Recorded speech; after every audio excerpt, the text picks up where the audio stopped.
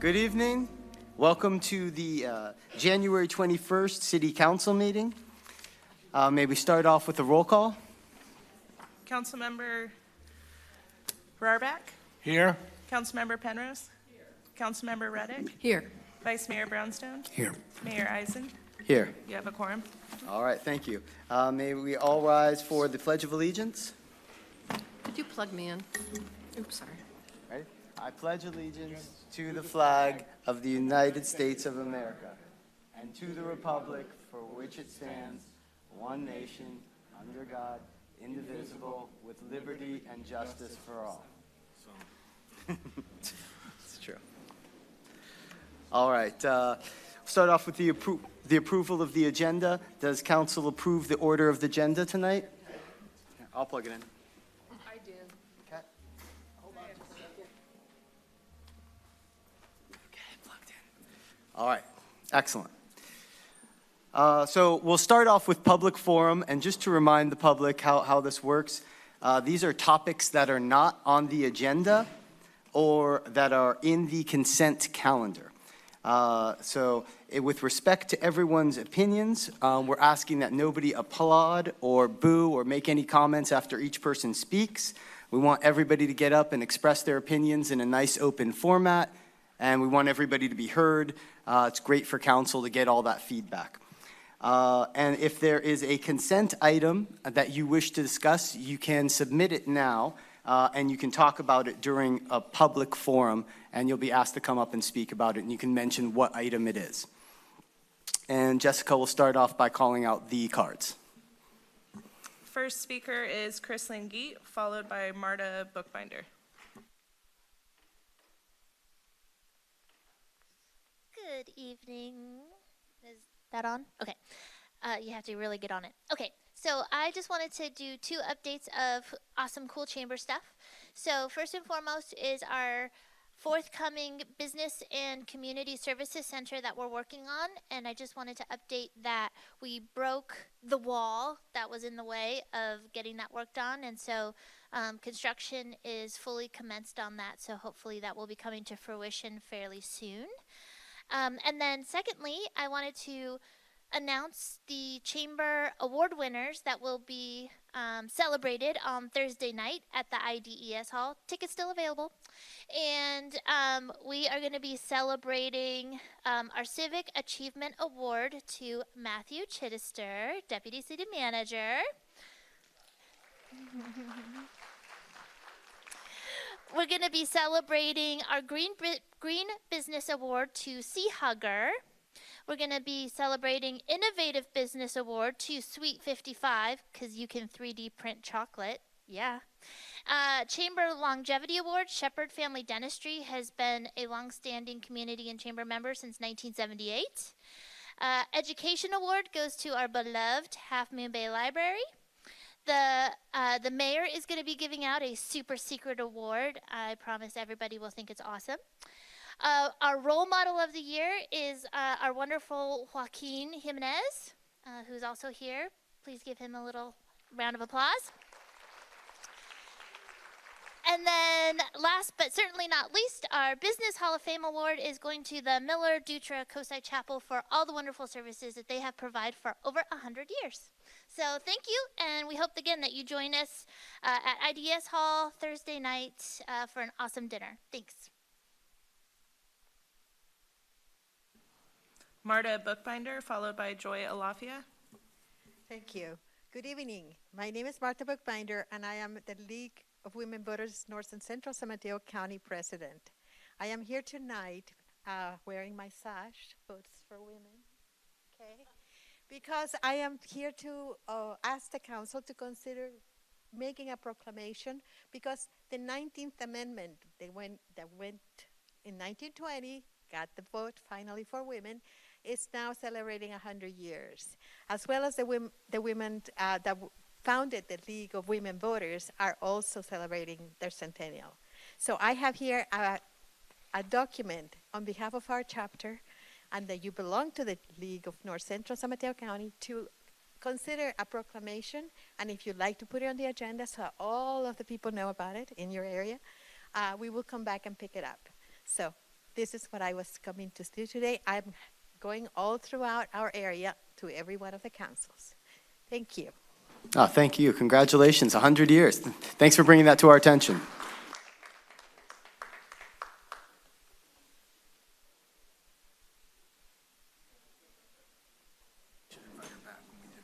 Joy Alafia, followed by Joyce Logan. Two great speakers that I get to follow up here. So good evening, Joy Alafia. I'm the president and CEO with the Western Propane Gas Association. And I have the pleasure of being before you yet again, just to kind of keep tabs on how we're developing with your REACH codes. At the last meeting, I talked specifically about 4 great points of propane. Affordability, propane provides clean energy to low-income homes at a fraction of the cost compared to other sources. Reliability, propane has a reliable infrastructure that provides continuous power for users. Sustainability, propane complements solar-powered homes. And also, we are very proud that we are implementing renewable propane from sustainable sources. So at this juncture, I'd like to discuss 2 issues of critical importance as we collectively work towards building decarbonization. First, I ask that the City Council hold staff accountable to the task of clearly identifying the cost efficacy to eliminate propane from building use.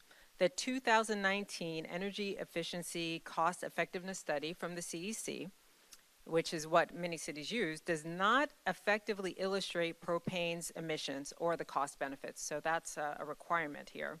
And I recently had the opportunity to share this concern with the CEC, and they instructed me that each city is required to do their own greenhouse gas emission reduction cost effectiveness study. I respectfully request that your staff provides that information so that you can make a very informed decision. Second, I'd like to share that the REACH codes were created without any consideration to energy resiliency. So we've shared, I'm sure you've all experienced many of the blackouts and power shutoffs, and propane provides an important role providing sustained power in these instances. In 2015, the B2B International Organization conducted a power outage impact study, and they estimated that the cost for the average homeowner is around $1,000. If you look at for businesses, the cost, I'm sure, will be even greater.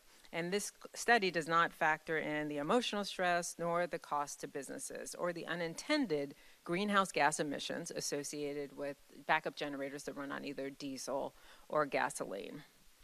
As solar batteries get more effective, the cost is still considerably high currently at $10,000 for solar power batteries to meet today's backup energy needs. So we recommend that you review in aggregate the role of all clean energy solutions, propane, solar, batteries, etc., for energy resiliency. And I'd encourage this City Council to have a comprehensive and responsible clean energy plan when implementing REACH codes that factors in both cost efficacy and energy resiliency. I thank you for your time, and I would like to offer myself and my staff as a resource for you in developing your REACH codes. Thank you. Thank you for that. You always bring great education to us, so appreciate it. Joyce Logan, followed by Audrey Seaton.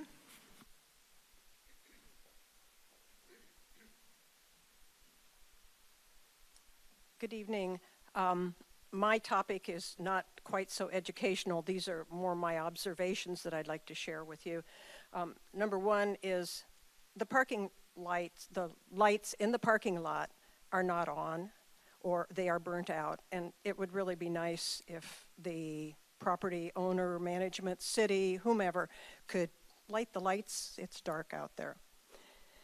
Secondly, I'd like to share some observations about the parklet project that's underway.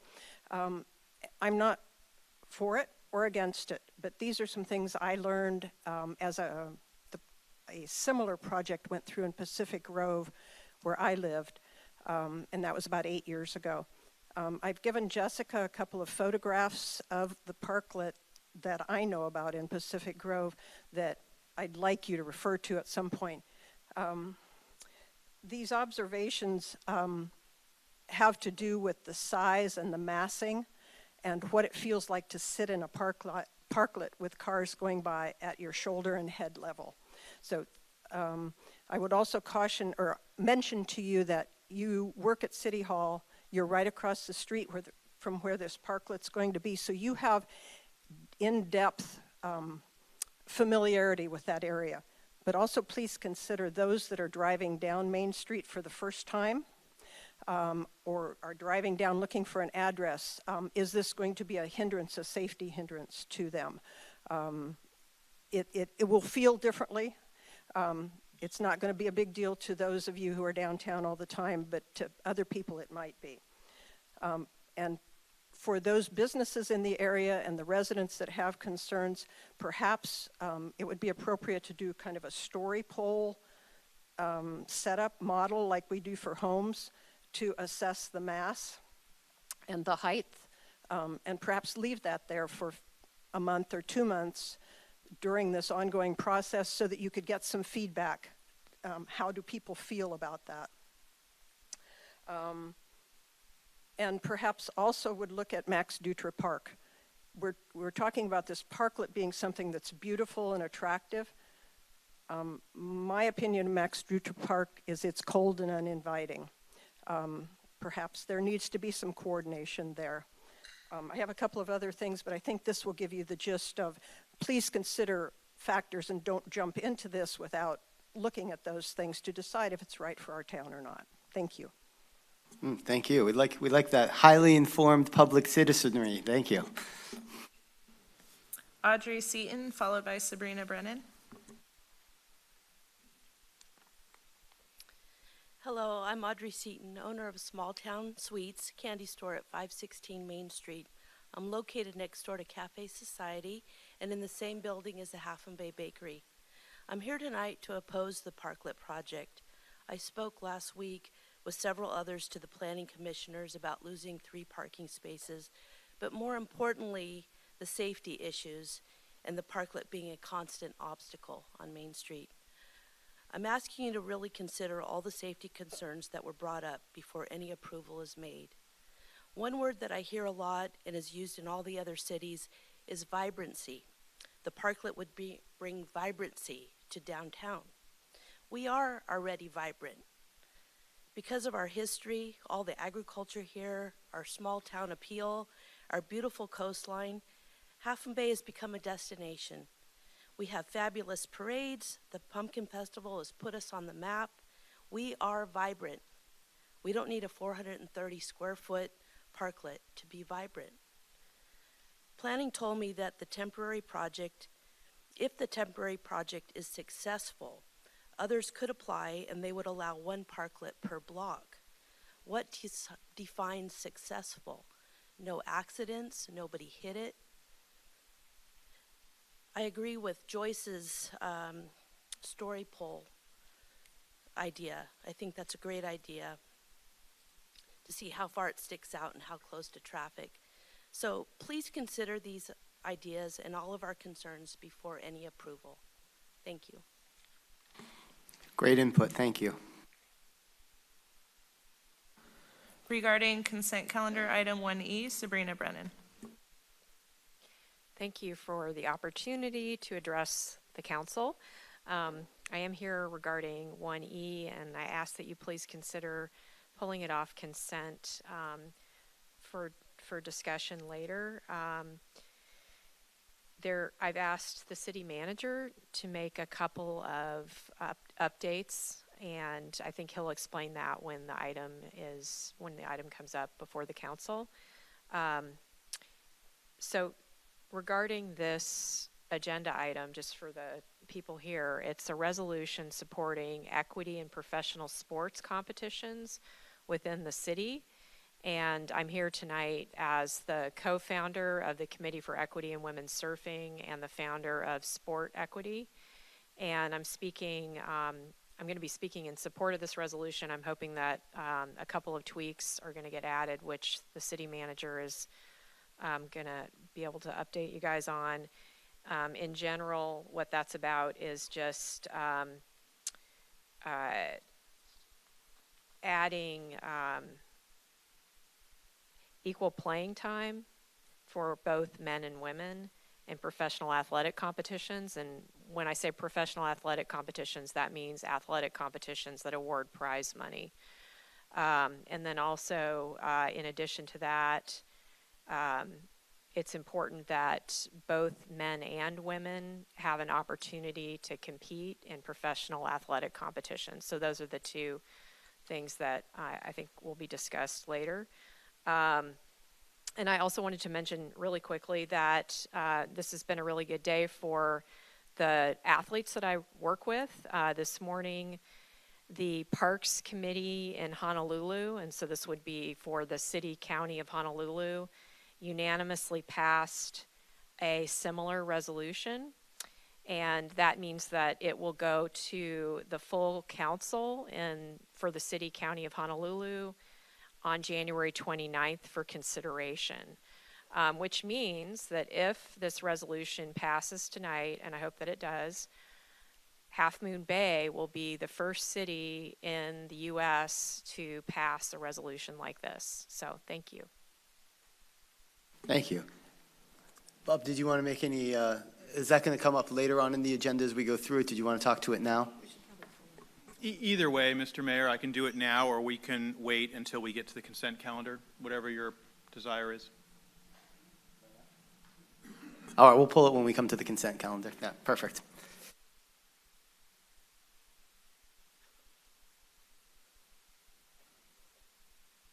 All right, thank you all for your input.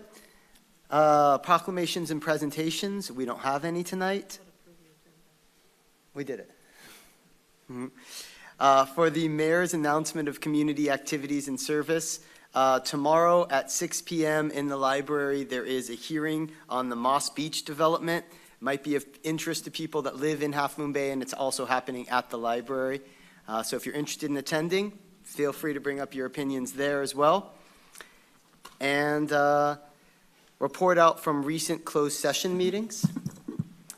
Yes, thank you, Mr. Mayor, Council, Community. The Council met in closed session prior to this evening's meeting to discuss two items. The first item was a conference with legal counsel regarding existing litigation, name of case, Luce versus City of Half Moon Bay, and the council authorized the city attorney's office to defend the city in that litigation. Second item was conference with the real property negotiators regarding potential acquisition of 880 Stone Pine Road, which, as you know, is currently being used as the city's corporation yard, and there was no reportable action taken on that item. Thank you. Beautiful, thank you. And now on to city manager updates to council. Thank you, Mr. Mayor, members of council. We have two tonight. You'll hear from two of your department heads. First up, Jill Ekus has an announcement of another community meeting opportunity on short-term rentals. And then after that, Lisa Lopez will make some remarks about our new financial system that we are moving to shortly. Jill. Good evening. Now, I don't know where this is. Is it on? Oh, I can't hear myself. Sorry about that. I'm Jill Ekus, and I'm the Community Development Director, and I'm here tonight just to note that coming up next week before the Planning Commission is a study session for a short-term rental ordinance. Next slide, please. And this has been something that the Commission has worked on for some time. They held an in-depth session a year and a half or so ago, and we just completed an online survey where we had 175 responses. We will be covering the results of that survey and presenting policy options that the Planning Commission can discuss. We are hoping for a good turnout and that folks will come and give their thoughts about a ordinance on short-term rentals. And if anybody has questions about that, please let staff know. We do have a link on the screen, and it can be accessed through the planning website. Thank you.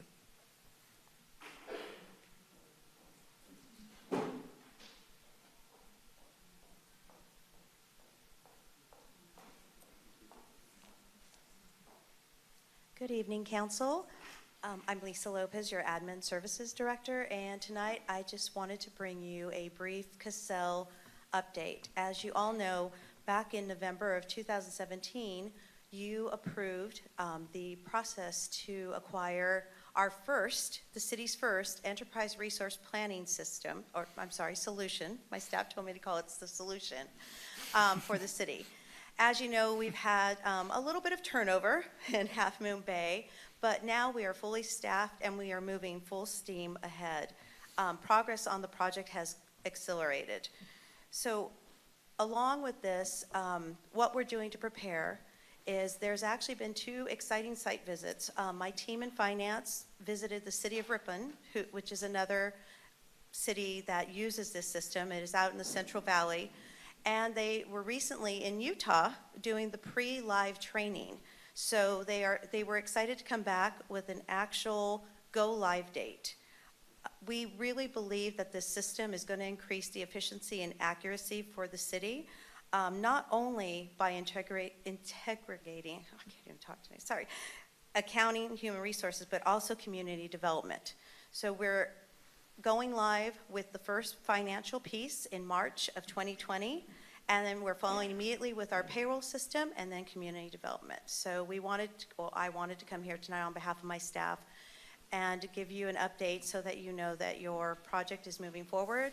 And I would also be remiss if I didn't actually thank my staff for all their hard work, most of whom you know just started late last year. And so they've been moving this project forward unbelievably quick. So thank you.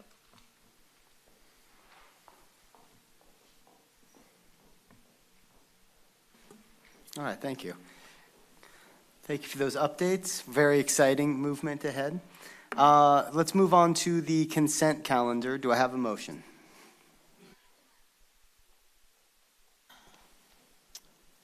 I move that we approve the consent calendar. Items 1A, waive reading of resolutions and ordinances. Item 1B, warrants for the month of December 2019. Item 1C, final acceptance of the Highway 1 Kelly Avenue Storm Drainage Improvement Project, CIP project number 9003. Item 1D, final acceptance of the 2019 Sewer Point Repair Project, CIP number 506. Item 1F, Mayor's List of City Council Representatives and Designated Assignments for 2020. And that's it. And I assume we're going to pull item 1E, the resolution for. I'll second. Okay. Everyone in favor?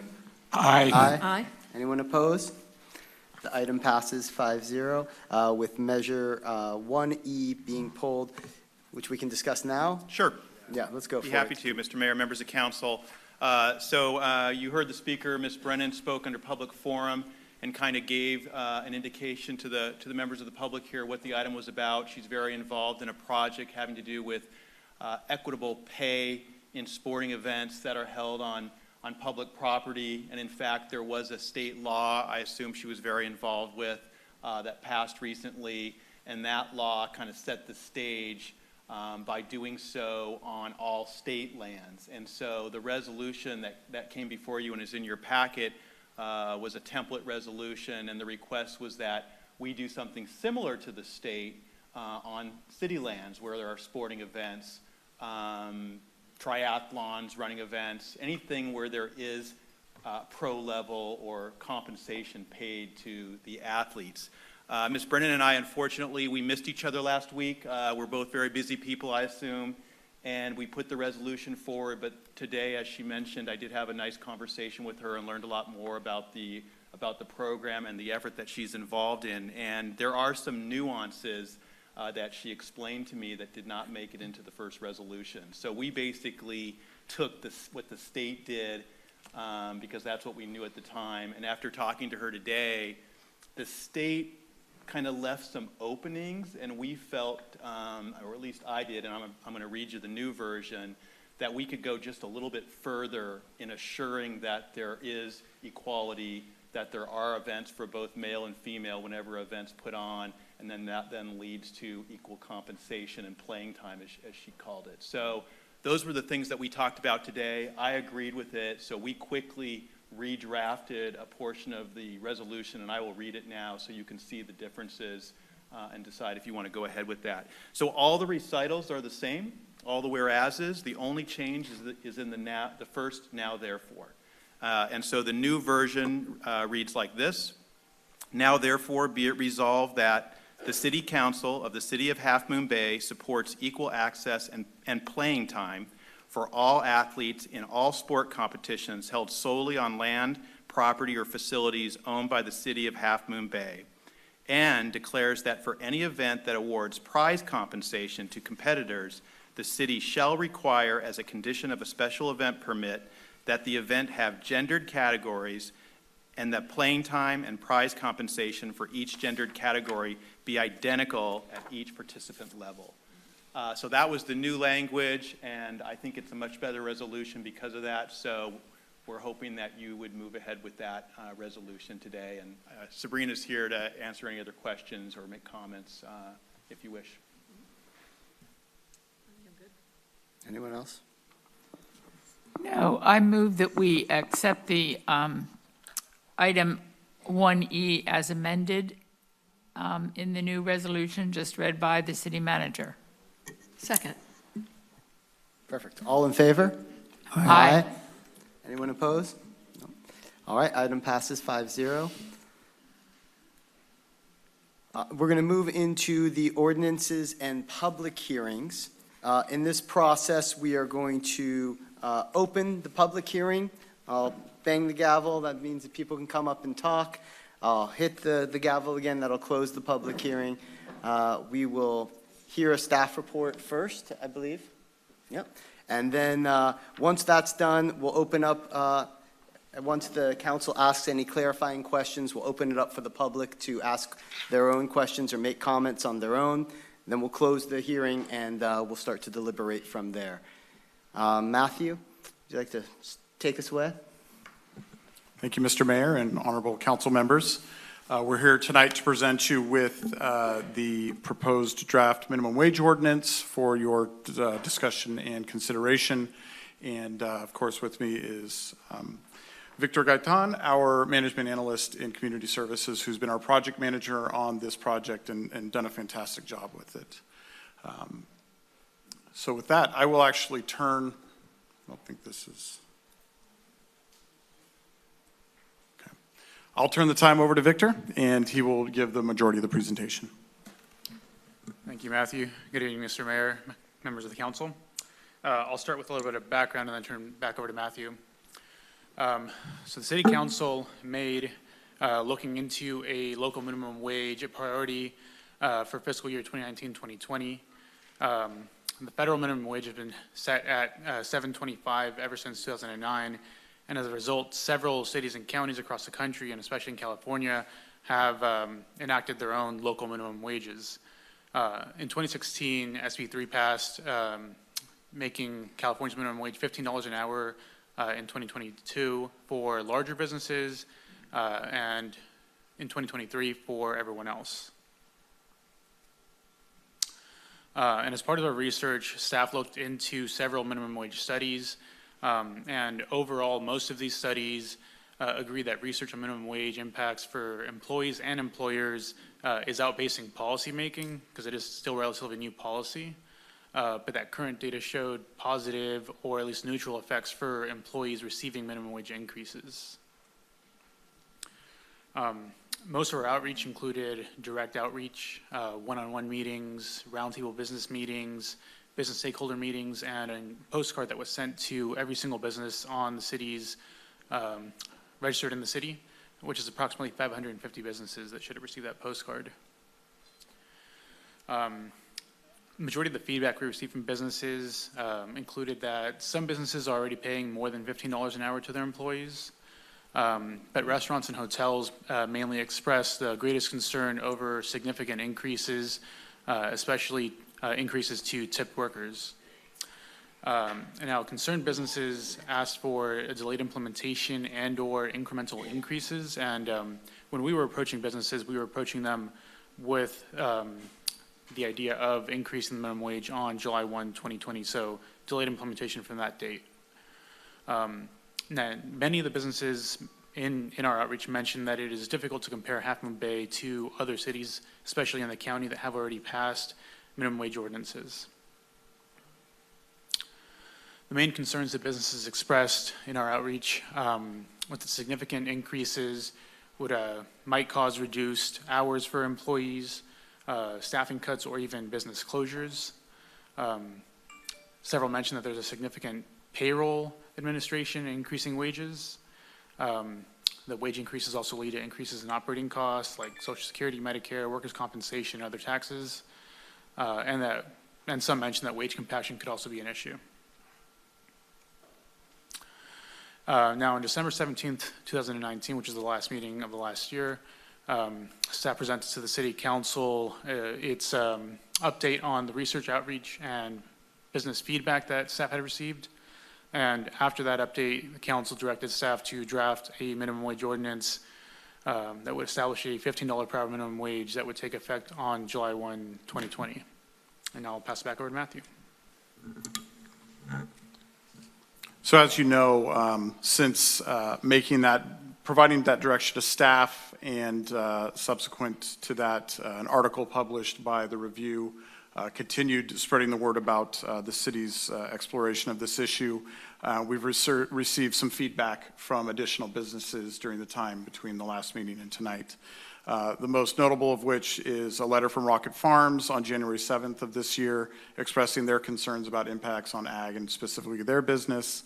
On January 10th, we also received a letter from the Half Moon Bay Coastside Chamber of Commerce expressing a broader view of this and concerns about the impacts to all businesses in Half Moon Bay. We've also received information from a group that we've been working with already. They are working on what's called the Agricultural Excellence Institute, which is a partnership between UC Davis and Rocket Farms. And those pieces of input were already included as part of this staff report and packet. Subsequent to these, we received a letter from the California Restaurant Association and one other piece of feedback from a private citizen, all of which are going to be included in the public record as part of the public hearing. So one of the main things that we heard from the letter from Rocket Farms was a concern about the farm workers that are paid, and many of which are coming from other regions and not being from Half Moon Bay. And so we were asked to explore a potential exemption for farm workers. In our previous meetings, we've talked about the exploration of an exemption for tipped workers, which state law is explicit, is not legal, and cannot be done. In the case of the farm worker exemption, we don't see a precedent for it, and there's a couple of reasons. One is Half Moon Bay is unique in that most cities in California do not have significant amounts of agriculture within the incorporated city limits. Most of the agriculture takes place in the unincorporated areas. And Half Moon Bay is unique in being a small town with significant ag within our city limits. Additionally, the minimum wage ordinances that have been passed have predominantly been in urban areas. There's a few exceptions, but with those exceptions, there's limited amount of ag compared to what we deal with here in Half Moon Bay. What that means is we would be setting a precedent with any sort of exemption for ag workers, and that raises a potential for legal challenge. And so our recommendation is not to consider that sort of an exemption here as part of this ordinance. So our recommendation is first to conduct a public hearing. I think we'll have a significant amount of public input and additional information for you to consider. And based upon what you hear, consider adopting the ordinance and adding Chapter 3.3 minimum wage to the municipal code, and establishing a minimum wage of $15 an hour for all employees and employers effective July 1, 2020. And with that, if there's any clarifying questions on our presentation or any of the work that we've done, we'd be happy to hear that now. Any questions from council before we open the public hearing?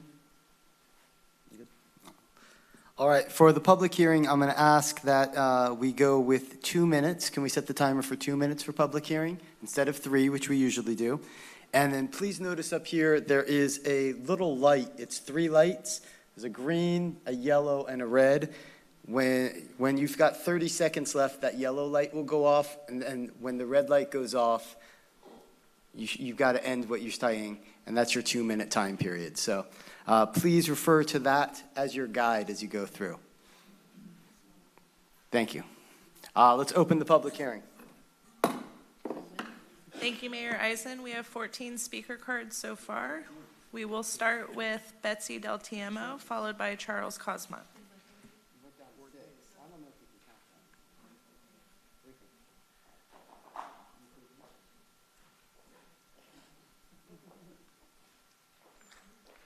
Good evening, members of the council. Good evening, everyone here. I was the last to turn in my card and the first to be called, so what's that about? I would like to start by saying that this is a very sensitive, delicate situation. It's not easy for Kim Levin, owner of Pasta Boon, and myself, owner of It's Italia, to stand here. It's not easy because this affects some of the people that are most dear to our hearts, people in our community, people who are earning the minimum wage and whom we really want to support, whom we would care about. However, I think it's important, we both feel very strongly that it's important that the council really truly understand more than what has been delivered via the research by Matthew and Victor, which you've done a great job, but there's more to know, and therefore, we strongly urge you to postpone the decision to raise the minimum wage to $15 on July 1st and to allow more time for further investigation into how these specific, how this is going to specifically affect businesses as well as the minimum wage earners. I would like to know, for instance, if any of the council can tell me what specific percentage of the population of the coast side is going to be affected. Just so you know, we don't answer questions during this process. Sorry, but sorry about that. yeah, I didn't know, but no, you that's look like you're ready to say something. But no. Go. Please Okay. proceed. All right, I will. Anyway, I'd really like to urge the council to consider not adopting the ordinance tonight because there's so much more that needs to be said by so many people. Yes, you've done some great due diligence, but not nearly enough research. I would like to propose, too, that we work together as a community. This could be a very divisive, this could have a very divisive effect just at a time when we, merchants and businesses, have come so much further with working with our city. And do I keep going? That's it?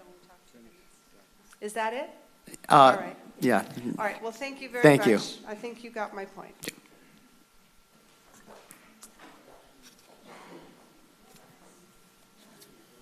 Charles Cosmont, followed by Dick Martin. Good evening. I'm Charles Cosmont. I'm the founder and owner of Rocket Farms. And by way of background, we acquired Nurserymen's Exchange about 8 years ago. Prior to that, Nurserymen's Exchange was here for about 42 years. So in total, we've been part of this community for 50 years. And tonight, we have many of folks at Rocket Farms family with us tonight in support. This is a family company. During the cannabis era, there was discussion of East Coast capital and private equity and all this money coming into Rocket Farms. It's not true. It's a family company. It's my family and the family of people here. That's who's involved, people who've been with us for 25, 35, and 45 years, including the nurserymen's era. Our vision is quite simple. It's to make people healthy and happy, to bring beauty to the world through living plants. And towards that, we have formed something called the Agricultural Excellence Institute. It's a broad and grand vision. It's a vision to bring technology, the greatest minds of scientists, all to one area to build a greenhouse of the future. Why? To improve on what we do, improve on feeding people, poor and rich, feeding all, bringing technology and knowledge where it's not been happened before. And towards that, we've partnered with who we think are the best people in the world to do that with, which is UC Davis. This is a great project, and Half Moon Bay is an ideal location because of its beauty, its services, and its climate. The Agricultural Excellence Institute will bring jobs, it'll bring technology, it'll be a world-class facility. But we need to attract capital. We need to attract people. And in order to do that, we need a partnership with the city. We need our city behind us on this beautiful plan. This city will add to the community, it will move ag to the next level, and it will make this place a better world. So similar to the cannabis issue, we reached out to the city staff and others to share ideas and open discussion. And so we were surprised to learn that we weren't reached out to, we weren't contacted regarding this minimum wage ordinance. This ordinance will hurt us. It's not that we're against minimum wage increases, we're in favor of it. It's a timing issue. And we ask that you delay this vote and you allow Senate Bill 3 to continue on its path. And you learn, like Betsy had said, you learn more about this issue before voting. I'll leave you with 3 questions. 1, do you really want agricultural in Half Moon Bay? Nurseries Exchange was a bankrupt company that we took over, and all of us know the story of Bay City Flowers, a 100-year family operation which closed its doors. This is a tough industry in agriculture. Do you want Rocket Farms in Half Moon Bay? We're a longtime employer. We believe we're a contributor to the community. And if so, how do we communicate with council and staff to work in favor of the community? And do you want the Agricultural Excellence Institute here in Half Moon Bay? We'd love to get the answers to those questions, and thank you for your time. All right, thank you. Yeah, I hope we're showing that we're a good partner in terms of how much time we allotted you on that one. So please keep yourself to 2 minutes as we go through. Thank you. I'll try to shorten up. Thank you. Good evening, Council. Back in November 2017, during the marijuana discussions, the words were, "We must save the farmers and marijuana is the solution." And I gave a short presentation at that time saying, is that true? And something like, if we can send people to the moon, why can't we figure out how to do farming here that is affordable? So Charles and I got together then and started talking about what can be done. And I went up to UC Davis and spoke with Anita Obermauer, who's the dean up there, the School of Architecture of Agricultural Sciences. And we lined out the collaboration between us and them. So at the end of that, the goal is working toward the goal of ensuring global food security while sustaining our planet with a focus on controlled environment farming and providing education and training for farm workers and leaders. So that's the broad scope of what's going on there. And then all the people from, the key people from Rocket Farms went up there and spent a whole day, and they went through all the capabilities they have, quite impressive. And then they came down to our farm here and went through all the stuff we had. So the result of all that, we have a formal agreement now with them, which is part of the package I gave you. And UC Davis has assigned Professor Heiner Heath, who's their expert on greenhouse farming, to be the project leader on this. So we've got their best person here. He's been down many times and so forth. We also met with Jill Akis and Matt on the housing here. We have a plan to actually include the affordable farm housing on site. And so that's how far we've come. We're into fundraising now, and we're waiting to move ahead on that, okay? Thank you. And thank you. That's a great amount of stuff that you've presented to us, so we appreciate it. Nick Bavaro, followed by David Whiteside.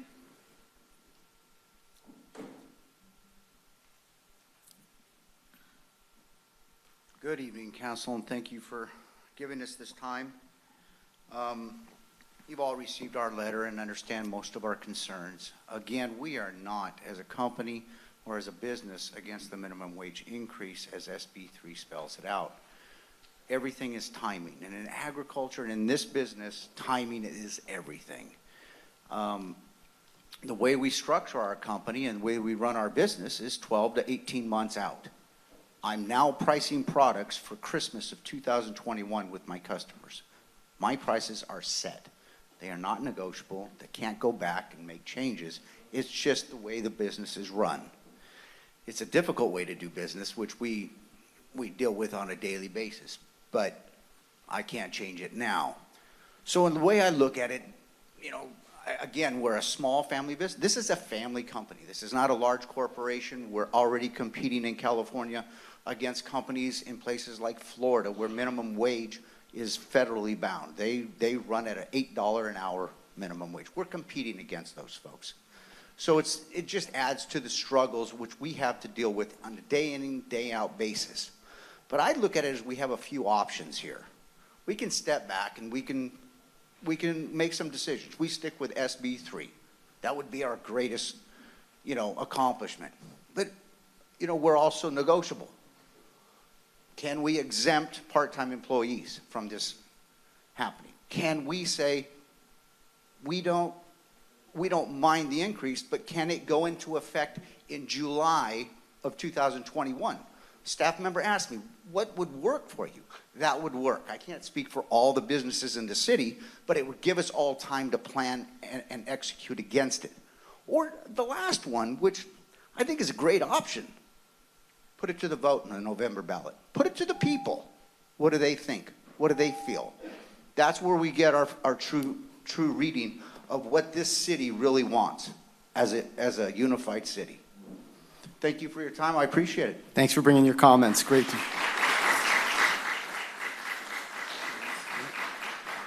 I'll ask that the public hold off on applause if you would appreciate, if you'd be so kind. Thank you.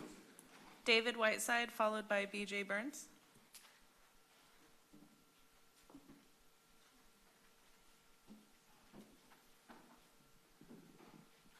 Hello, Mr. Mayor and council members. I'm here to kind of give you a perspective from the agricultural labor side of the coin. And I'm here with Roy Martinez. He represents a company that does provide a lot of labor here in the Half Moon Bay area.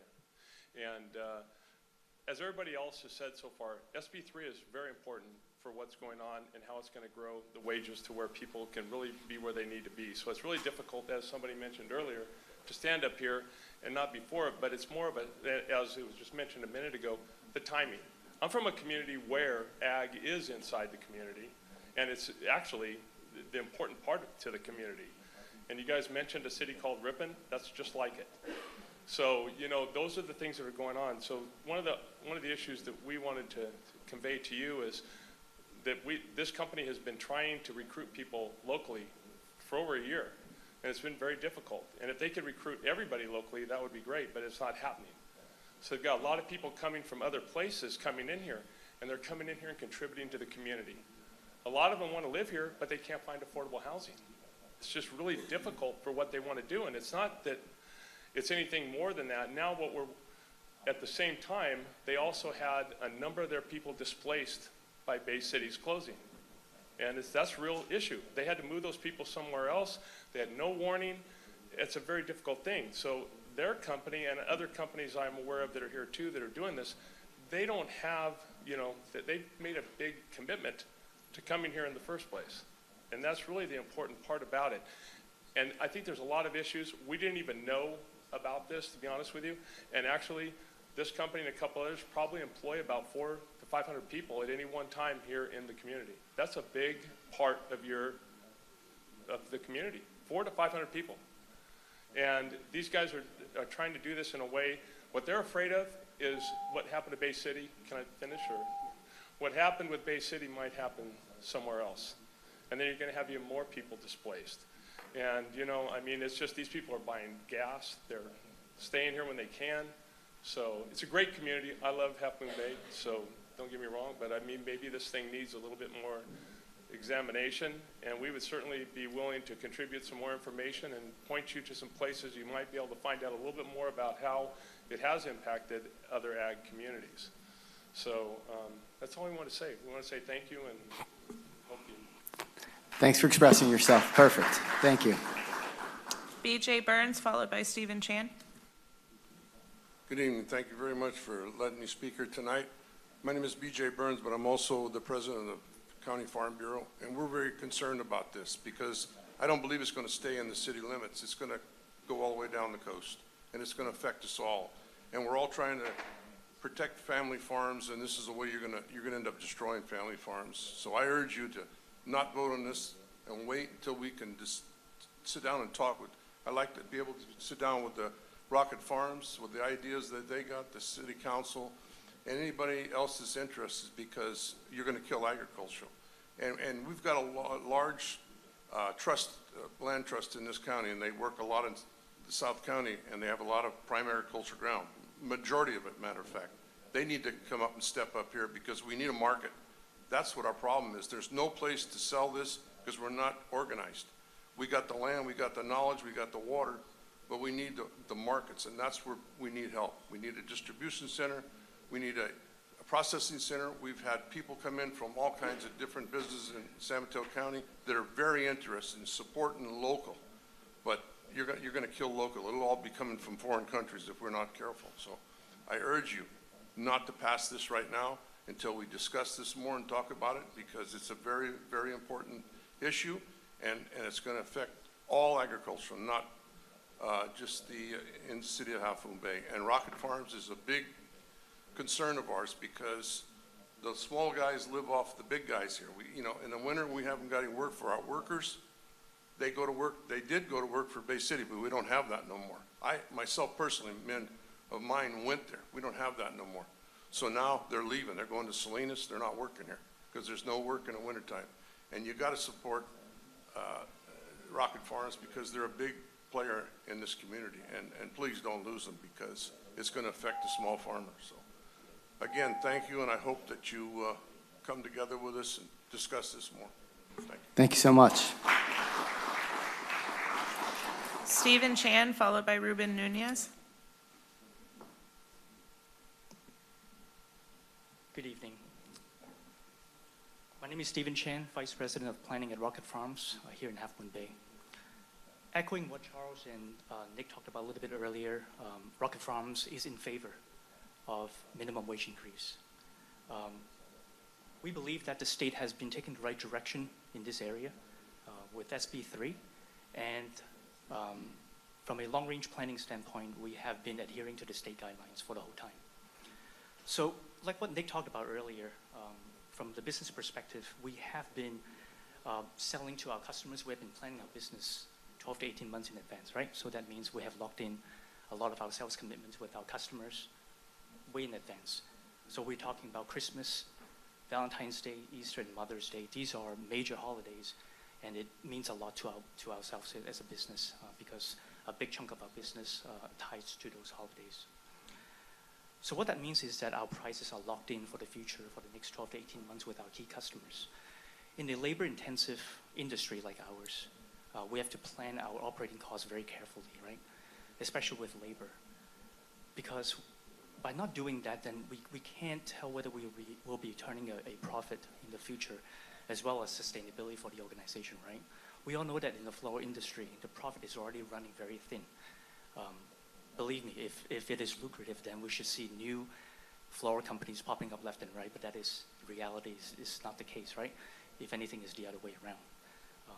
Just look at Bay City, right? Just the high operating costs really impacted.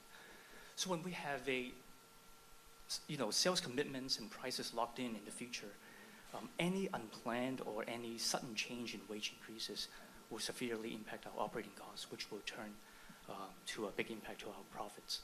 And worst case, it may impact our sustainability as an organization. Now, don't forget that we also have competition outside of Half Moon Bay, right? Outside of California, that they don't have as much of a challenges like ours from labor, electricity, air, freight, and water. So our customers would only pay so much for our products, right? So because they have a choice, they can either buy from us or they can buy from somebody else. So with that said, just like everybody else, I would like to request you guys to consider our position, and thank you for listening to our concerns. Thank you. Thank you. Ruben Nunez, followed by Ann Martin.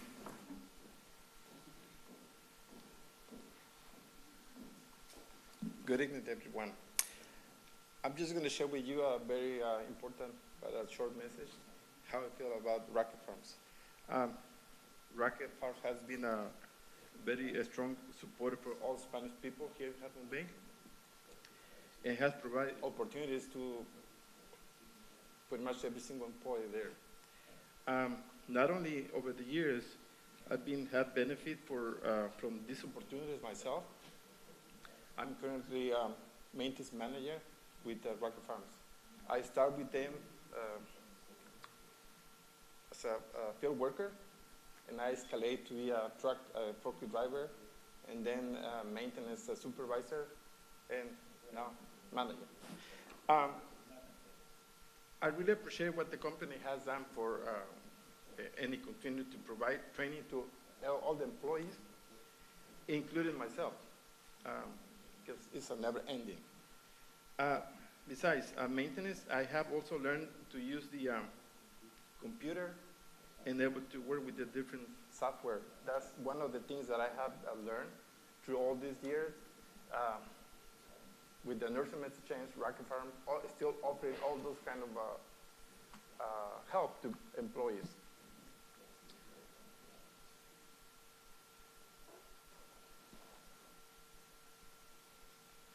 One other important thing is that the Rocket Farm is not on a minimum wages. It already covers the minimum that the city is suggesting to bring up. Pretty much that's it. Very short message, but important. Thank you. Thank you very much. And just so people understand, we are interpreting over here in a different language. So I see people looking over wondering why we're hearing noise from over here. So this is interpretation going on. So it's happening constantly. So you just know that's what that is. Good evening, Council. I urge the Council to consider exempting temporary workers from this ordinance in the hope that it would help Rocket Farms and cause it to remain here as our biggest farm employer here in the city of Half Moon Bay. If Rocket Farms were to leave, my understanding is that it would cause the loss of 50 local jobs, but also close the door to creating a sustainable farming food alternative through the Agricultural Excellence Institute. You know, back in 2017, some of you may remember me standing up here opposing the cannabis ordinance, and in your wisdom, you sent the issue to the voters, and they agreed to help the farmers by allowing farmers to grow starts, little nursery plants. There's always been a commitment on your part to want to help the farmers in Half Moon Bay, and we're hoping that you can follow through on that commitment. Now, during this period of contention in the city, Rocket Farms decided not to grow marijuana, but to seek another viable alternative in high-value food projects. That led to the genesis of the AEI. And this worthy venture is not going to happen if Rocket Farms leaves. It'll be forced to sell or lease its facilities, beautiful facilities, and who do you think is going to come in? Probably our cannabis friends, because big marijuana is already here on the coast. We do not want to bring in big marijuana. They'll only try to expand to mature cultivation and to stores, impair our quality of life, destroy a beautiful neighborhood, and undermine the quality of life in our town. So I ask you to consider further study and compromises that help not only our hardworking citizens, but also will help keep family farming here in Half Moon Bay. Thank you. Thank you for your comments. Very nice. Rick Southern, followed by Bruce Russell.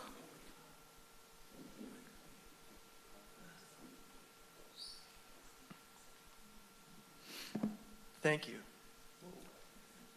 First of all, I'm not an employee of Rocket Farms, and I'm all for a higher minimum wage. But I also recognize that they are an extremely important employer in the community. And I think everybody's heart is in a good place trying to provide higher wages for people that are on minimum wage. My fear is that in trying to help people have a better life, you'll cut the legs out from under the people that need the jobs that won't have them at Rocket Farms anymore. I also met with Mr. Cosmon over there when we were talking about the marijuana issue, and I just found them to be tremendously straightforward, listen to the community, and they're terrific corporate community citizens. I also know that you guys have a desire to keep farming in the community, so it seems really clear that the best way forward is to negotiate with the farmers and delay the implementation of the minimum wage. Thank you. Thank you, Rick.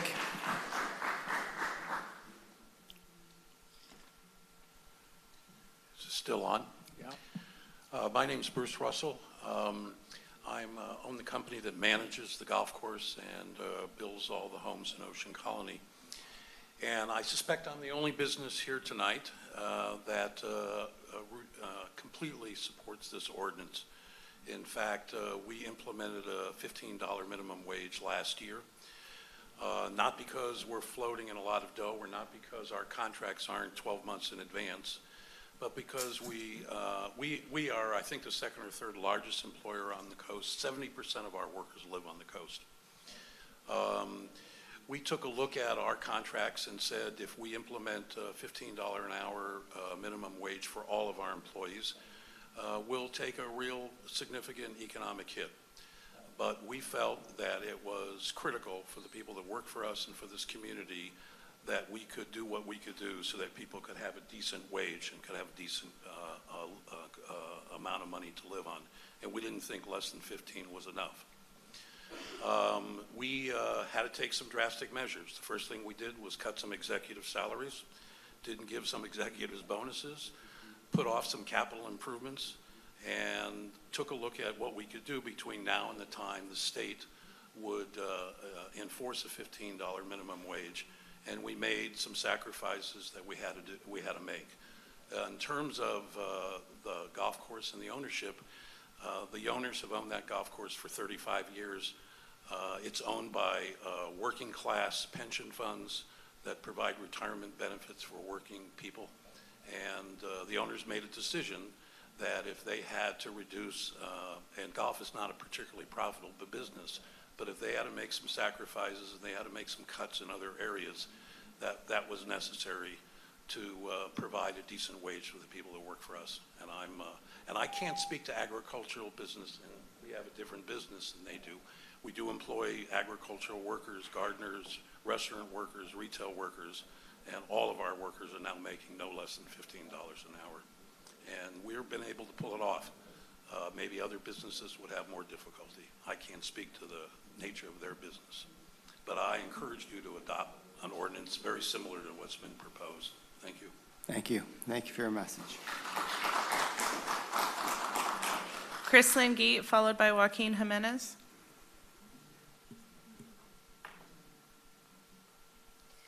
Thank you very much, Crystal Lynn, CEO of the Coastside Chamber of Commerce.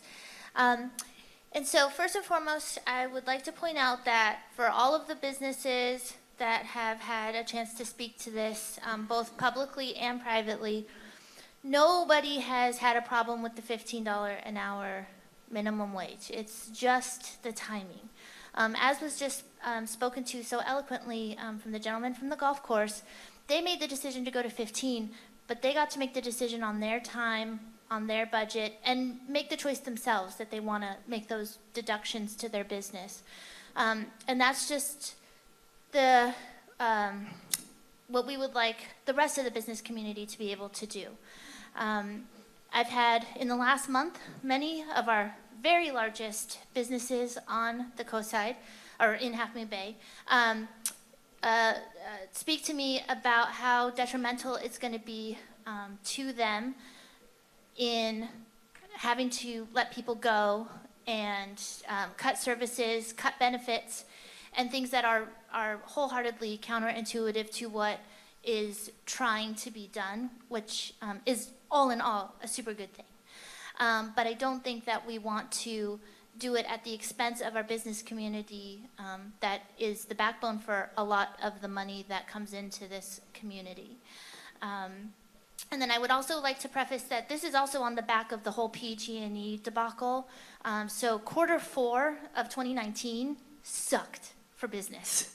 Our average small business lost $15,000, and our average big business is up to about $75,000 to $100,000 that they lost in one quarter. And that's usually not the quarter that they tend to do the best anyway. So adding an additional wage on top of that is really what's going to potentially push a lot of them over the edge. So we hope that you can extend the timing for our business community. Thank you.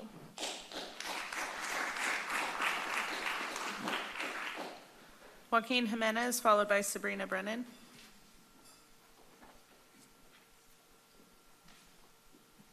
Good evening. Let's see, Mr. Russell, thank you. Thank you. The thing is, living wages in San Mateo County for a single person is $20 an hour. $20, 15, we're asking for 15 and a half from Bay. That's $5 less. Like I told you last time, back in December, if it was up to me, I'd move it out to $20 an hour per single person.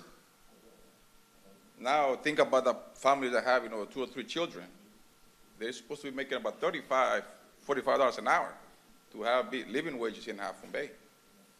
I understand, maybe you might miss an extra vacation to Hawaii, an extra vacation to Europe, no bonus, something else. But guess what? Our community needs $15 an hour. We do need it. We do need actually more than $15 an hour.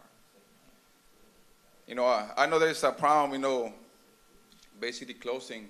You know what that did? That actually brought us together. We actually started working with our community a little bit more. Some of the businesses came forward, offering jobs to people that lost their jobs with Bay City. Since Bay City closed, we've been able to hire more people here in the coast, in restaurants. Hotels. Thanks to Belinda Alas, we're able to do an outreach to our community. And we're hoping every day get hired. People getting hired every day. We get calls every day. Pretty much I'm saying about 100% of the businesses, but at least 85% of the businesses have our number to call. Joaquin, we have a position open. We're offering this position. It's available. $15 an hour is what we're asking for. If you don't think our community deserves $15 an hour, if you want to move, let me know. I'll help you pack. Thank you. Thank you, Joaquin. Sabrina Brennan. Hi, didn't come to speak on this tonight. In fact, didn't even realize this was on the agenda, but since it is, I just wanted to mention that I've owned a business on the coast side for the past 20 years. Started my business 21 years ago in San Francisco, moved to the coast side, and I strongly support a living wage, and I agree with Joaquin that a $15 an hour rate is not enough money to survive very well in the Bay Area.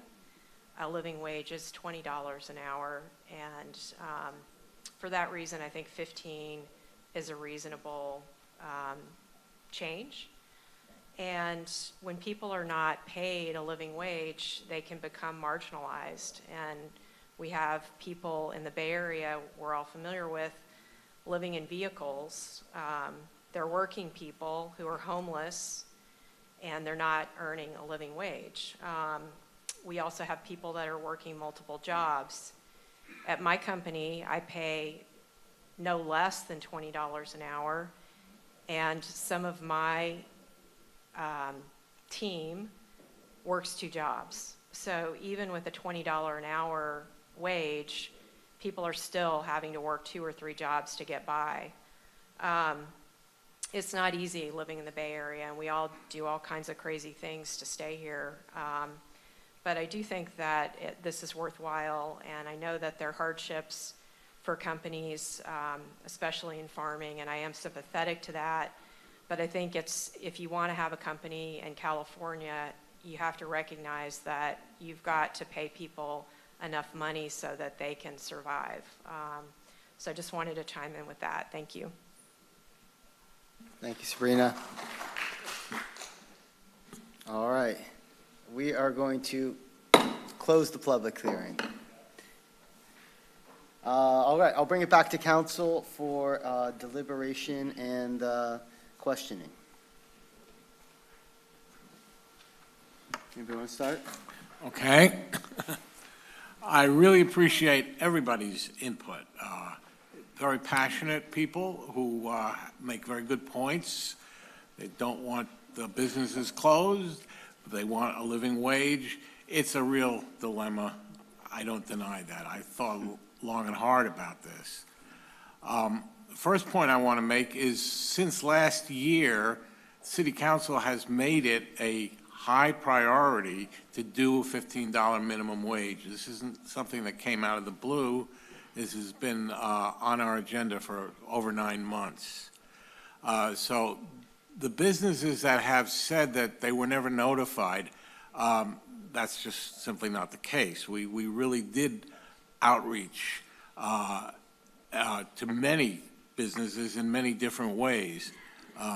So I understand that there's a lot of concern from businesses, but it's not that we didn't listen to what your input was. There's many important industries in this town: agriculture, hospitality. They're both really extremely important. We heard that some of the agriculture, especially Rocket Farms, couldn't continue.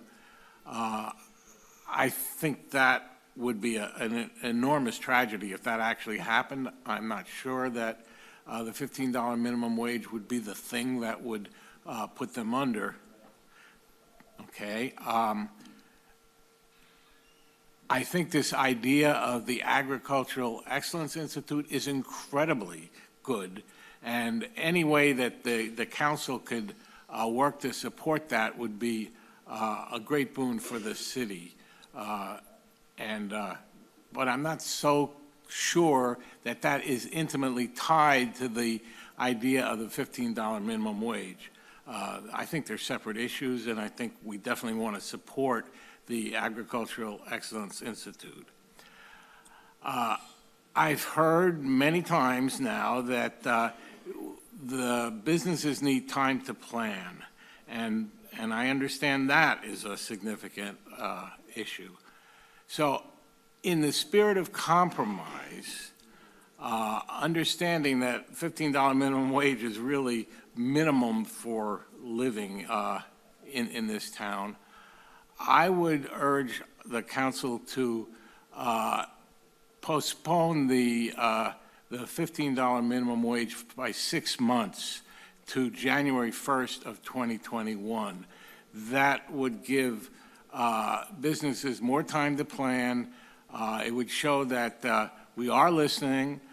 We heard from the chamber that would really be something that they would like. So I think that would be the best we could do under the circumstances. Councilwoman Penrose. I will echo a lot of what Councilmember Rarbach said. I appreciated what everyone here said tonight, from Joaquin to Betsy. The differences of opinion between you are based on what you're having to live with day to day. And if I have to weigh things, if I have to say, well, what's more important? I can't. It's like trying to weigh apples and oranges, or that's not a good metaphor, but I think you understand what I mean. There are two different issues here. The most pressing issue to me is the people that have been working for Rocket Farms, Bay City Flour, making $12 an hour for 30 to 40 years. I have no sympathy for that. I do have sympathy for businesses that are really trying that give the minimum wage to their workers. And a lot of the restaurants here do that. Rocket Farms does that. I don't think legally we can exclude temporary workers. I think it's up to the businesses here to do a better job at recruiting locals. I have never seen a campaign by the agricultural industry here to really get out and try to recruit locals. So that's one thing that I think that you could do. But I am unwilling to put a stop on this. I've been thinking about it now for several weeks, but really upset about it for the last couple of nights. And I came up with an identical thought to Harvey's, and that is a compromise of 6 months. I'd be willing to do that. I don't like doing it. I hate doing it. But I do understand that everybody here is working hard and trying to make a living and trying to make it work in a town because we all love it here.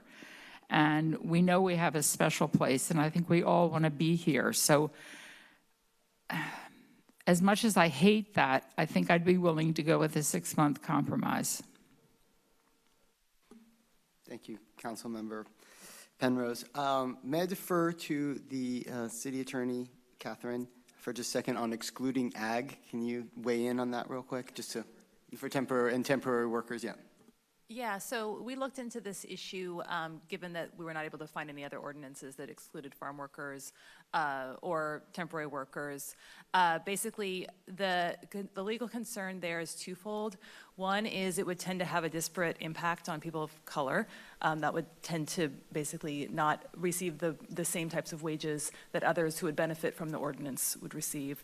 And then the second issue is that the current exemptions under our ordinance and under other types of local minimum wage ordinances tend to track exemptions that are in state law. So the state law does carve out a few narrow exceptions, and one of them we included in our ordinance regarding an exemption for state, federal, and county agencies. There's another exemption for learners who are defined as learners under the California Welfare Commission order. But to stray beyond what's in state law in terms of the exemptions would be legally risky. And while we're on that same topic, because I know we looked into restaurant workers at one point as well, but just to follow along with that, just so we're out in the public with. Yes, state law and the State Legislative Council is clear that there is no exemption allowed for tipped workers. Thank you.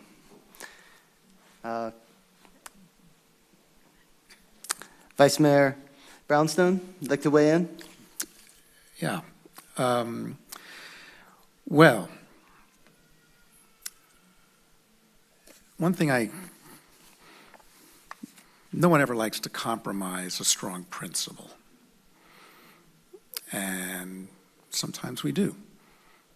And I do have a strong principle around a $15 an hour wage in terms of the difference it might make for a family, in terms of providing things for their kids, for just making it, living on the edge, sometimes of homelessness. So, and I think it was a pretty strong shared principle of this whole council that we support a $15 an hour wage. Now, at the same time, I've been a very strong supporter and proponent of the Agricultural Excellence Institute.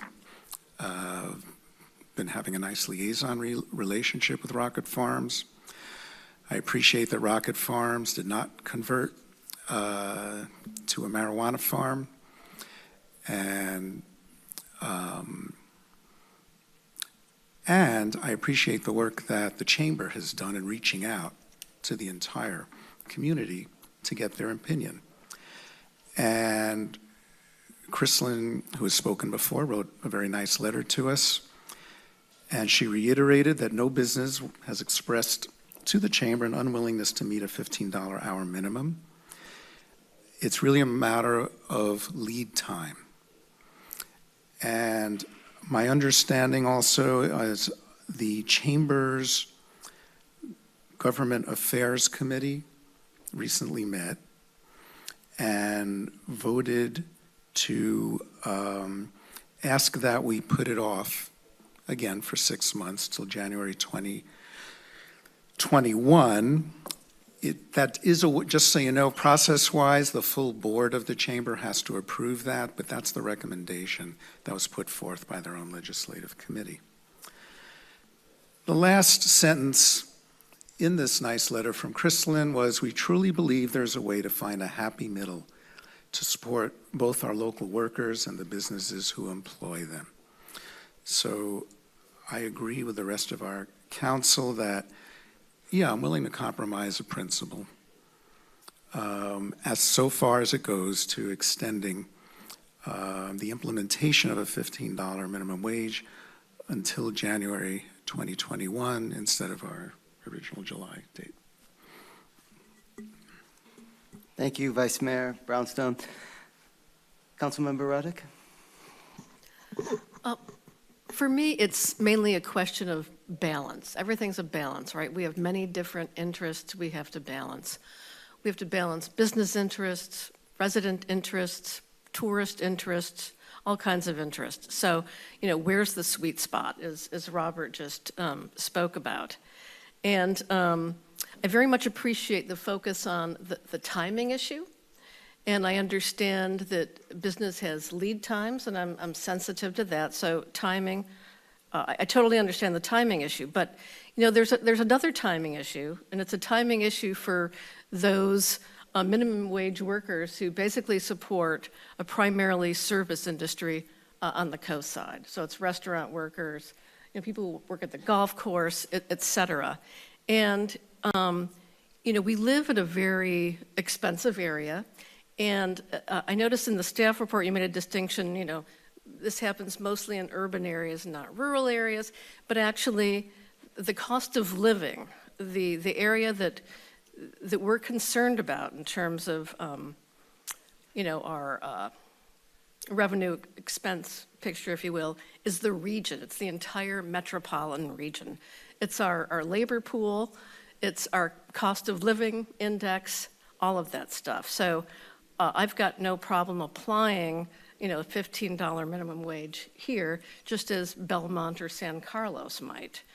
I don't think that's an issue. So I happen to know people for whom, you know, they're making decisions every month about whether they can afford health care or quality food or pay their rent.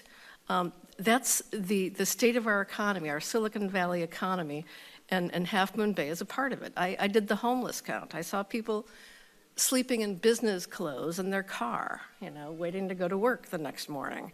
So I agree with folks have talked about $20 being, you know, the real living wage here. I don't think we can get there realistically, feasibly, or politically, but I think $15 is sort of the sweet spot. And I don't think people should have to, you know, wait for government to cut those deals on timing that works for business. It's like, what about, you know, my paycheck right now? Somebody said to me in town, well, what does it matter, another $300 or $400 in people's pocketbooks a month? And I said, well, that could, you know, make the difference between buying drugs for their children, childcare, or whatever. You know, that's a big chunk for most of the people who work in our service industry. So, yeah, I can support a compromise of extending it 6 months, but I'm not going to wait until, you know, 2022. I think that's too much to ask for people. So I'm committed, very committed to supporting our agricultural industry. Have talked about in relationship to cannabis and other things. The city's been talking about a right to farm ordinance. We've talked about facilitating farm worker housing. So we're not doing this because we're against business or against the agricultural industry. You know, where we might, you know, ask you to make a commitment here, we might help you out there in the future. We're aware that, you know, it's a very complex landscape here in terms of public policy. But we have to take care of people. People are, you know, supporting our economy. We have to support them too. So I want to go earlier than 2022. I'm willing to wait until January 1, along with my fellow council members. So I don't want you to leave here thinking that we don't want to work with our local business community. We're committed to it. It's part and parcel of who we are. So don't take this as a slam. I hope you see it as the balancing act that we have to, do a couple times a month. And, we want to make it work as best as we can for all of us. So thank you for coming down tonight. I learned a lot about how you operate. I talked to the Rocket Farms folks and learned a lot about contracting and scheduling in that particular industry. So I appreciate you and appreciate where you're coming from. I only ask you that you understand that we have to do a balancing act here and that you'll take that in the spirit that my remarks are offered. Thank you, Councilwoman Roddick. So for myself, first of all, I'm going to make a couple of plugs. So you guys ready? So if you ever want to know what is going on in council, and as Councilmember Harvey pointed out earlier, if you want to know what's going on, a topic that's going on 9 months prior to it happening, you can easily sign up. And there's a link. You can ask Jessica. She'll send you the link. And you can receive the emails about what's going on at the council meetings. And you'll know what's happening every time we meet and any updates we have. So you're not behind the 8 ball learning about these things as they're about to be signed. You'll know about them 9 months prior. And you can come in and talk about them and help us actually create the process, be part of the process, not part of the ending process. It'll make everybody's job easier. So I encourage you to get involved in the community. So that's my big plug. It's very easy to do. It's just an email, comes to you. So that's number one. My second plug is for Crystalline. So if you haven't been involved in the chamber much prior to this, I highly encourage you to do so and thank Crystalline. She has been here at every council meeting. She's been representing the businesses and the community on both sides of this issue, because as you've heard tonight, there are multiple sides, and that's probably true with every issue we deal with on any issue that comes before us in front of council. And she's done such an excellent job representing both communities. And I feel like the position that I am taking as we've kind of come to where we are is mostly due to where Crystalline has helped shape my own views on this and brought the business community information to us. She goes back to the community, she brings it back to us. So please continue to work with your chamber. Everything that we do here is obviously communicated through the chamber, so another touch point for businesses to be able to reach out and people in the community as well. Compromise, that makes perfect sense. We're not going to be able, generally speaking here on council, I think when we do best, we're really not making any particular side that happy. We're kind of finding that middle ground and making sure that we can get people to an even compromise. I feel like going to January 1st is a good way of making that happen. And that's it. I want to see, do we have a motion on the table? Anybody want to throw one out there? Mr. Mayor, if I may, just because it sounds like the council is interested in delaying for 6 months, I wanted to just note that that would also delay the potential CPI adjustment. So as you recall in the ordinance, the minimum wage would be adjusted by CPI starting January 1st of the following year. So the CPI adjustment, the first one, would then be on January 1st of 2022. And so if you don't mind, I might just read into the record where that shows up, because it shows up in 2 places in the ordinance. Absolutely. Okay, Thank you. So in section 3.300.030, section B, on January 1st, 2021, the minimum wage shall be an hourly rate of $15. To prevent inflation from eroding its value beginning on January 1st, 2022, and each year thereafter, the minimum wage shall increase by an amount corresponding to the prior year's increase, if any, of the cost of living. And that goes on. And then, again, this shows up in section 050, subsection A, by November 1st, 2020, The city shall publish and make available to employers a bulletin announcing the minimum wage rate to take effect January 1st, 2021. Then, by November 1st, 2020, the city shall publish and make available to employers a notice suitable for posting in the workplace informing employees of minimum wage rate and of their rights under this chapter. Subsection B, by November 1st, 2021, the city again shall publish. That would be the CPI adjustment. So those would be the two places that clarifying language would show up. And so if you want to go ahead and do the 6-month delay, I would recommend introducing the ordinance as amended by council. All right, sounds a little confusing, but I think we can pull it off.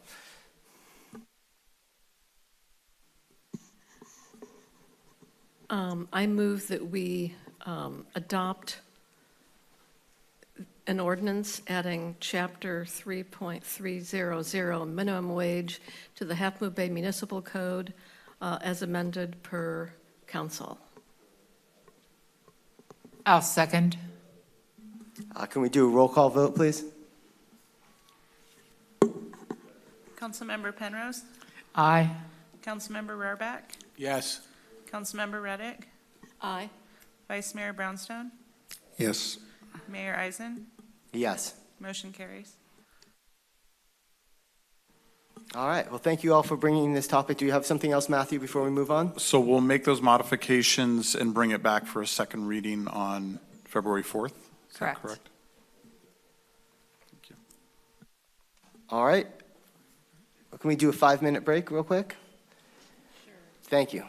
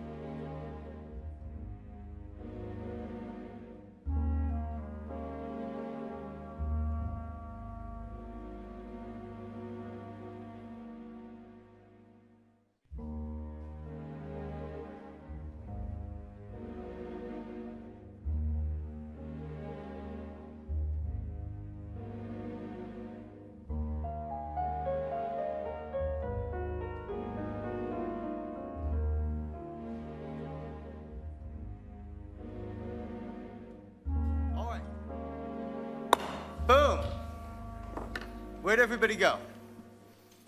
We're moving on to this exciting topic now, and what happened here? All right, let's, item 2B, consideration of an ordinance amending portions of Chapter 18 zoning of the Half Moon Bay Municipal Code relating to the accessory dwelling units. Staff report, we're very excited here. Good evening, Mayor Eisen, City Council, community members. Tonight we have an accessory dwelling unit ordinance update for your consideration.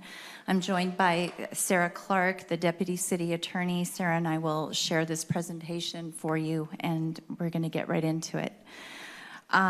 First of all, you may be asking yourself, didn't we just do this? Yes, you did, and we will note a few highlights of the 2018 accessory dwelling unit ordinance that was certified by the Coastal Commission in December 2018. We will also cover the new 2019 state law and some of the key policy points with this draft ordinance before you, as well as responses to the correspondence that we've received recently, next steps, and this is a public hearing item, just like your last item.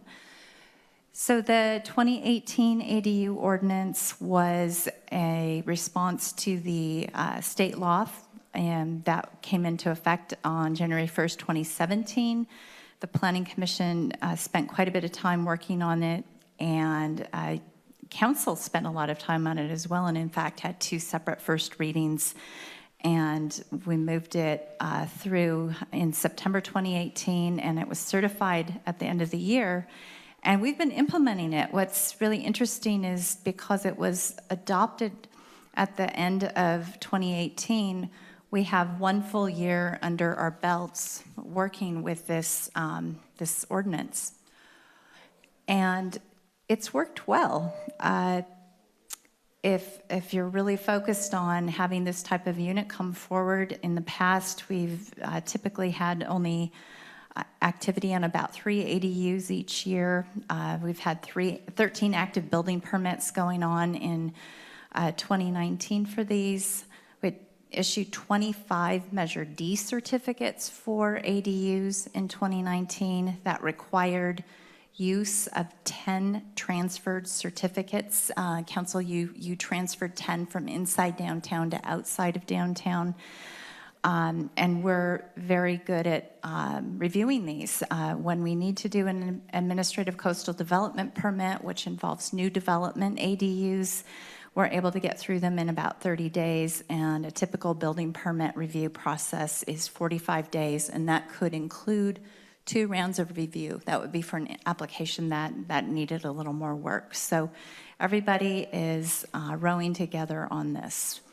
So we would not be here tonight changing things because we think the community is comfortable with the ordinance. We've had a lot of positive feedback from contractors. We can see that these units are really flexible and serving different households very well.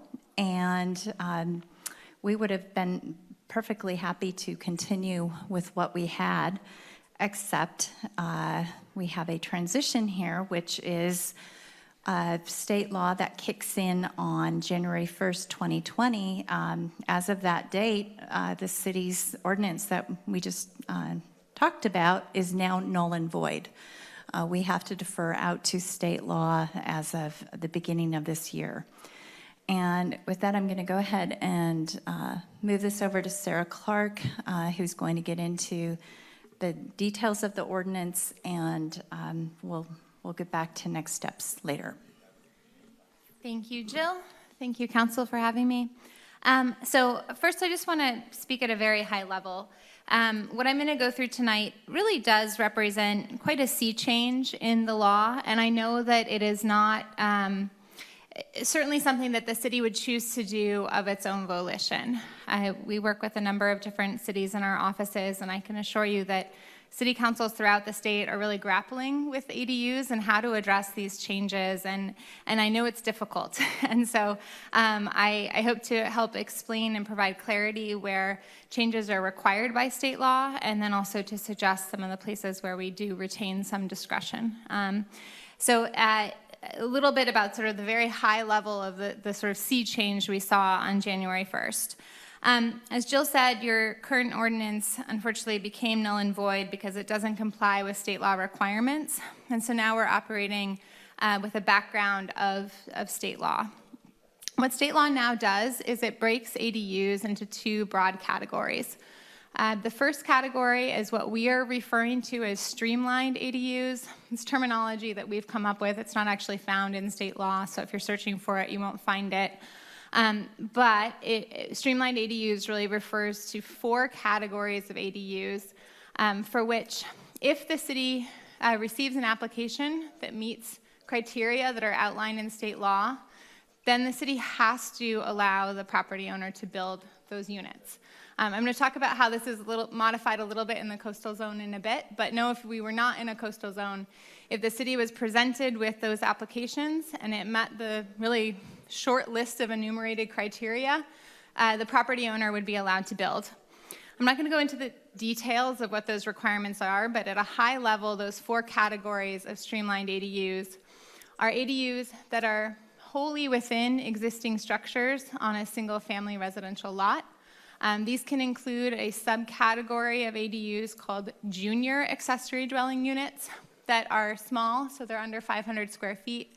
They're entirely within the existing residence, and most notably, they can share bathroom facilities with the single-family residence. So that's the first category. We refer to those generally as wholly within existing single-family residences. The second category are new construction detached ADUs on single-family lots.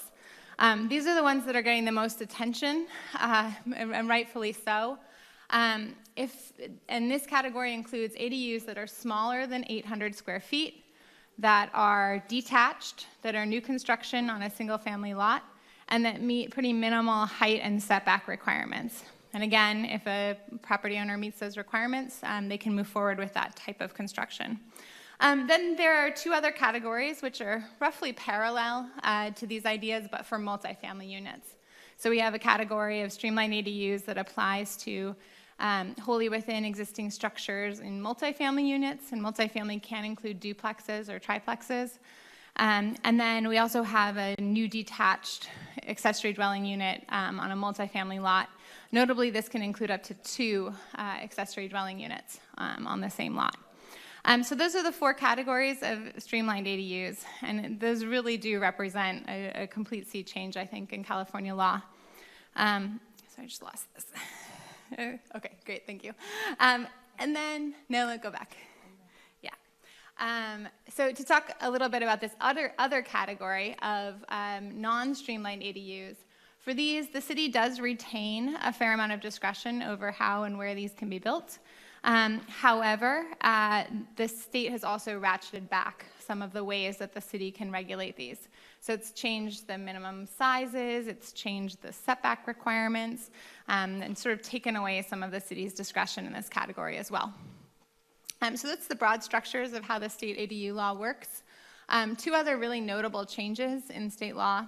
First, we previously had an owner occupancy requirement, which we enforced through a declaration of restrictions or deed restriction on property owners. Unfortunately, that provision is no longer permitted under state law. And so what will happen moving forward is the owner occupancy restrictions are still in place for previously built accessory dwelling units, but the city cannot enforce them for accessory dwelling units moving forward. That provision does sunset in 2025, so it may be that in 5 years we could come back and add that back in, but for the time being it's not allowed. The other noticeable change is that over the summer, this actually came into effect in July, the state said that homeowners associations are no longer allowed to effectively prohibit or unreasonably restrict accessory dwelling unit ordinances. And this notably will impact some of our analysis, especially related to the planned unit development zoning districts, which I'll talk about in a bit. So, is that changing? Nope. That's changing. Just to talk about some of the most significant required changes that we made to the city's ordinance to get it back into compliance with state law. First, we now allow those categories of streamlined ADUs that I talked about. For non-streamlined ADUs, we've also increased the maximum size. It used to be that the city only permitted ADUs that were up to 800 square feet.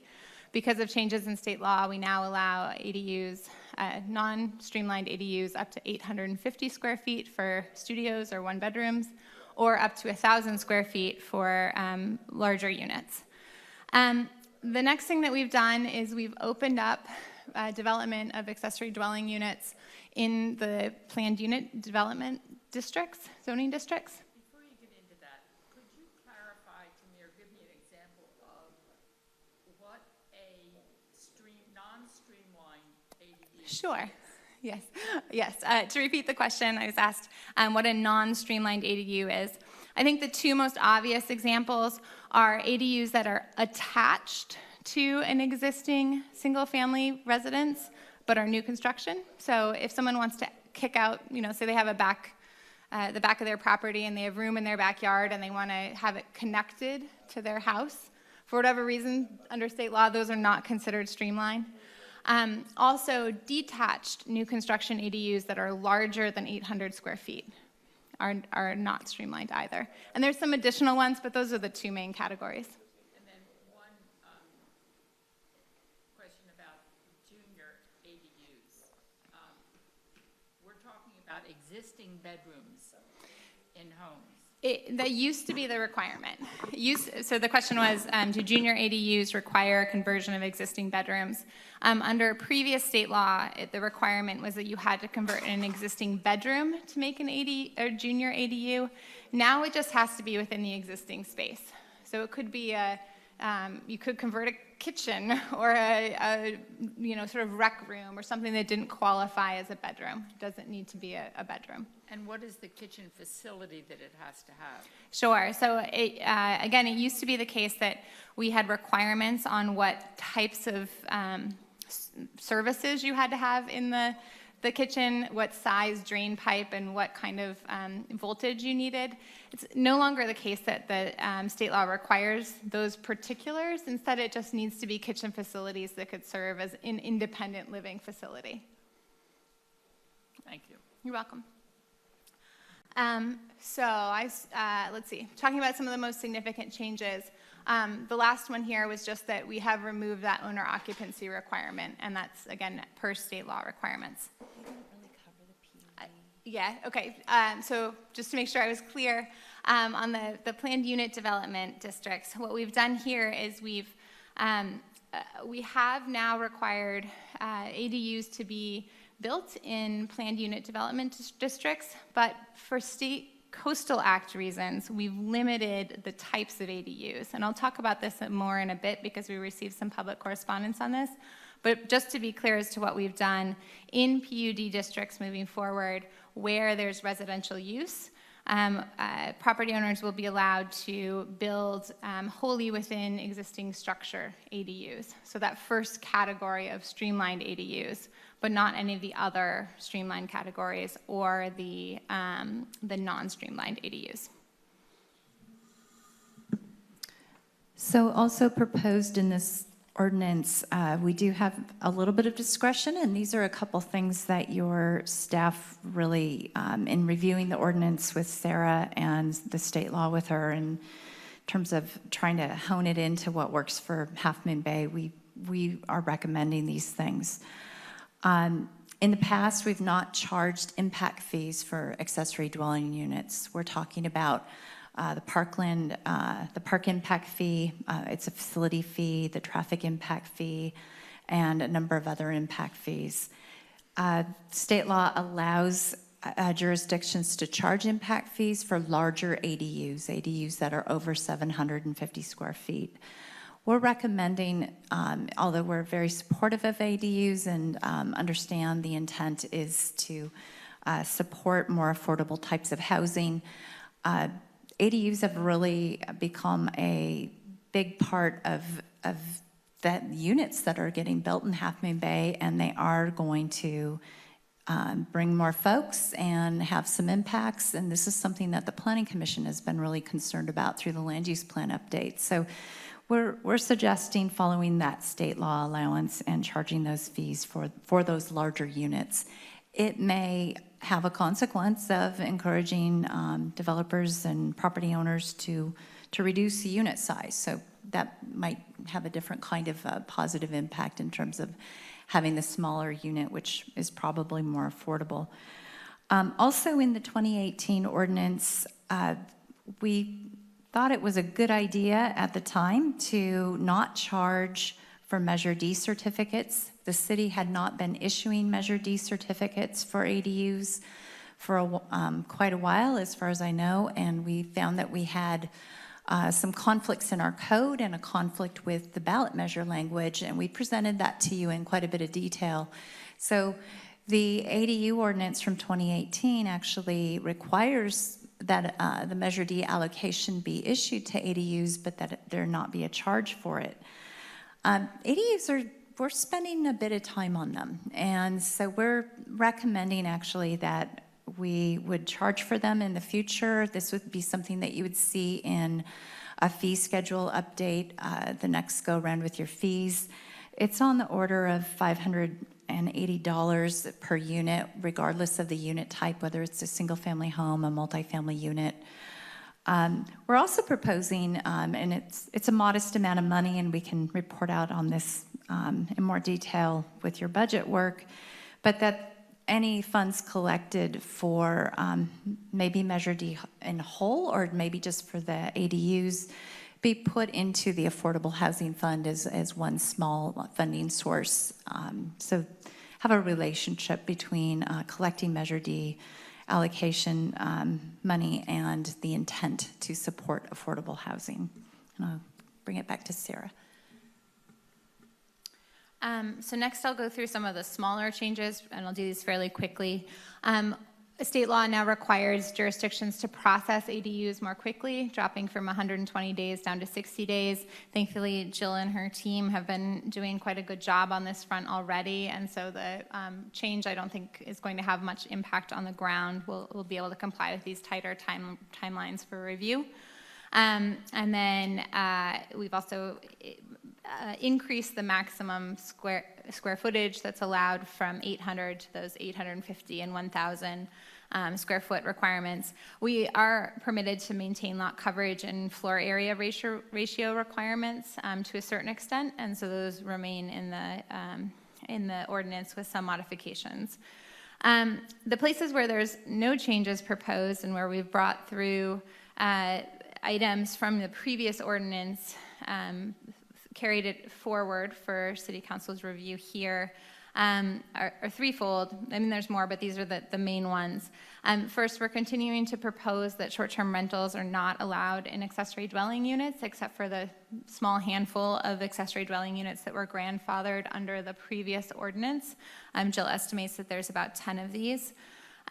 This is in line with state law, which actually prohibits short-term rentals in those streamlined categories of accessory dwelling units.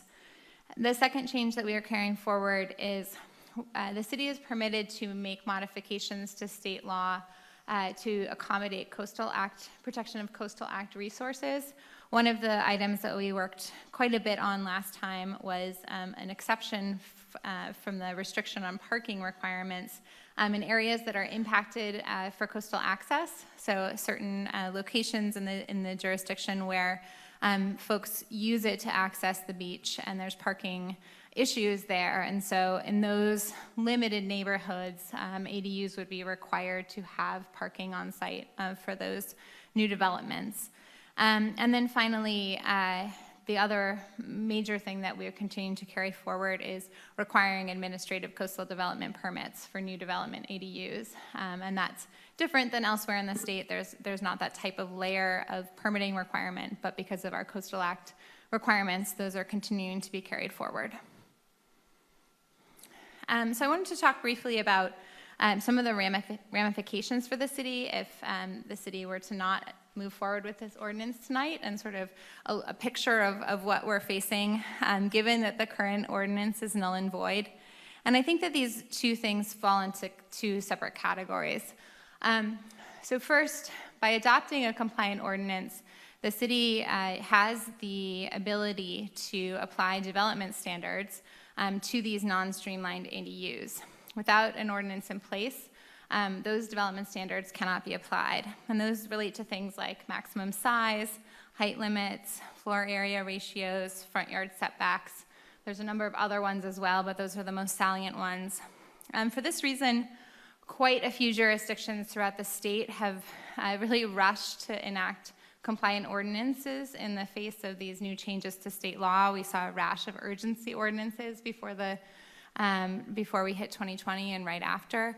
And so know that that this is a concern that really has been voiced by a lot of jurisdictions around the state, and we know that this feels quick for consideration, but it's with good reason for the ability of the city to continue to apply its development standards.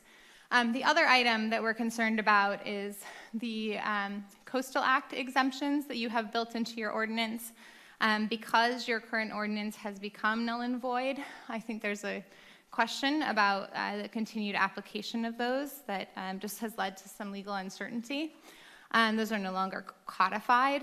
The city intends to continue applying those, but it would be preferable to have those locked back in place with city council approval, coastal commission sign off, HCD sign off, before we get too far, just to make sure that we can continue to apply those requirements that come from the Coastal Act. So those are the key ramifications of what happens should we not move forward with a compliant ordinance tonight. So you received 2 correspondence in the last couple of days, and we just want to acknowledge them and give you a little bit of information as you move into deliberations. First of all, I just want to note that there was comment about coordination with state agencies, and staff has been discussing this ordinance with Coastal Commission staff. In fact, we had a real good discussion about it in our November coordination meeting. And similar to past Coastal Commission guidance regarding accessory dwelling units, their concern remains consistent with what the Coastal Act would expect us to do, which is to try to harmonize with the state ADU law, but to maintain protection of coastal access and coastal resources, specifically natural resources and visual resources. So that is what we have continued to try to do and bring forward for you. We've also talked to the Department of Housing and Community Development, and we had a call with them in December. I actually pushed pretty hard with them regarding the challenges of being in the coastal zone and just how much pressure there is on housing and for short-term rentals and other kinds of implications associated with ADUs and other kinds of development. They understood that we had taken some of the discretion that we felt we had with the 2018 ordinance, specifically with parking and other things, and they have reviewed that ordinance and never gave us any concerning feedback about that. And all of those terms are being brought forward with this particular proposal that we've prepared. Sarah's got additional responses to some of these communications. So specifically on the communications you received from the group called Californians for Home Ownership, this group is reviewing accessory dwelling units throughout the state. A number of other jurisdictions have received similar letters, so don't be surprised by that. We reviewed that carefully and considered whether really their overarching theme was we believe that the city's proposed ordinance is not compliant with state law because you take these additional exceptions for Coastal Act reasons, and the city should consider shrinking those down or further modifying them. We've reviewed these points, and with respect to the first 3 related to coastal development permits, coastal access parking, and limits on subleasing, that's part of the short-term rental restrictions. I really don't believe that we need to make further modifications. We believe that the Coastal Act reasoning has been well supported, and again, it's already been through the gauntlet with Coastal Commission review and approval, as well as HCD review. And so I don't propose any modifications related to those comments. This last comment we received was about design review for accessory dwelling units on substandard lots. In reviewing the comment, which suggested that we were perhaps implying that there was going to be some sort of discretionary review imposed, we believe that it's helpful to provide a clarification. And so on the next slide here, this is the code language. That last sentence that's in underline is proposed addition to the code between Planning Commission and now to add this clarification. It's not a substantive change in practice, but it does add some clarifying language in order to make clear that the Community Development Director will not be doing any sort of discretionary review on substandard lots. So the proposed language, which I'll read into the record, adds the following sentence. Project design review for non-streamlined accessory dwelling units shall be limited to ministerial review by the Community Development Director. Again, that's just clarification, but hopefully helpful in implementation. Just real quick. In layman terms, so substandard lots can still do accessory dwelling units, but they must be streamlined, basically? Yeah, More or well, less? no, so on substandard lots, you could do both streamlined and non-streamlined units. What this change relates to is that for streamlined units, we don't apply any site review standards at all because we're not permitted to per state law.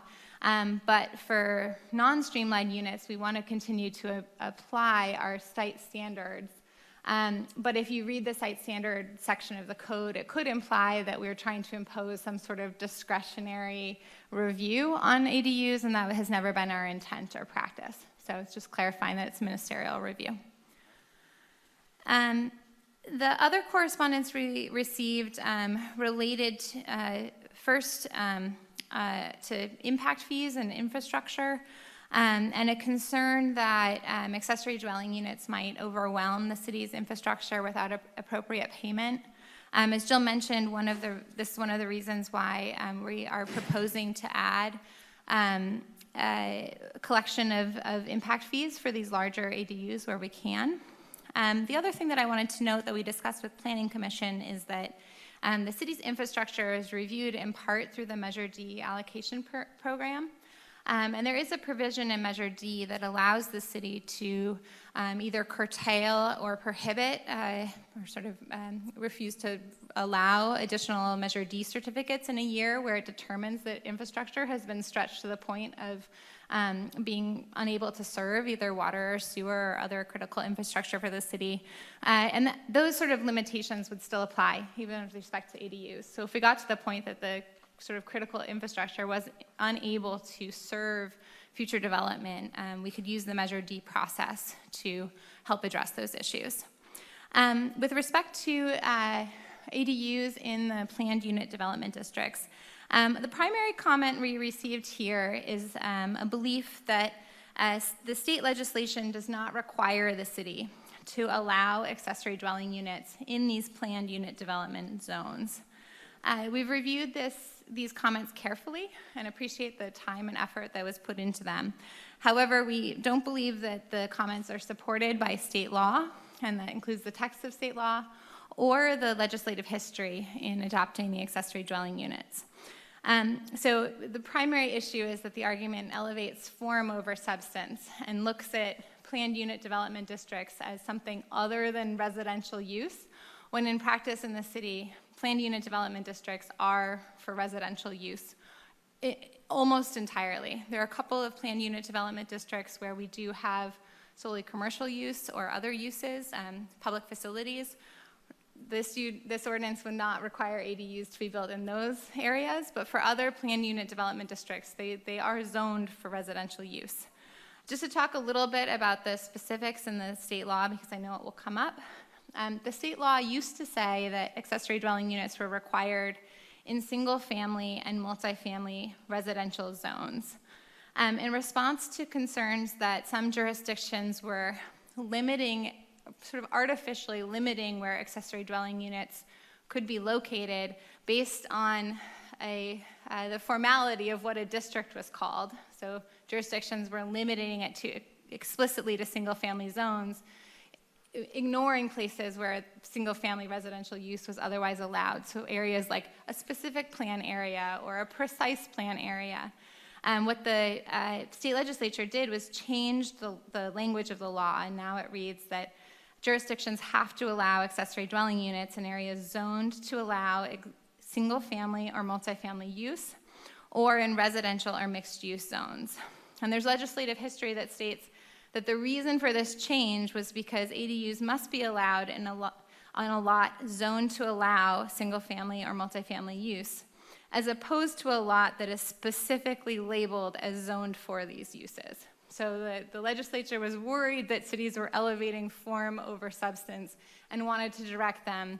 Basically, wherever you allow residential use, you also need to allow ADUs. Those two types of areas should be coterminous. And so for that reason, we believe that the planned unit development districts are places where state law, if we were not in the coastal zone, would require the city to allow accessory dwelling units throughout those areas. However, as you know, we can modify the state law where it is necessary to protect Coastal Act resources. And so hearing council's direction on this point from last session, we know that the planned unit development districts are places where there are visual resource concerns. And so the proposal that you'll see tonight is to, using the city's Coastal Act authority, restrict accessory dwelling unit development in those areas to the types of streamlined accessory dwelling units that are wholly within existing structures. So accessory dwelling units would be allowed, but they would only be allowed where we already have that development footprint in place. And we would not be permitting detached new construction accessory dwelling units or new attached accessory dwelling units. It's just that conversion of things that are already part of the built environment. So that's the response to the comments that we received on PUDs.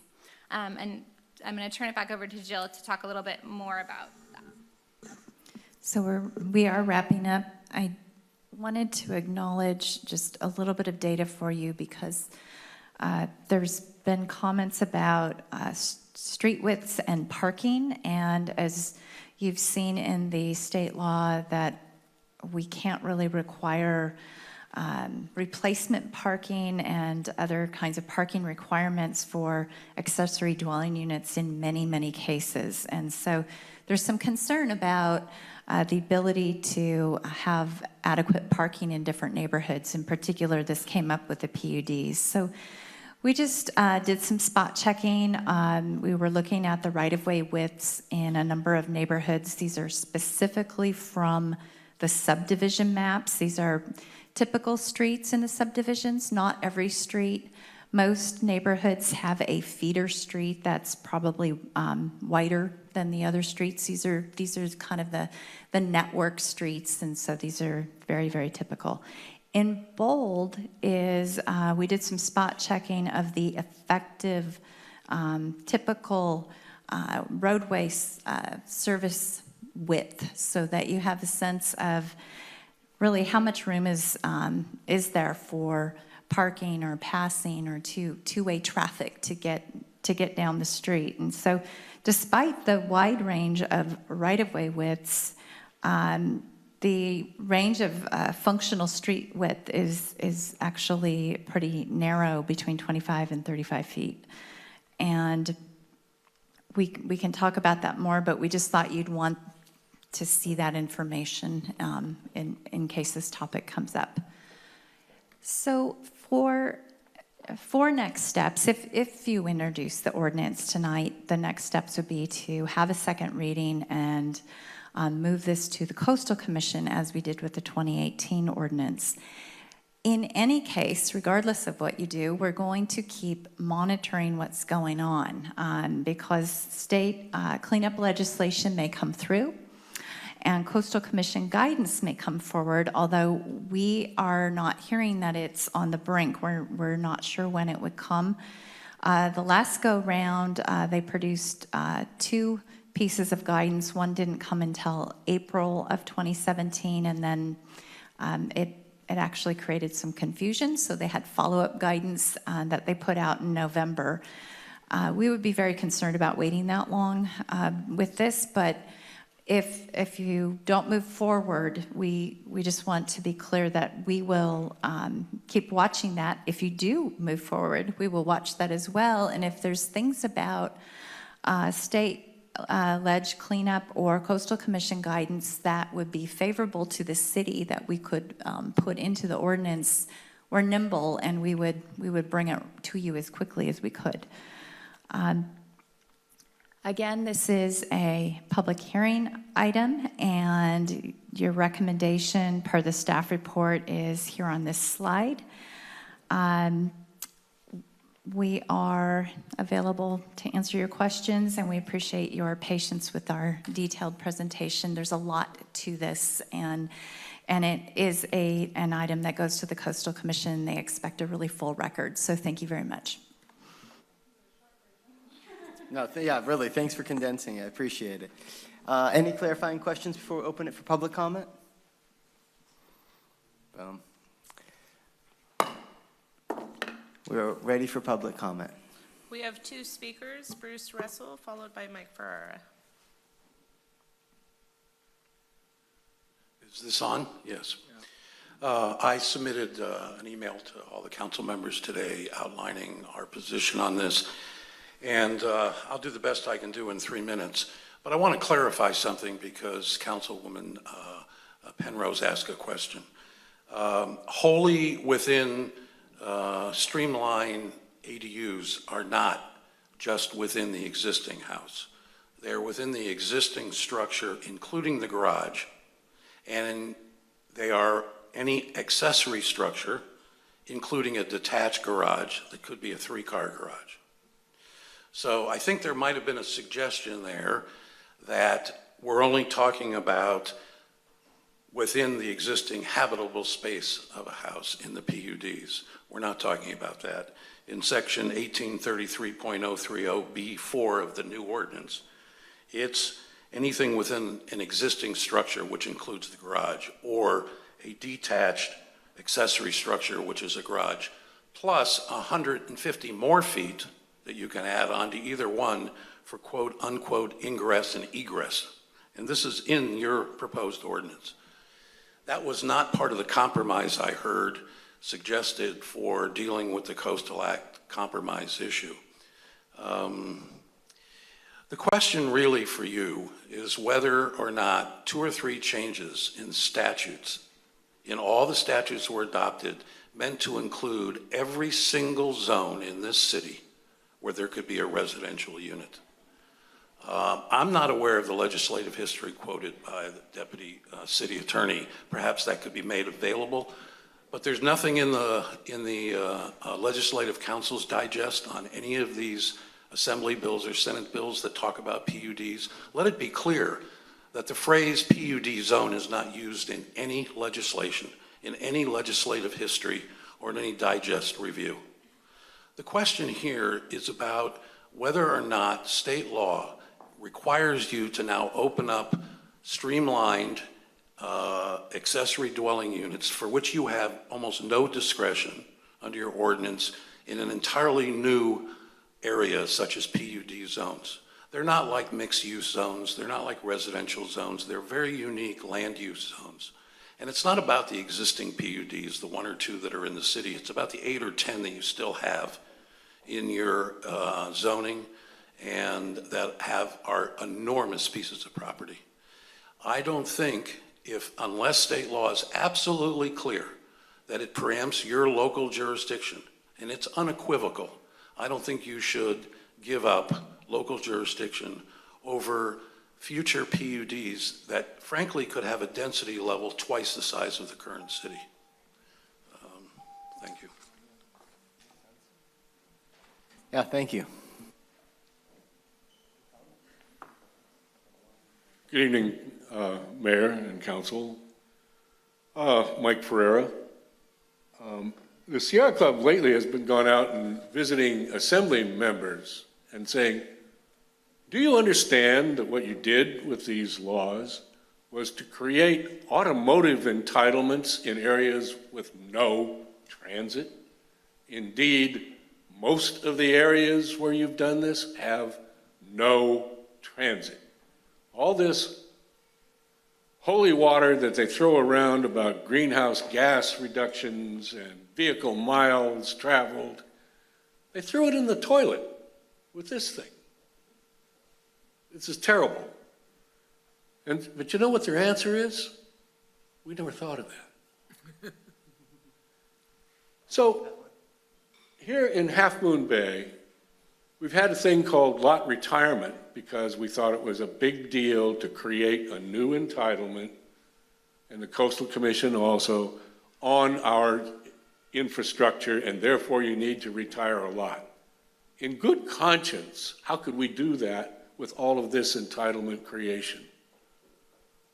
It's a mess. I don't know what the total is going to run relative to your build-out, but I think a build-out analysis is really needed. And I, too, as a common citizen, when I look at the changes in state law, I don't see that it mandates that you apply this to half of your city. In the planning that we've talked about before, PUDs cover half of your city. I really think it's worth a little more look at this, a little more discussion, particularly with the Coastal Commission. If you're able to do it, I would suggest you pass or get this started without the PUDs. They can always follow later if you get a definitive decision from the Coastal Commission in the coastal zone. Yes, that's what you have to do. Thank you. Good comments. Could I ask our attorney to respond to both of the speakers? Sure. So first some clarifying comments and then some more substantive. So first, the addition of 150 square feet for egress and ingress.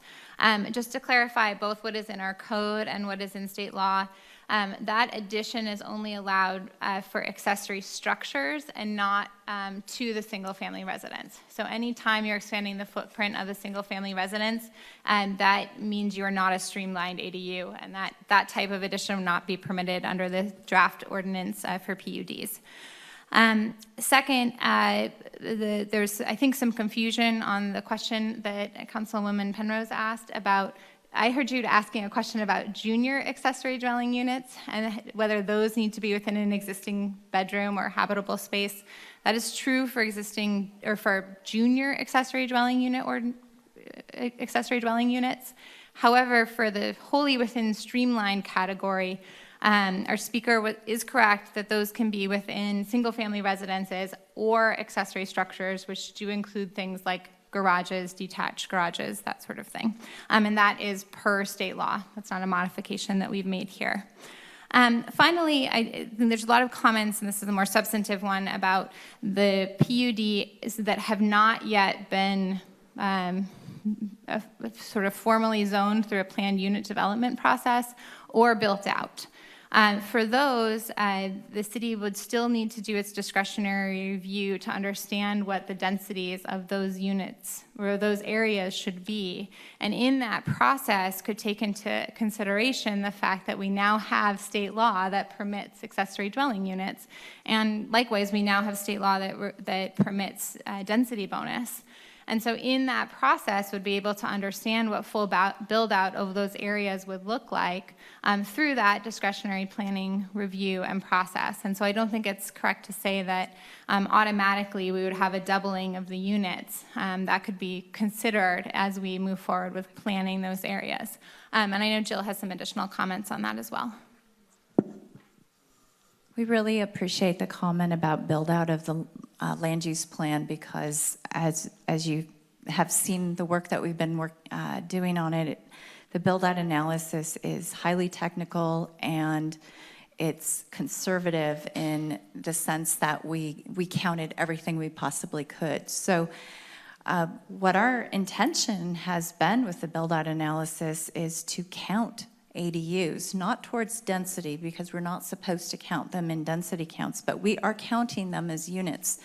There are quite a few hundred ADUs assumed in the build-out analysis of the draft land use plan, in addition to density bonus units that could happen in conjunction with development of market rate housing projects that have a certain amount of affordable units in them. So all of those extras that could possibly happen, we made high-end guesses on how much could fit based on the amount of land that could be built, and we have much higher build-out relative to those types of units than the existing land use plan. Your existing land use plan does not acknowledge accessory dwelling units, and it does not count density bonus units in its build-out. So we're absolutely on this, and you will see this, as will the Planning Commission. This was actually a topic of the Planning Commission ad hoc committee that staff got to work with for almost a year to make sure that you knew what that ultimate outside build-out would be, not just base units. So just wanted to share that. Furthermore, in each of the planned unit developments in the draft land use plan, we're pretty clear about where density bonus units could possibly be in play, and when accessory living units, accessory dwelling units could be also part of the mix of land use that is envisioned for any individual PUD. So it's really transparent, it's out there.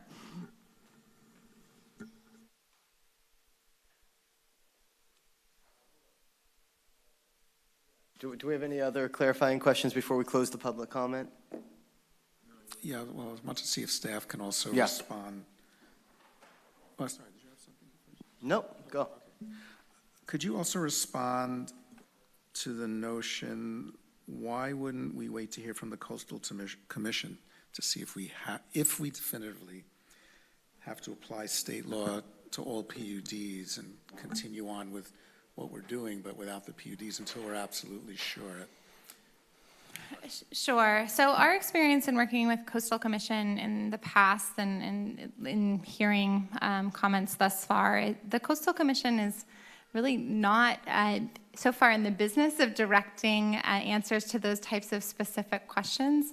What we've really heard from them is local jurisdictions, it's up to you to figure out your land use plans and to try and harmonize the places where you feel it's necessary to modify state law to accommodate the Coastal Act. And in this particular question of whether state law requires development in the PUDs is not a question that actually Coastal Commission would be considering. That's an interpretation of what state law means. That would fall within the jurisdiction of HCD. I'll note that there's a very specific clause which was added this time, which directs all jurisdictions and the state to interpret this broadly to promote housing. And based on what HCD has said and the legislative history here and the broad tenor here to allow accessory dwelling units throughout the city, I think any answer you're going to get to that question, should you receive one, is going to be to allow it in PUDs, and that's why we made our recommendation.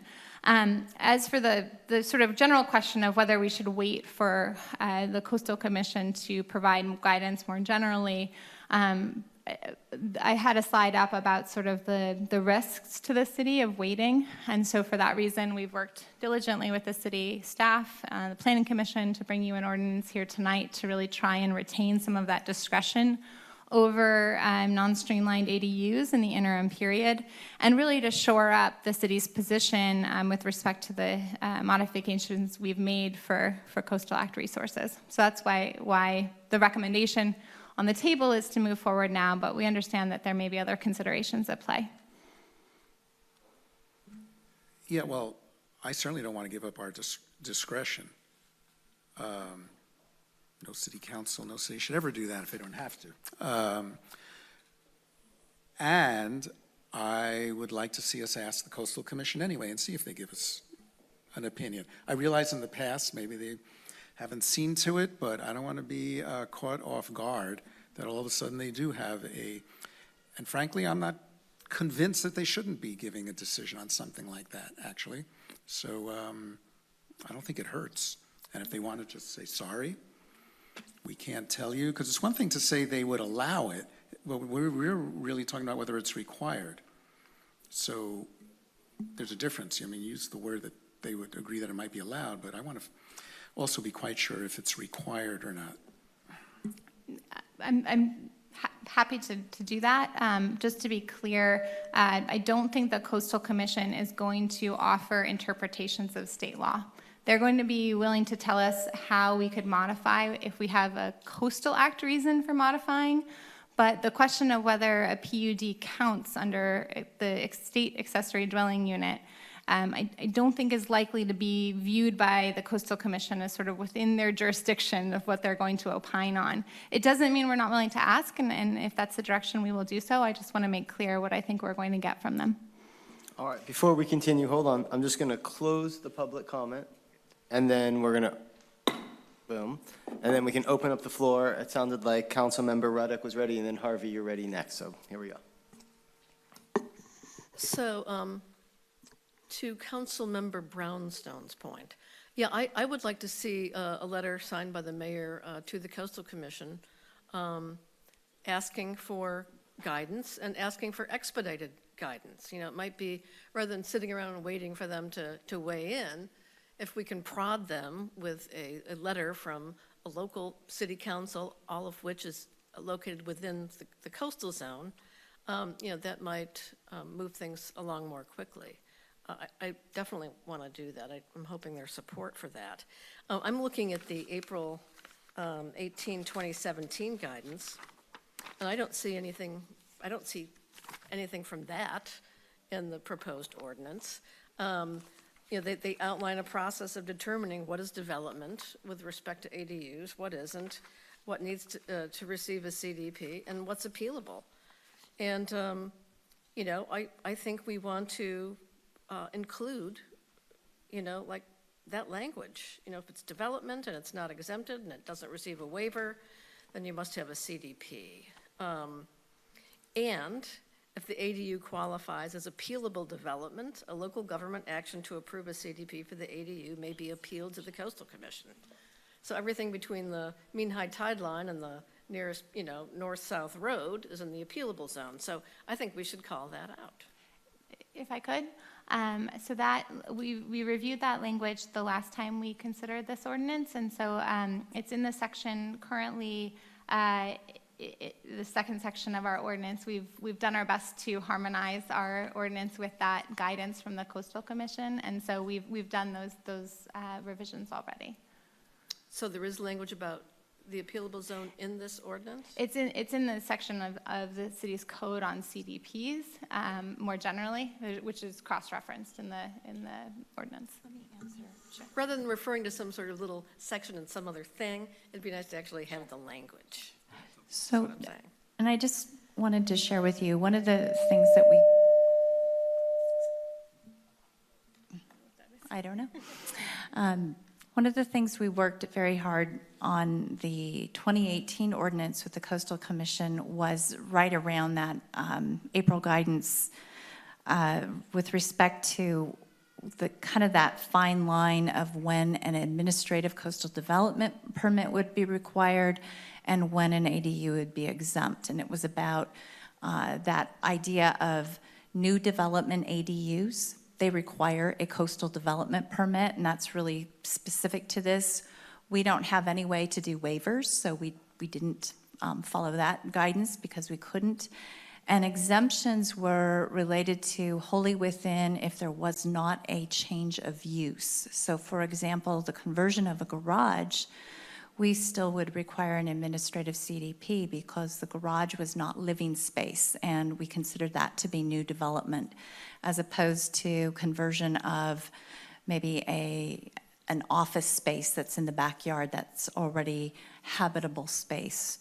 So that was parsed really, really carefully with Coastal Commission staff as well as their attorney, and we spent quite a bit of time on that. So I know it doesn't look like the April document, but that is what came from it for the ordinance that you have in the books now and the piece of it that we brought forward here. And again, so I'm not terribly interested in what HCD has to say about PUDs, but I do know that I have, a policy point of view, and that is that the planned unit development zoning that's part of our local coastal program has a specific purpose in mind, not the same purpose that you might find in Fremont or Milpitas or Chino or wherever, but it's the purpose for Half Moon Bay and the coastside, and that is to develop in such a way as to maximize protection of coastal resources, including access, and habitat and all those things. So there's a policy purpose behind those PUDs. It's not a sort of a vanilla, file drawer sort of definition of planned unit development. It's the purpose here.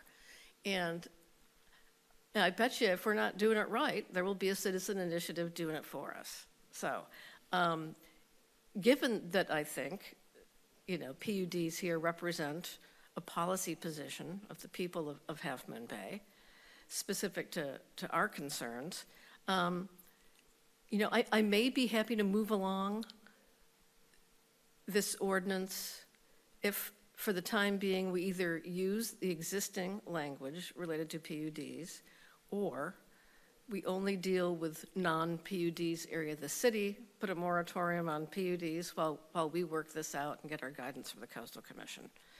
I'm not willing to make new changes related to PUDs. And I think we would be on solid ground there to do that because of our local control, our local land use vision, et cetera, et cetera. So that's the only way I'm willing to move forward tonight. I do want to say this. So to me, the really big change that happened between last year's law and this year's law is they eliminated the requirement for owner occupancy. So in my mind, what this is going to do is open this market wide up to investor-owned ADUs. They're going to buy up houses and ADUs, internal ADUs, and outdoor ADUs. We heard people who wanted to do that when we first aired our first ordinance, right? And it's going to happen big time. And it's going to litter our neighborhoods with cars and, over time, blight. Because absentee landlords are not going to invest in the upkeep of these places or our streets or our infrastructure. And we're going to subsidize their investments by, minimizing impact fees and charges to recover staff costs. And frankly, I would rather vote no than subsidize wealthy investors ruining my community. And, I was looking at an article today. It says, the Census Bureau reports that nearly 3 million U.S. homes and 13 million apartment units are owned by LLCs, LLPs, LPs, or shell companies, which, by the way, are mostly anonymous. And they're paying, all cash for these things. So looks like pie in the sky now, but just you wait. Being in the coastal zone in the state of California, that's just, there's going to be the nose under the camel's tent, and within a few years, you're going to see neighborhoods that are, really desecrated. So with the elimination of owner occupancy, to me, I think the state's just signaling to companies like BlackRock Equity, come on down. It's all about subsidizing more corporate takeover of our housing stock, and I'm totally against it, 1,000%. And I think that we need to review the level of our subsidy for these things, do a subsidy analysis, and make sure, especially for things that are not affordable, and so far none of them are affordable, that they pay their way. And so that's where I'm coming from there. I think this is real trouble, and I'd like to see Sacramento brought to heel on this particular issue. Good luck with that. And you have to overlay this situation with the housing bills that are still coming, that are going to jam our local control, and short-term rentals, right? So you're going to have even less control in your neighborhoods and your quality of life. So I think we're looking, at Armageddon here. I don't like to use, this sort of, hyperbole, but I'm trying to ring an alert bell here, an alarm bell, because I think I'm going to be proven right. So I think we need to do this right. I think we need to be conscientious about this, especially since we're in the coastal zone. I know the Coastal Commission is probably scratching their heads right now because they've had this very relaxed approach to short-term vacation rentals, allow it everywhere kind of a thing. And now they got to deal with, more accessory dwelling unit BS. And I think they're probably looking at their own control in the coastal zone and going, wow, what do we do here? So that said, I'd like to stick to getting this letter to the Coastal Commission asking for them to expedite some guidance with particular attention to, our discretion in applying the Coastal Act and for PUDs. I could move forward, unfortunately. I'm not happy about it. I might even still vote no, but letting something move forward that does not cover PUDs or that uses the existing PUD language. I'm not willing to take the steps that are recommended by staff for these zones. Not yet. I may have to.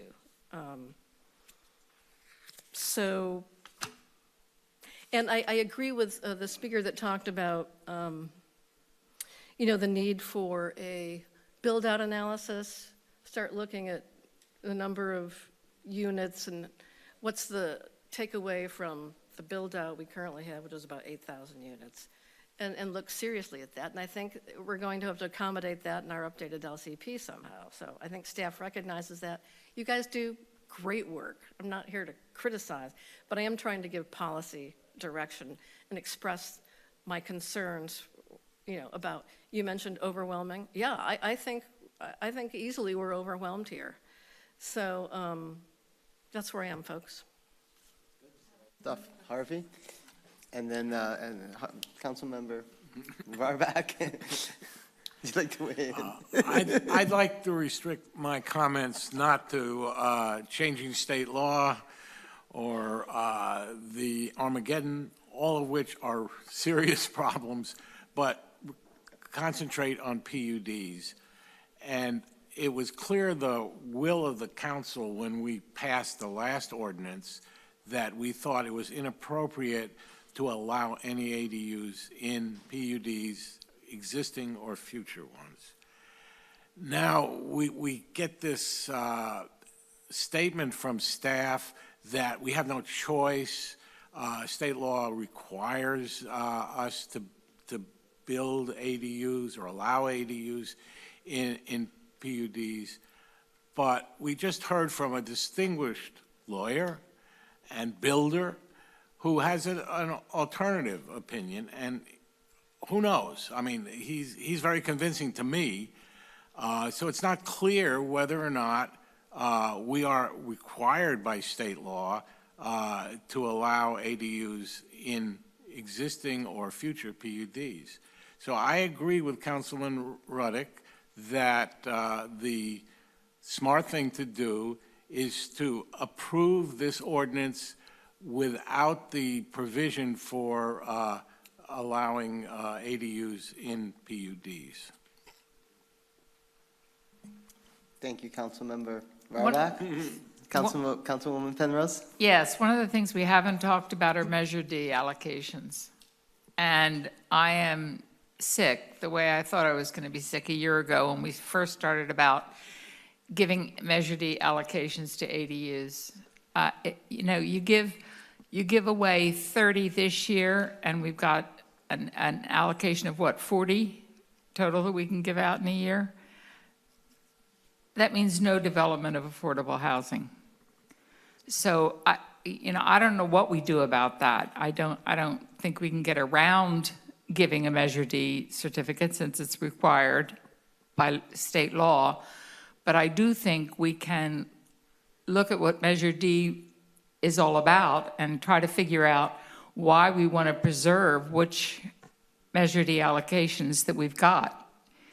And that would be by restricting ADUs as opposed to encouraging the development of ADUs. It's turned into something that we never thought it was going to be. My thought was it was going to be a room or a garage converted into a living unit for the daughter of somebody who is living here and had lived here for 60 years but couldn't afford the property taxes anymore. And now her son or daughter couldn't afford to live here. Now they could. That's what we thought it was going to be. We thought it was going to be for teachers. And it's not going to be that. The writing is on the wall. It makes me sick. And I think it's our job to preserve the character of Half Moon Bay, to keep our coastal bluffs beautiful and empty, with view corridors from wherever we can get them, and provide as much affordable housing as we can.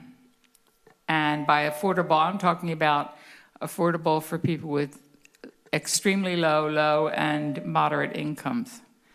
So if we can include the discussion of Measure D certificates in it as a point of policy toward what we really want here in Half Moon Bay, then I think it's an important issue. Thank you. Vice Mayor Brownstone, you want to weigh in on this one? You got anything to say? If only, it's so simple, isn't it? Yeah, I think we should, well, I think I've already mentioned my desired instruction. Yeah. See what happens with that. I think we should put off Armageddon as long as possible. You can quote me on that in the press. That's my opinion. And I think there are some, things that you've mentioned, actually. I don't think maybe we can be creative. So can we restrict a certain number of ADUs for teachers only, or the rent you can charge? That would certainly discourage outside investors. I mean, sometimes, yeah, you throw a few blockages out there and see what happens. I don't know if we can do any of that, but we might at least get together creatively with others who are thinking similarly and see what we might be able to come up with. So that regardless of what comes down legislatively, we may have some defenses. So that's what I think. I have one question real quick, just on the timeline with regards to this issue. So we've talked about some different possibilities of maybe approving a portion of it, excluding the PUDs from it. What is the timeline aspect of this from your perspective, just to give us perspective on that? So because our ordinance is now null and void, we would appreciate you moving quickly because we would like you to maintain as much discretion as possible. And I do want to circle back on that because staff appreciates the policy direction. Our intent with this draft ordinance was to give you something that maintained discretion everywhere our city attorney believed we still had it. We understand the sensitivity of the PUDs, and if you're going to proceed with them set aside and we can be working on that in parallel, I think that would be better than leaving it wide open. So we would like you to give us some regulations that we can use that are Half Moon Bay specific. And I do want to just also share with you, I attend the 21 Elements meetings. That's the San Mateo County group of folks, as well as the planning directors who meet every couple of months. And they're putting together a model ordinance because all the cities in the county are desperately trying to grapple with this, just as Sarah was describing in other cities. But this is local, and we focused on it more quickly and prioritized it because of the coastal zone vulnerabilities here and our concern about that. So that plus I do want to ask a question about this potential letter and make a note that One of staff's primary concerns about Half Moon Bay and being in the coastal zone and vulnerable with this ordinance, in our opinion, that we brought up to HCD was with respect to the owner occupancy. I really believe removing the owner occupancy requirement is going to expose a lot of these units to be used incorrectly as short-term rentals, which is why we are following up with the short-term rental ordinance as well to cement it in from both directions. But know that this is coming forward, not allowing short-term rentals in any of these ADUs other than the ones that were previously grandfathered. But I'd like to explain that a little bit to Coastal Commission, and if we were to move a letter forward, not just asking about the PUDs, which is never going to be not interesting, but also to explain a little bit more about the challenges around owner occupancy and the pressure that's in this city more so than many others. So if that's okay with you, please put it in your motion. If it's not, tell us to not do that. Thank you. Yeah, I see it mainly as, asking, it's the city council on an urgent basis, asking for an update of their guidance. And, we can certainly include, a bulleted list of things that we want them to pay attention to, and I'm certainly willing to support your recommendation on that.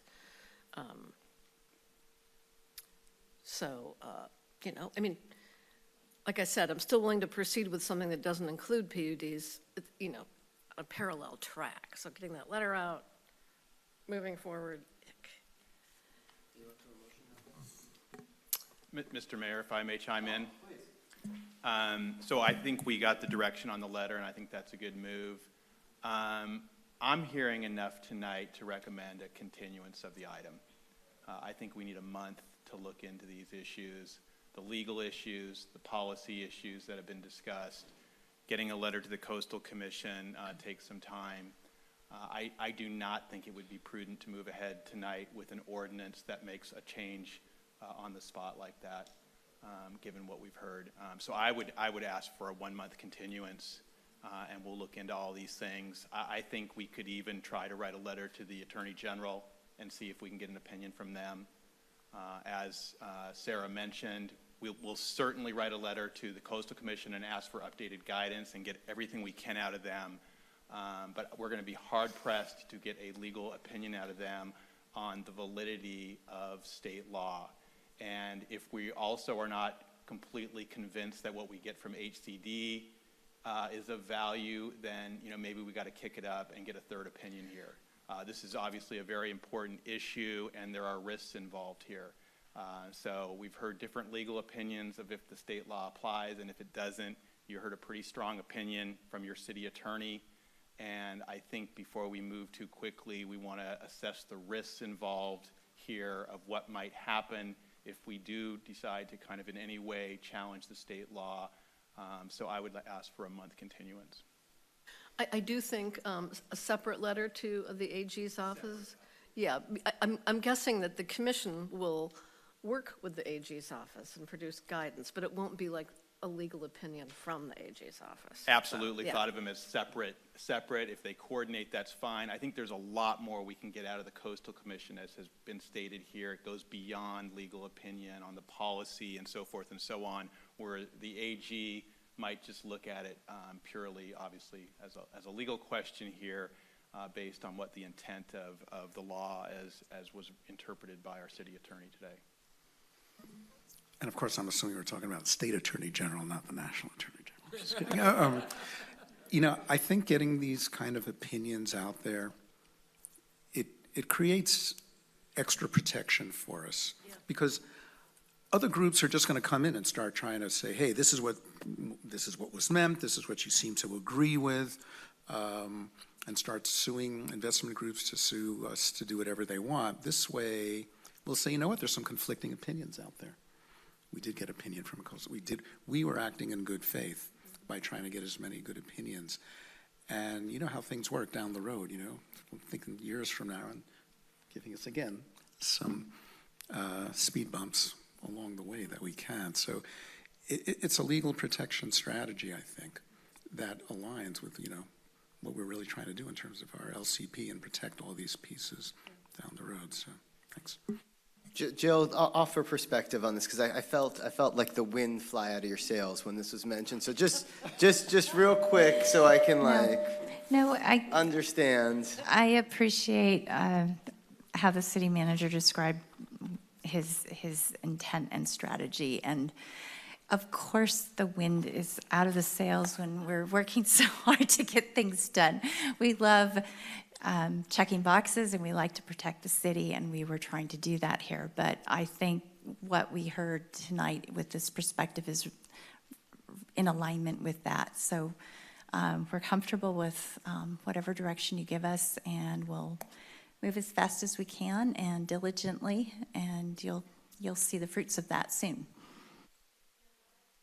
I just want to say, I appreciate the fact that you've been on top of this, unlike, many other cities. I mean, you saw this coming, you've done your homework, and you're representing what you think, is the right thing to do based on the law and all that good stuff. So not to diminish any of the work that's been done, but providing the policy perspective from the council, to match up with that, if we can integrate that in a way that's even more protective, that would be great.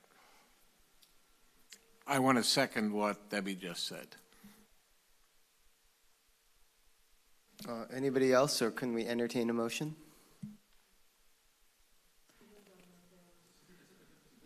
Mr. Mayor, if I I may, in move that- terms of the procedure, this a 1 month continuance would be to the February 19th, February 18th council meeting. Okay, I move that we continue this item to the February 18th. If you wouldn't mind bumping it to March 3rd, I'd appreciate it. I'm not available on that night. I really want to be present to support your discussion. I move that we move this item to the March 3rd council meeting. Second. All those in favor? Aye. All right. Aye. All those opposed? None. So the item is going to be moved to the March 3rd council meeting. Continued. Thank you so much for the presentation and all that information. All right. At this point, we're going to do a quick 2-minute recess. It's going to be very quick, 2 minutes, and then we'll get back in. We're going to be back at 10:05. So when it's on the 1, I'm starting back up. Thank you.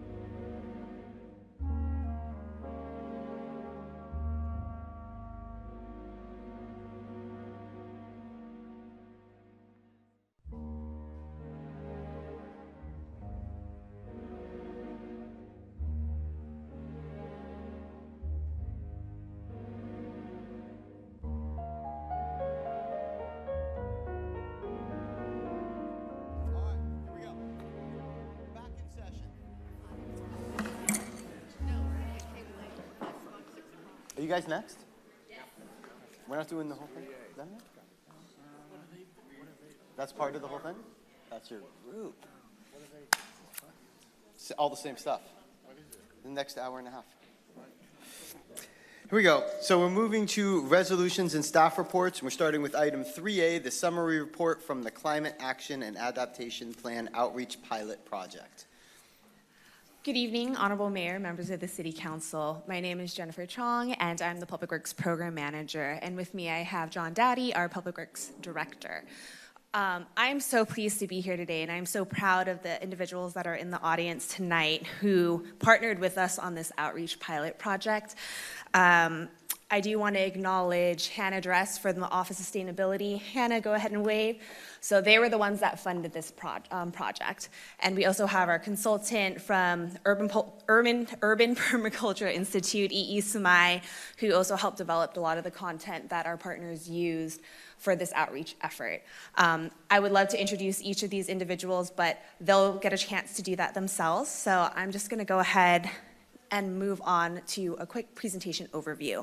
So we have a packed agenda, a packed presentation tonight, so I will provide a brief project overview before turning it over to our partners for them to provide you with a summary of their outreach process, their findings, and their recommendations. So our partners on this project were ALAS, Senior Co-Siders, and the Youth Leadership Institute. And I could go on and on about how amazing these organizations are. You see them in the crowd and you see their commitment to reporting out on the work that they've done, but I'd rather let them speak to their work themselves, and I'm gonna let them do that in just a bit. So really quickly, the city received a $60,000 grant from the County of San Mateo, and that's what facilitated this whole project. Over the last 4 months, I'm sorry, is that me?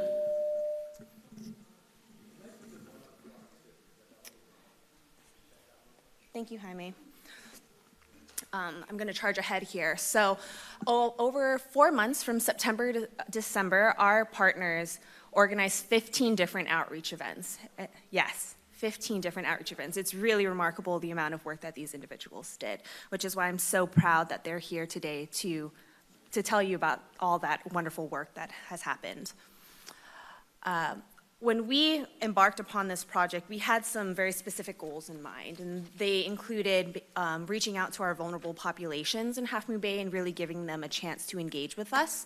So we did that by reaching out specifically to youth, seniors, and the Latino population. We also did do a presentation with the homeless population, which the Senior Co-Siders will touch on briefly. We really wanted to build our relationships with some of our non-government organizations or our community-based organizations. And we really wanted to develop a different framework to developing some of these long-based plans. And I think that we've succeeded on these goals, and I hope that you will feel the same way after receiving this presentation. So with that, I am happy to pass the mic to our partners at ALAS.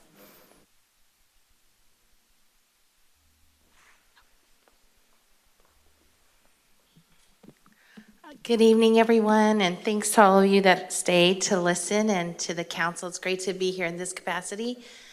Thanks to Jennifer and Hannah and all that made that work so hard behind the scenes, and whoever I'm missing to make this possible. We really enjoyed doing this project. It was something that gave us a new insight into our community. And before we start, I wanted to present who we have with us tonight, and also a very special guest that's here that I'm really especially proud to introduce to our community. But as you know, my name is Dr. Belinda Hernandez Arriaga. I'm the director of ALAS. And we have Cecilia Penalosa. Cecilia, can you raise your hand? Cecilia has been really at the front lines of this project. She's a local student that grew up in Half Moon Bay and then graduated from UC Davis, which we're very proud of, and now is working at ALAS to make a difference and give back. And I think she's really the voice of the next generation, and so it's been an honor to see her work on this project. We also have Diego Lopez, and Diego has been part of ALAS since I think he was around 7 years old, maybe 7 years old. We've seen him grow up, and now he's a peer leader at ALAS, and worked with Cecilia on this project. And then we have one of our moms, Marta Rodriguez, that actually began with ALAS when it first was founded, our Ballet Folklorico Arts program in 2011, and she's still in our program today and is a leader. And I'm very proud to present her mother, who came from Michoacan through a special program in Mexico that allows them to come and visit for 3 weeks. Her name is Loreto su apellido? Jimenez Mora, and she's visiting Half Moon Bay for the first time, and it's such a pleasure to have her here to see the fruits of her daughter, what Marta has been doing in our community, and to meet all of you, our leaders. Gracias por estar aquí. Welcome. Es muy especial. Él dice muy bienvenido. Sí. So with further ado, we'll start to share a little bit about our project. As far as our outreach project, this was really exciting for us because we've never done a climate outreach project, and especially to be able to do that with the Latino community was impactful. And we decided that we wanted to capture different voices across the coast. So we were able to think about how we wanted to go about doing this. And we decided that we would use the arts as one format to be able to capture their voices and narratives. And we did a mural, and we also did individual surveys, we did workshops, and we were able to meet and hear the stories of the people. So the groups that we focused on was we were able to do a workshop at Moonridge Housing Community, which we were really happy to have a large number of folks attend that were very engaged and interested. They were really involved in sharing past, present, and future, which is how we came up with our theme for our mural that night.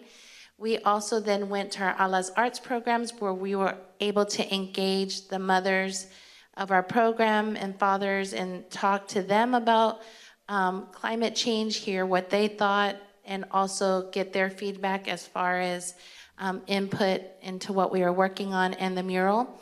We were able to go and meet with farm workers at the La Sala program with Joaquin in Pescadero at his dinner.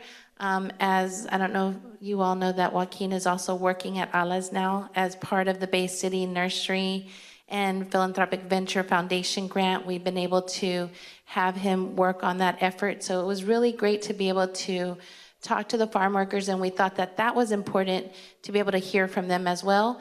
And then we did a group of individual surveys of Latino community members across the board in different parts of our program.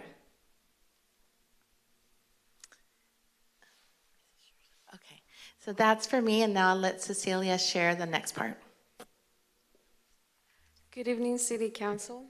Today I will be talking about the methods, obstacles, and successes of this project. For the methods, we use a process that was community-driven, flexible, and relative to community priorities. And we collected data through storytelling and art and used surveys that included simple multiple-choice questions and large visuals. And in order to attract our participants, we provided incentives such as food, raffles, and other gifts.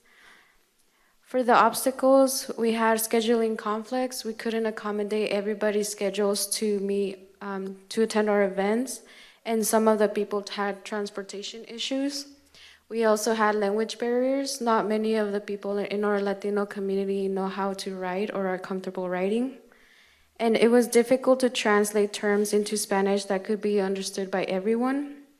We also had our community hardships like the Bay City Flowers closure and the power outages, which had a negative impact in our Latino community, leading their attention to other priorities. But we also had some successes. We had a high participation rate from ALAS families, and we initiated conversation on climate change, which many of the people in our community have never talked about before in a formal setting.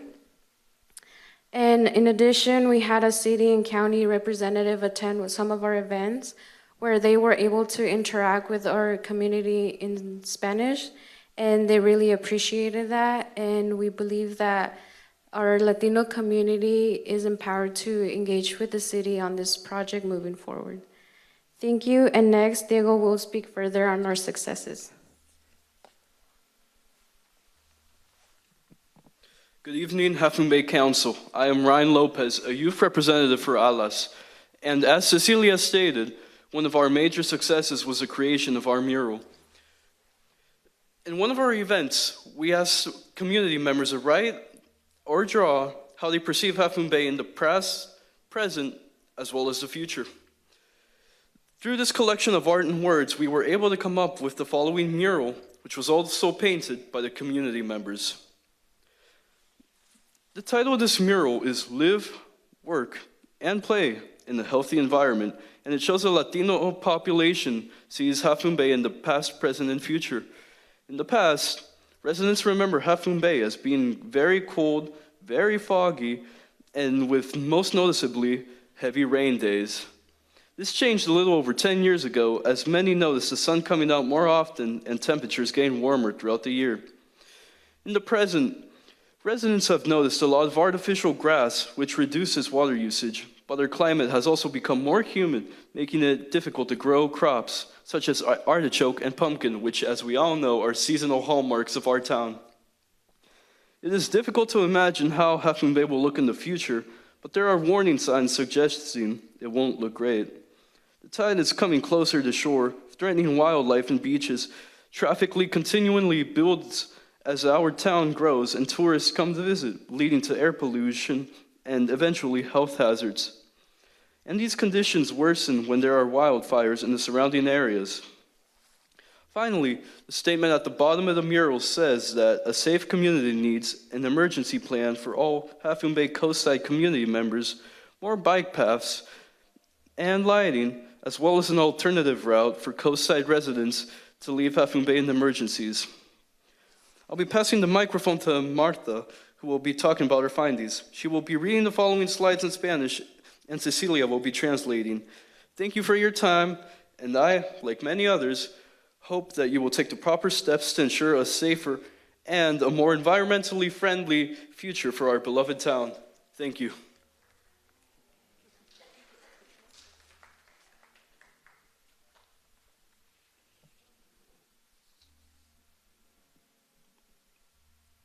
Buenas noches. Consejos de la ciudad. Mi nombre es Marta Rodríguez.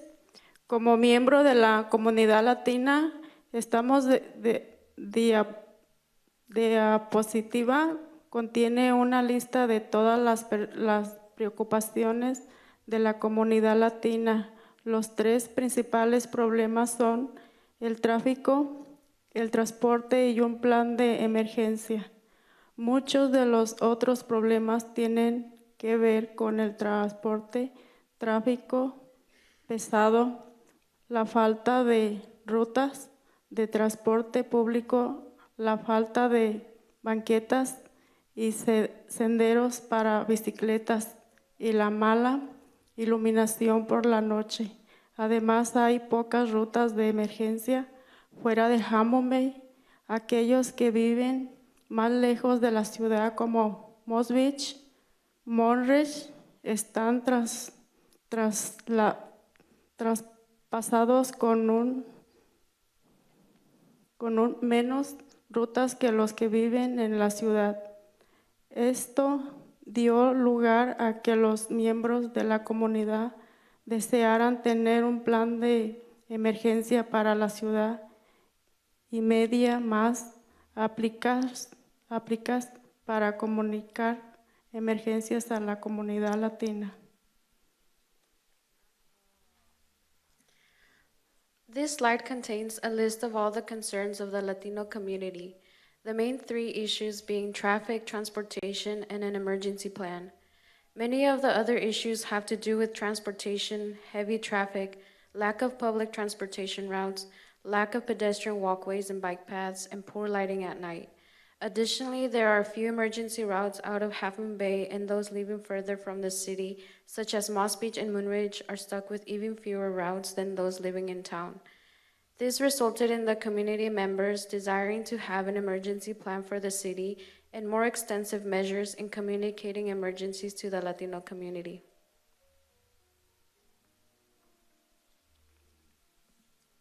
Algunas personas de nuestras recomendaciones para abordar Estas preocupaciones incluyen a las siguientes: proporcionar o ayudar, armar, botiquines de emergencia, mejorar los métodos de la comunicación para que cada hogar pueda ser alertado del peligro de manera oportuna, ser capaz de supervisar y regular la acumulación de tráfico, construir más carriles y senderos de las bicicletas, añadir más iluminación para ayudar con la navegación natural nocturna y, lo más significativo, más carreteras para ayudar con el tráfico.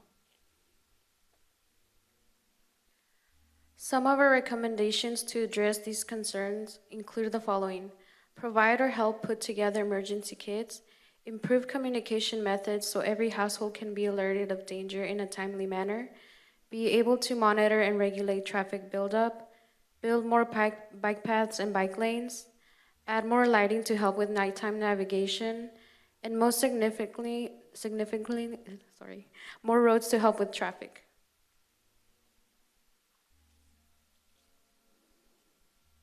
Recomendación para la divulgación futura. En base de nuestros datos, recomendamos que la ciudad dirija también a los jóvenes y niños de la comunidad latina. Planifique y promueva los eventos de debate sobre el cambio climático temprano para que las personas las marquen en sus calendarios con su anticipación. Proporcione nuestras encuestas con preguntas simples de opción. Multiplique objetos visuales. Creamos que proporcionar un representante de la ciudad de habla hispana aumentaría la participación de los latinos. Por último, queremos más servicios en español en torno a estos temas críticos. Es evidente que la comunidad latina está comprometida en ayudar a Half Bay a ser la mejor y más diversa ciudad que pueda ser, pero necesitamos infraestructura y oportunidad para hacer eso, que es donde esperamos que la ciudad pueda ayudar. Muchas gracias. Based on our data, we recommend the city to also target the Latino youth and children. Plan and promote climate change events and discussions early so people mark them on their calendars ahead of time.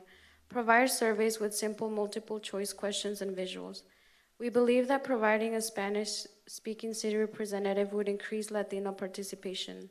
Lastly, we want more Spanish-speaking services around these critical issues. It's apparent that the Latino community is committed in helping Half Moon Bay be the best and most diverse city it can be, but we need infrastructure and opportunity to do that, which is where we hope the city can help. Thank you so much for giving us the opportunity to work on this really important topic in our community. We're really excited that we were able to create this mural together with Ellen Silva from our community.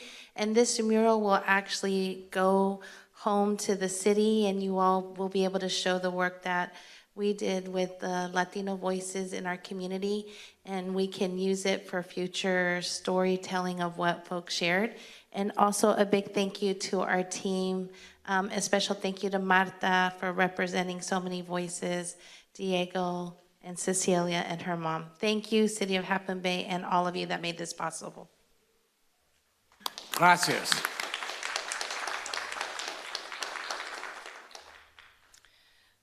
Good evening, Mayor, council members, staff, and attendees at this meeting. My name is Sandy Winter, and I'm the Executive Director at Senior Co-Siders, and I'm so pleased to be here to be able to share our process, and then I'm going to introduce some of our older adults who are going to talk to you about their recommendations. I'd also like to thank Jennifer and Hannah. They have been wonderful to work with. They're definitely keepers, so they were very, very good, very accommodating in this process. And then also on our staff, I'd also like to thank Hope Atmore, who's our program manager, who did a great job about pulling all of these things together. So before I talk about the outreach process, I also want to say that we did a practice run of this last week so that we could make sure that we were really polished and that we knew what we were doing. And it was really interesting to see the areas of overlap between these different communities. So we each did our events independently, different mechanisms, but there are many themes that come up time and time again across these different presentations, which I think shows a real direction that can be followed in the future. So in terms of our outreach process, we had all sorts of things going on. So in terms of our print media, we had an article that we wrote, Hope wrote it actually, for the Half Moon Bay Review. And then we also had an article that came out in our newsletter, which gets circulated to about 500 people, raising awareness about this particular CAP project. And then at one of our events, we had the Half Moon Bay Review come, and they wrote an article as well. So we had both content that we generated and content that other people generated on our behalf. We also had a couple of presentations where we had content experts come to tell us about climate change. So one of them was Jennifer. She did a great job doing a climate change, climate action and adaptation planning 101 presentation that she did to our older adults at lunchtime. And then she also did a great presentation to a small group of homeless individuals. And that was really interesting because they live outside and they really experience climate change in a very personal way. We also had Shell Cleave, who is from Sea Huggers, and she's very interested in plastic pollution in our ocean. So she also came. She did a presentation for our older adults during lunchtime, and then in the evening did a second one. So we were trying to capture both the people who come to our lunch program and other people in the community. We also had a terribly depressing movie called Plastic Ocean. There were people literally crying. It was very, very powerful about the effect of our plastic pollution in our oceans, and it really did make people think carefully about what we're doing, and I would say it was a real motivator. This one was organized for us by Gail Evanari, who's an amazing climate activist herself and has made many movies and virtual reality experiences to do with climate change. And this presentation was done at our center at lunchtime or in the late afternoon, and then we also had it in the evening at the Odd Fellows, so that deepened our partnership with other organizations in the community. We worked with one of the project consultants to come up with some interactive poster boards. So some of these poster boards were educational, talking a little bit about climate action and adaptation.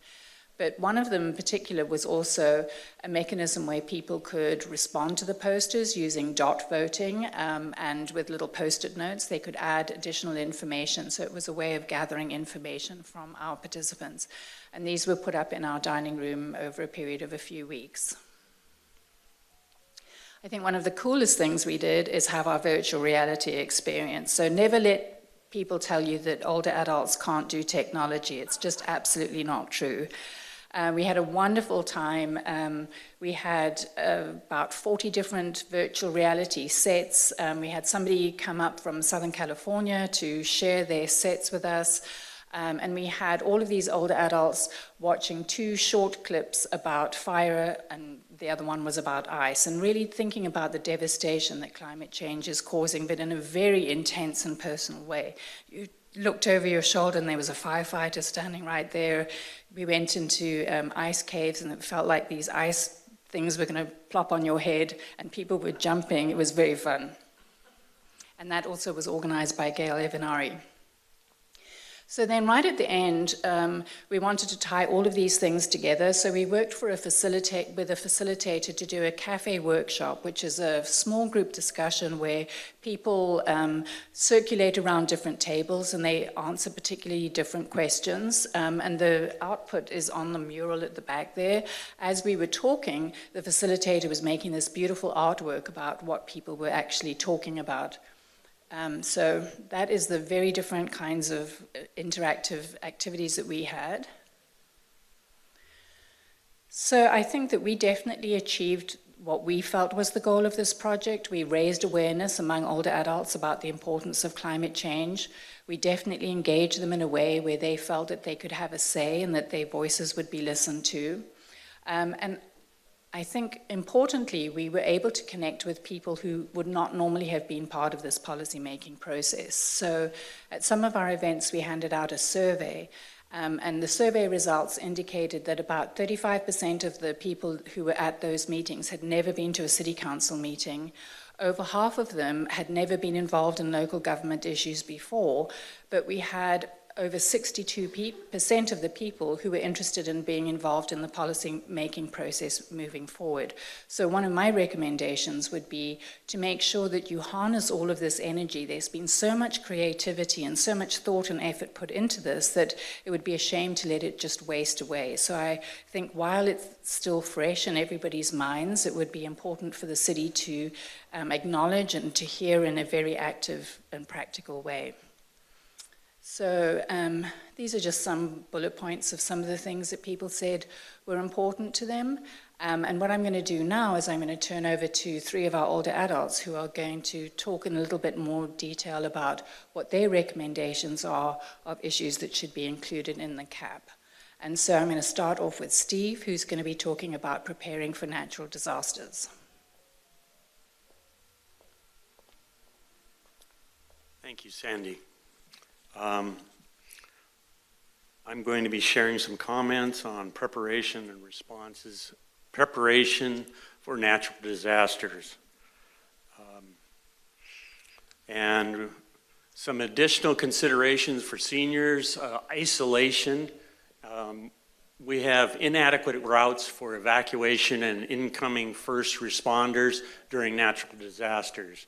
An additional risk that are facing seniors is 16% of the population in Half Moon Bay are older adults, 30% who live alone, some are disabled and unable to get out, and then there's communication challenges.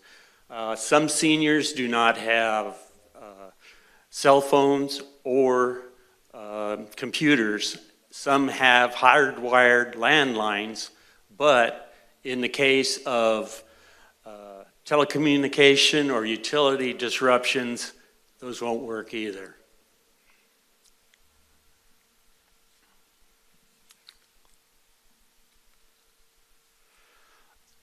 Some of the potential harmful effects of natural disasters are seniors are concerned about the threat to health and well-being that could be caused by natural disasters occurring on the coast. Such natural disasters are tsunamis, earthquakes, wildland fires, floods, rising ocean levels, and vector-borne disease and extreme temperatures. These result in coastal erosion, mudslides, road washouts, tree falls, bridge destabilization, tunnel closures, utility disruptions, telecommunication disruptions, illness, disease, injury, and death.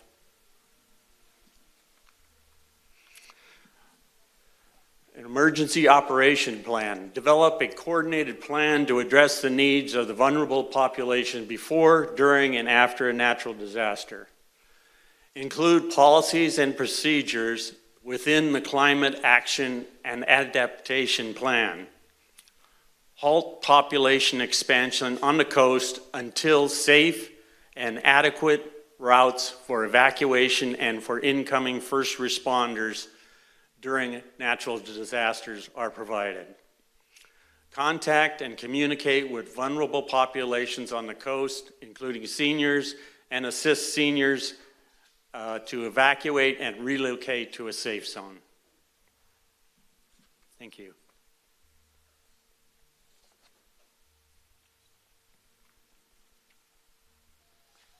Mayor Eisen, council members, my name is Jim Holly. I'm a Half Moon Bay resident. One thing I wanted to start out with is just to mention that the CAP program has really offered a great opportunity to bring a focus by the community on the Half Moon Bay's carbon footprint. It's great this program came about. So solar energy seems to be the low-hanging fruit in terms of increasing renewable energy in the community. New housing is already covered with state legislation, so the focus needs to be on existing housing. And a real contribution the city can make is that research has shown that folks are really hesitant about adopting solar energy, primarily because they're kind of confused in terms of how it's acquired. I mean, you can buy it, you can rent it, you can also get a freebie. And along with that, people are having difficulty trying to figure out what the benefit might be for getting involved. And we're hoping the city might use an existing communication vehicle or possibly a new vehicle to be able to start to work this problem with our seniors. We're also recommending that the city begin to develop strategies to encourage solar adoption by commercial buildings, and I'm sure there might be some incentives you can come up with. And we're also interested in taking a look and see if there's a way to have renovated housing be incentivized to adopt solar. Now, we think there's plenty of opportunity for the city to contribute, and we're recommending first that the city consider an all-EV fleet, and certainly that works for passenger cars, and there's some growing opportunities for pickup trucks as well.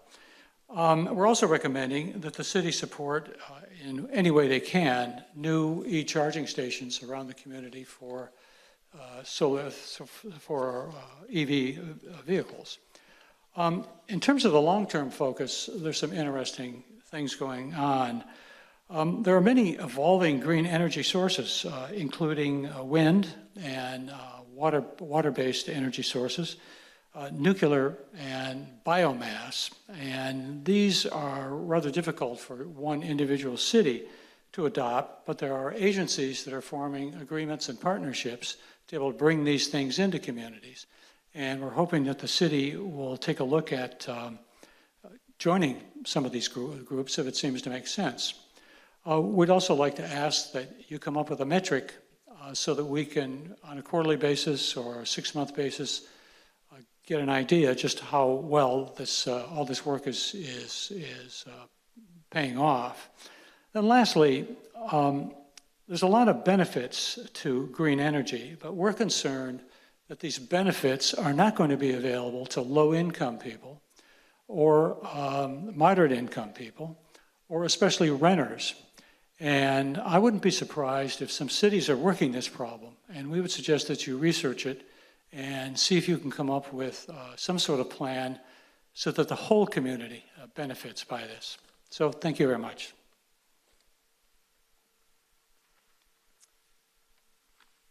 Hello, my name is Barbara Correa, and I am a resident of this beautiful community.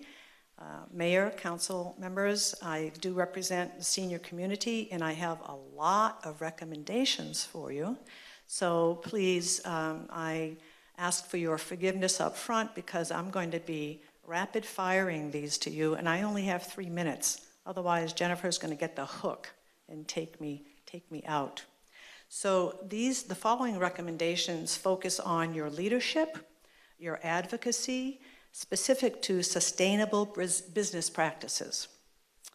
So we ask that you assess all the programs that you conduct and oversee, all the buildings that you own and you lease, and commit, when viable, to using products, materials, and supplies that are recyclable, reusable, biodegradable, or compostable. So we start home, we start to look at our own homes, so to speak.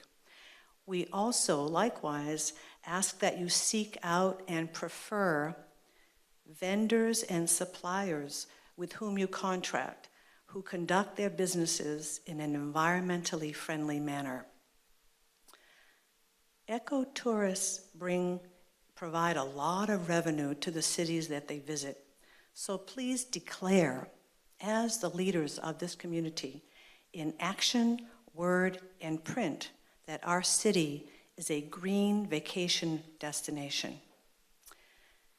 In advocacy, we recommend that you highlight in the city's various business directories companies that have adopted sustainable practices.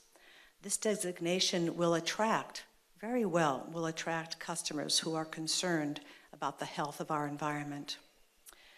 Designate a city official to specialize in environmental advocacy who will become a liaison between leadership and community.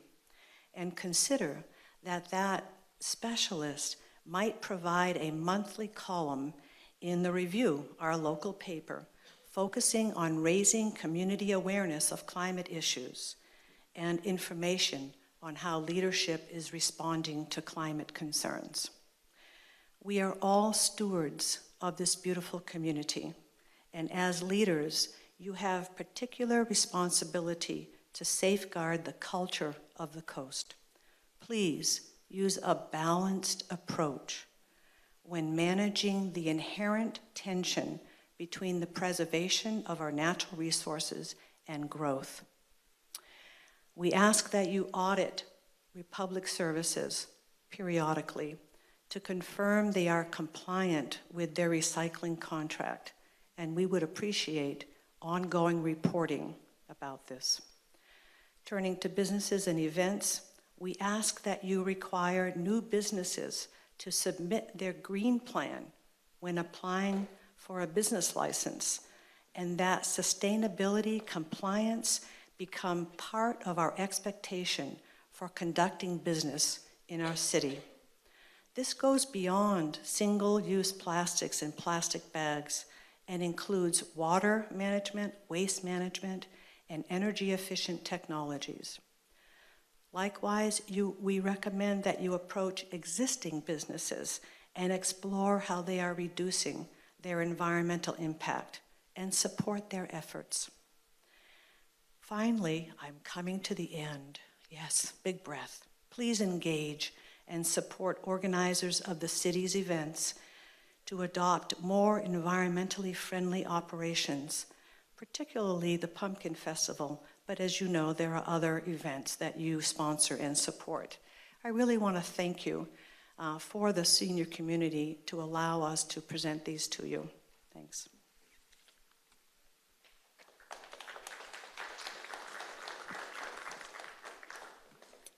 Good evening, everyone. My name is Margarita Vasquez. I'm a program coordinator for the Youth Leadership Institute. As some of you may know, YLI is a nonprofit organization that does work around community issues, not only in Half Moon Bay, but in the county.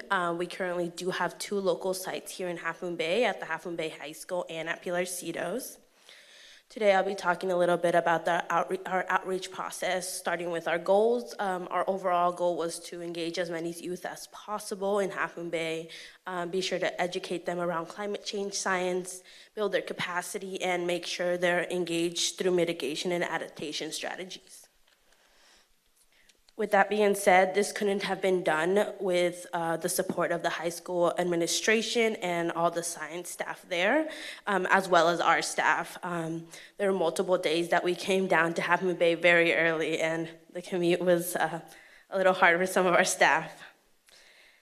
As I said previously, there was a 2-step process to our outreach process. We started off on November 7th, with engaging over 450 youth in climate change assemblies. In these assemblies, we had workshop activities with biology and earth science students.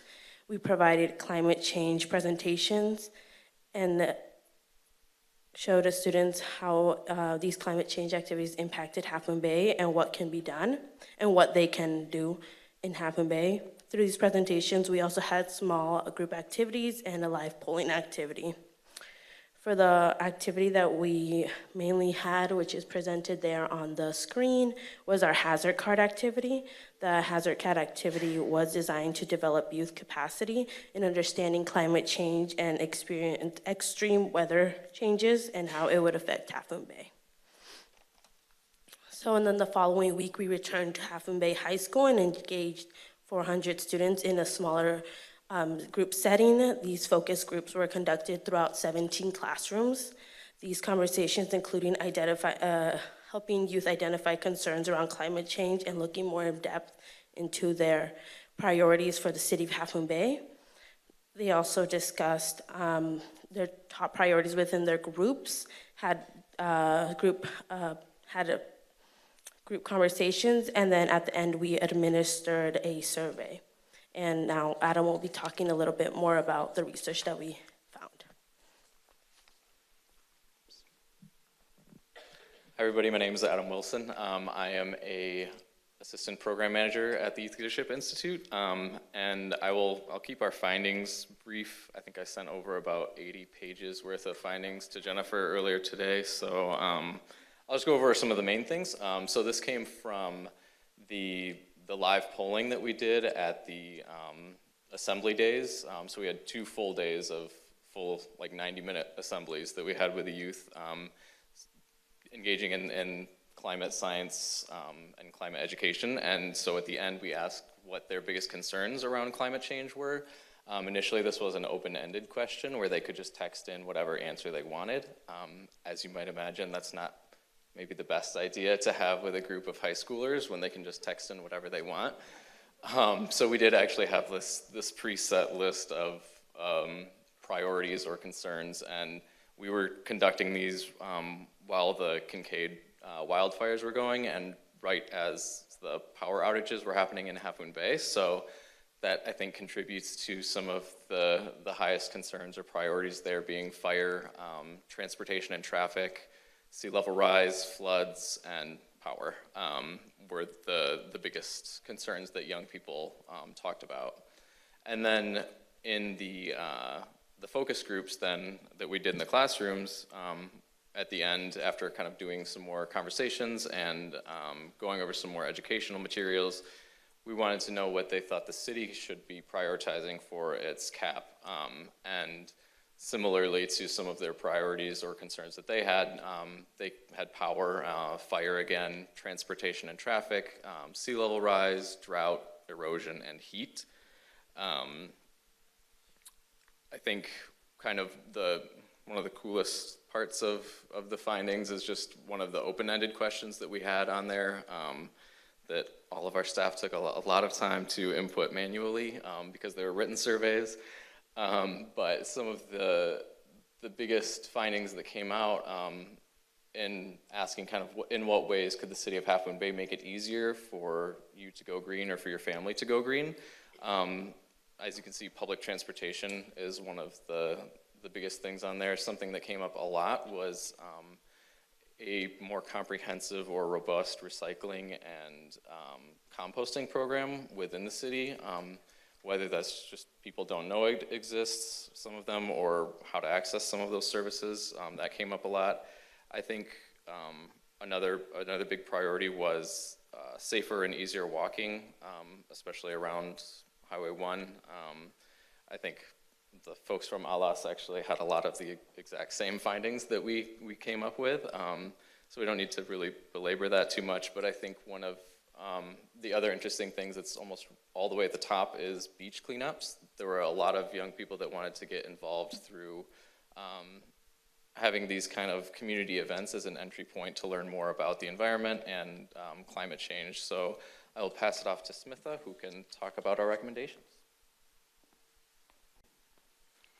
Good evening, City Council. My name is Smitha Gundavajala, and I'm here to talk about some of the recommendations that came out of both the focus group conversations, the live polling, and the surveys that we conducted at the end of the focus groups. So as you can see, kind of our main recommendations from all these conversations are increased community education and engagement events. 73% of young people who were surveyed wanted more information on going green for themselves and for their families, as well as more community education and information on climate change itself. Like Adam mentioned, they were also interested in community engagement events. For instance, having a beach cleanup, which might not be directly climate change related, but is kind of a point of entry into starting a conversation and cultivating a sense of environmental responsibility. 75% of young people also said that they didn't have an emergency or evacuation plan or didn't know if they had one. And so another potential engagement event might be preparing preparedness packs for climate emergencies. Another recommendation that came out of our conversations was that young people wanted to see more incentives and financial assistance to make it easier for them and their families to go green. 75% of young people who responded to our survey said that the city should provide some sort of tax incentive or financial assistance for employing green adaptation or mitigation techniques. An especially important recommendation was wanting to see opportunities for sustained involvement. As you probably heard in both Alas and Senior Co-Siders' presentations, this was a theme, right? This conversation, the input process, was really just the beginning and hopefully the opening to a continued conversation between the city and the community. One particular form that this might take, in which the young people were really interested in, was to have a climate advisory council. And this council would serve as kind of an institutionalized, consistent forum for young people and community members from all segments of the community to be able to continue to keep track of and be involved with the Climate Action and Adaptation Plan as it's being rolled out. Another note was that adaptation might be more of a city-level responsibility, but that the community members want to be a part of the mitigation effort. And then last but not least, the recommendation that came from surveys and conversations was that structural changes were needed to enable young people and their families to make green decisions. So this includes more safe walking and biking paths, like Adam highlighted. Highway 1 and many other areas in Half Moon Bay are really dangerous for pedestrians. Also having increased public transit, providing carpool incentives and even pickup locations, and having more compost and recycling bins in public locations. So we hope that you will give weight and serious consideration to these recommendations as they come directly from young people in the Half Moon Bay community. We also want to add that there was a tight timeline for this outreach, so we didn't get to connect with all of the young people in the city. And we again want to emphasize the recommendation that the Climate Advisory Council be implemented as a way of engaging young people and keeping them engaged. Climate change is something that concerns all of us. So we need to have institutionalized, consistent spaces for intergenerational conversation and community leadership. We're grateful for the opportunity to present to you tonight and to work alongside Alas and Senior Co-Siders, but the work we've presented tonight is really just a drop in the bucket. You as a city have an ocean of work ahead of you, and we as a community are here to support. Thank you.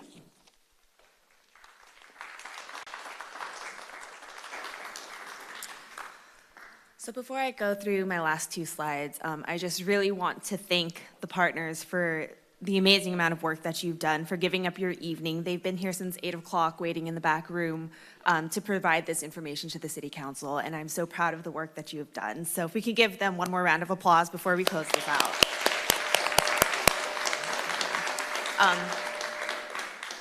I'd also be remiss if I did not introduce Veronica Voistenak, our new sustainability analyst, who has been playing stage manager for us in the back. So thank you, Veronica, in your third week on the job, for being here and helping us get through tonight's presentation. So to close us out for the evening, I just wanted to provide a few staff takeaways, what we got out of this project. And as Sandy mentioned at the top of the program, we were really intrigued that all of the partners came back with very similar concerns, and that was encouraging to us, that they're thinking about one another and that they're all moving in the same direction. That makes our job a lot easier. we also realized that there's no such thing as a one-size-fit-all engagement plan. It took a village to do what they were able to do, and there's no way that any one individual or one entity would have been able to do this by ourselves. And so again, we just acknowledge the work that they did. They significantly enhanced our outreach efforts, and their community want to do the right thing, but they just need some education and some help to get there. And so we hope that this is the start of wonderful partnerships moving forward to continue this work.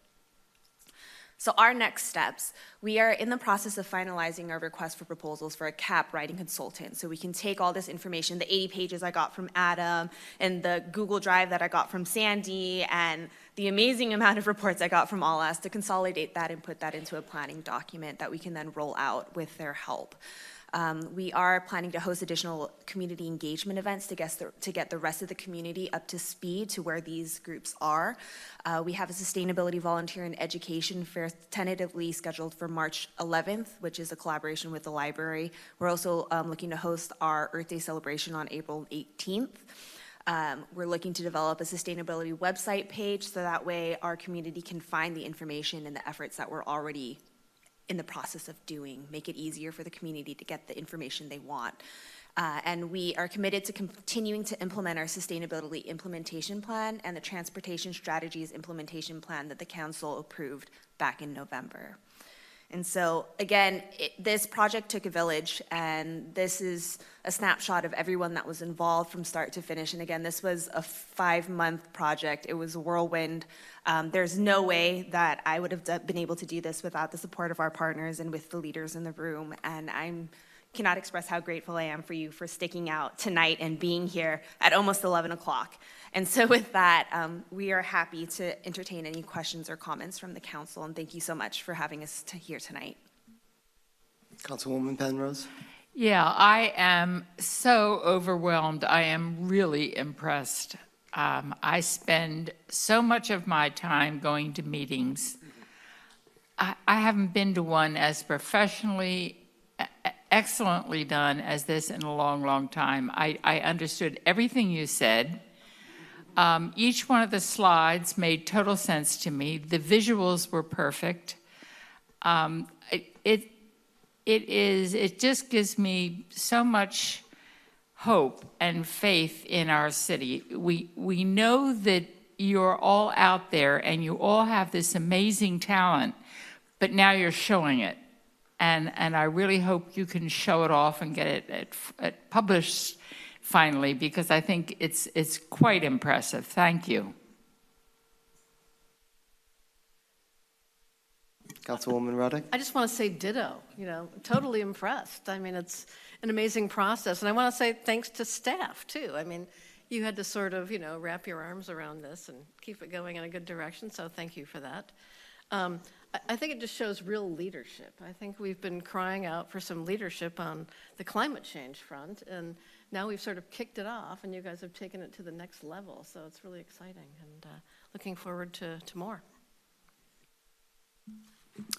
I was just very moved about how every element of our level of our community is concerned about the climate. You educated us, you educated each other, and frankly, I think we're probably going to borrow some of your outreach and facilitation skills, I think, when we do our own listening sessions. I saw some great tools there. I thought, wow, this will work great. So might be coming back to you for some consultation on how you engaged your community. So thanks very much. Appreciate it. And the murals are fabulous. Yeah.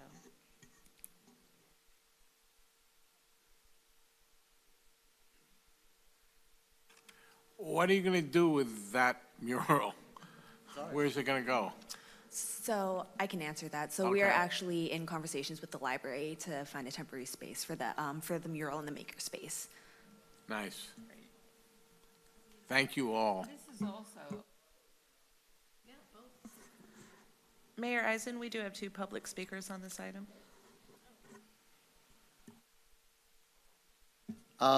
Okay, 2 public, yeah, we have to extend the meeting? Was that what, yeah, I was just, yeah. All right, do we have a motion to extend the meeting? Second.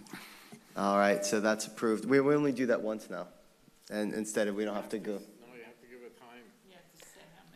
I think we revised that. Yeah, do you want to talk to that, Jessica, real quick, just so everybody's aware? The council rules of procedure and decorum state that to extend the meeting past 11 PM, there must be a council vote. It doesn't specify any specific amount of time. We've clarified that now, so it's just one time, we're in. Yeah, so all those in favor? Aye. Yeah, so the motion passes. Sorry, 2 public speaker comments? Josh Did you say? Simpson, followed by Clementia Kennedy.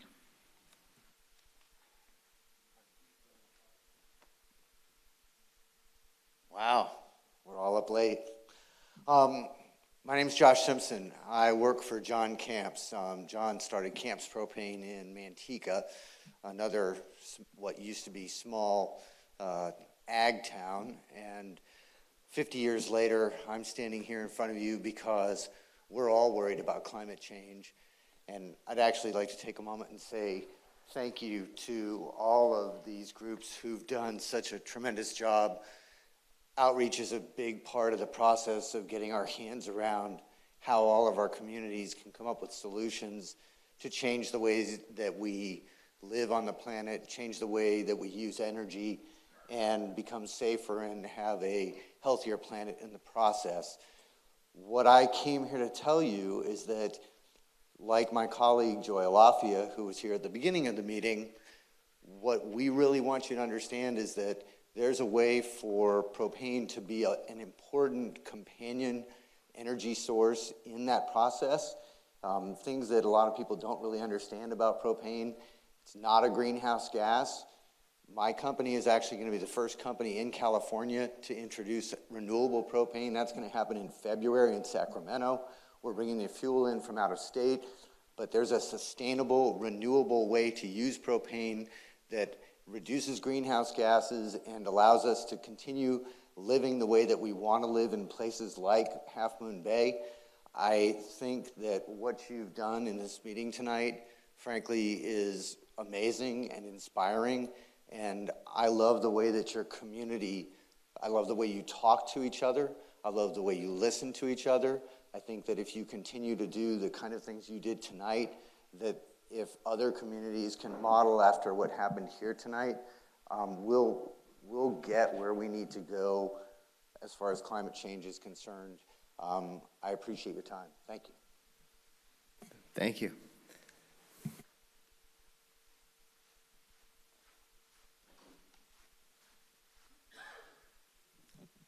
Clemencia Kennedy, and I just want to say hello to the mayor and the council people. And the wonderful presentation, I was actually a participant in some of this process, and it is a beauty to see such positive thinking among many. And I do sincerely hope that you do read their recommendations, as many as they are. I just have a little sliver because we did meet as seniors in a particular multi-unit building that is very, very concerned about the smoking that goes on within the units. So my little sliver of please consider something that is very close to many of us is, all right, so we have a building that's only 5 years old, and yet the air that is filtered through it has been contaminated, and we hope that will improve. Don't ask me how, but I'm certainly counting on the council and the community and ALAS and the co-siders and YLI to support the effort. And that is, look, if we have a lease agreement and if we have an ordinance, when is the signage on all exit and entrance doors going to be posted? What is the timeline for that? Because there are doors that have nothing that identifies this building as a no smoking building. And number 2, all right, so we were asked to keep a log of our observances and evidence of violations. So how many violations does it take to find the management. So that's all I have, those two little questions. The timeline and how thick does the log book have to be before something is fined? Thank you. Thank you for your questions, and I know you talked to Matthew offline, and you guys are addressing some of that stuff, but if you want to just ask real quick, Vice Mayor Brownstone had a quick question. Just wondering what building we're speaking of, so do you know where you have that information? Or? Yeah, I met with Ms. Kennedy before this, and we'll be reaching out to the building owners. Thank you for taking care of that. I lost my spot, hold on. Let me just get back into my computer. All right, item 3A, no actions needed. We've received? Yeah. Done. We're moving on to item 3B, the Seahorse Ranch license agreement.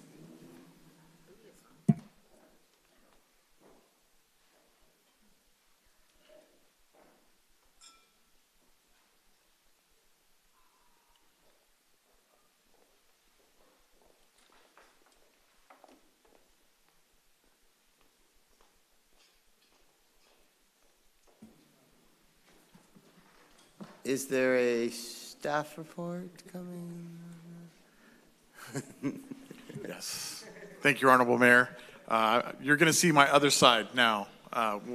It's good. This is your better side. I like it better. This is good. Want to excuse our city manager had to step out on a personal issue, and I'll be filling in. And this is the last item on the agenda. Just by way of background, as you know, we own Poplar Beach Park. The city does. And that really includes Poplar Beach, which runs between Kelly Avenue and Seymour Street on the kind of the south end of town. And that's the beach, it's the bluffs above it, and the coastal trail, the horse trail, and all the amenities up there. And as you know, for many, many years, Seahorse Ranch has offered commercial horseback rides along the horse trail there and down on Poplar Beach.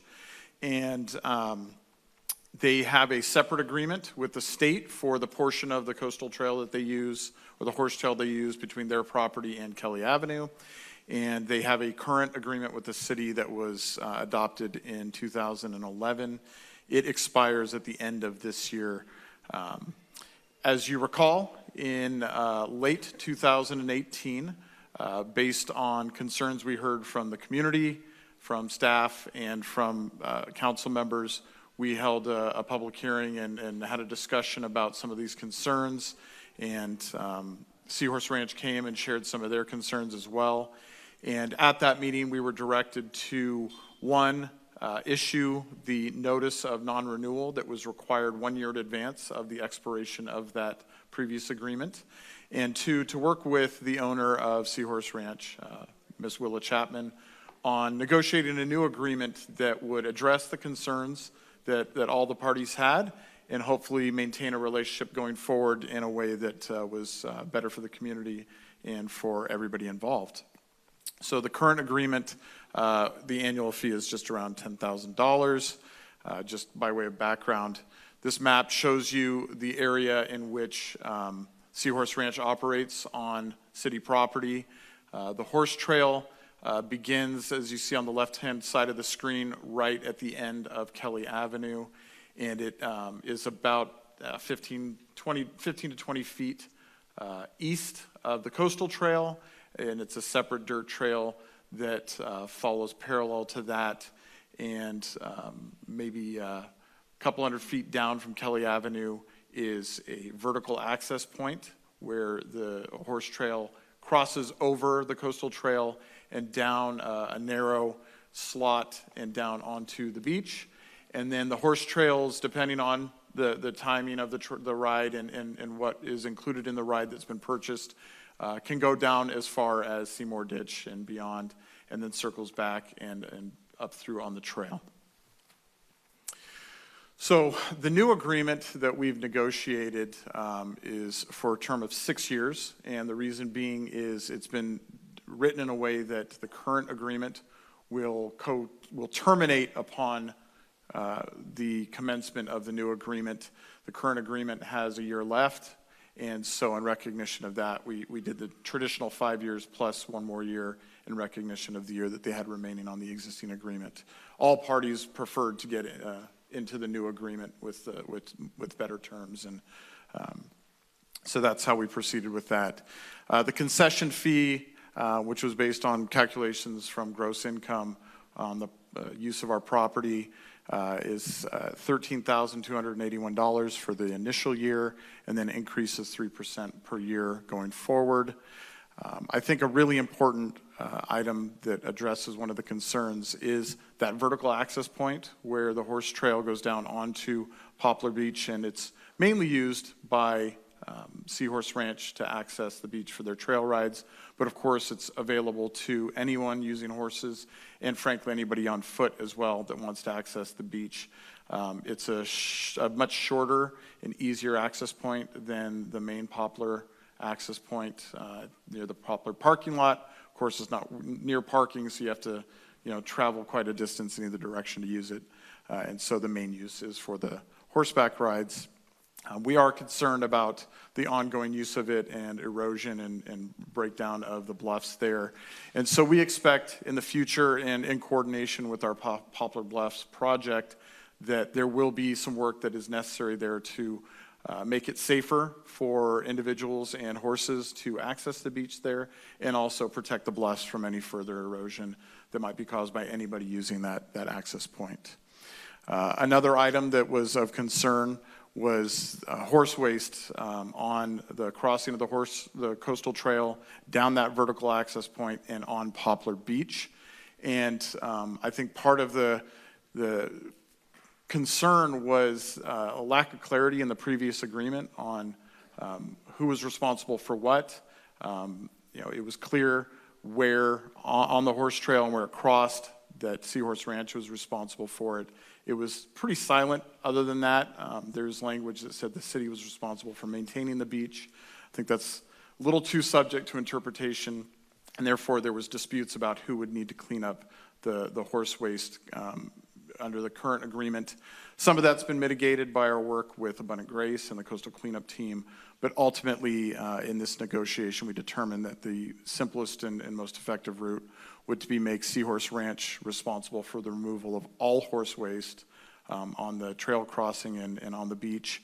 And there's, in the agreement, there's a schedule for that ranges from 3 times per day on really busy days of operation down to 2 times per day on other days of operation. The rate reflects the fact that responsibility has been shifted to Seahorse Ranch, given that some of that waste is coming from non-commercial horseback rides and individuals using the beach. The other piece that's important, I think, is the city's right to terminate. There was language in the previous agreement that gave us that opportunity, and we carried that forward if future concerns were raised that we couldn't resolve. So one of the things that was requested, and I think really illustrates the work that we've done, is it compares the previous agreement to the current agreement so we can see how this new agreement really does address these concerns.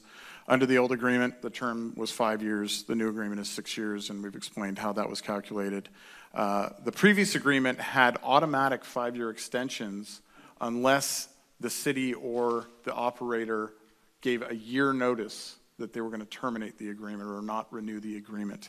And as you know, that can be difficult to track sometimes. We've had a lot of staff turnover, and of course it wasn't an issue in this case, but we recognize that that's a difficult way to operate. And so the new agreement does not have an automatic extension and can only be extended by mutual agreement by both parties. If that mutual agreement isn't met, then the agreement will terminate after 6 years. The concession fee goes up approximately 30%, which is significant, I think, for a small business, but I think is important to keep pace with what a concession should be paying in this environment. Insurance coverage has been increased significantly, and this protects both the operator and the city from claims that might arise from this activity. In the past, maintenance of the beach was the responsibility of the city, and waste removal was the responsibility of Seahorse Ranch. In the new agreement, The city will maintain the horse trail and the bluffs with the contribution that we've noted in the agreement for Seahorse Ranch. And then, of course, Seahorse Ranch will be taking care of all the waste removal going forward. Another item that's addressed in the agreement that isn't mentioned here is in the previous agreement, it was a little bit ambiguous as to what other operations could take place. And we know that there's been complaints about a photographer that is not part of the business, but kind of operates under that assumption. And the new agreement is really explicit that any other commercial operations other than the horseback rides requires a direct agreement with the city. Ms. Chapman has worked with the operator of that business to let them know they need to work with us in order to get an agreement in place. And so pending your decision tonight, we'll work with that operator to see if there's a way to enter into an agreement to allow them to do those activities without some of the concerns. They use a Segway, and there's concerns about safety on the trail and bluff top damage that could be caused by it. And so those are all things that we would address and I look at to see if we could come to an agreement with the operator. And again, Ms. Chapman's been very supportive and helpful in that process. Another big issue that came up in our previous discussions weren't really related to the operation of the business on our property, but were code enforcement questions and concerns related to the general operation of their property on Highway 1. And although it's not subject to this agreement, we feel like it's important for you to have a full picture of the situation as you make your decisions going forward. We've worked really closely. Our code enforcement and community development staff worked very closely with Seahorse Ranch to identify, to address the concerns, identify where the concerns were valid, and to make changes and improvements to resolve them. And again, the Seahorse Ranch has been very cooperative in the process. It's been a very collaborative effort. And as you can see, they've addressed building code issues, stormwater issues, fire safety issues, and environmental health issues. Those issues have been resolved to the satisfaction of each jurisdiction that had responsibility for those concerns. There are some remaining items, but there's a timeline in place, and we are confident that those remaining items will be resolved as we continue to work with them. And so we're confident in the work that we've planned out with them and that it will be taken care of in a timely fashion.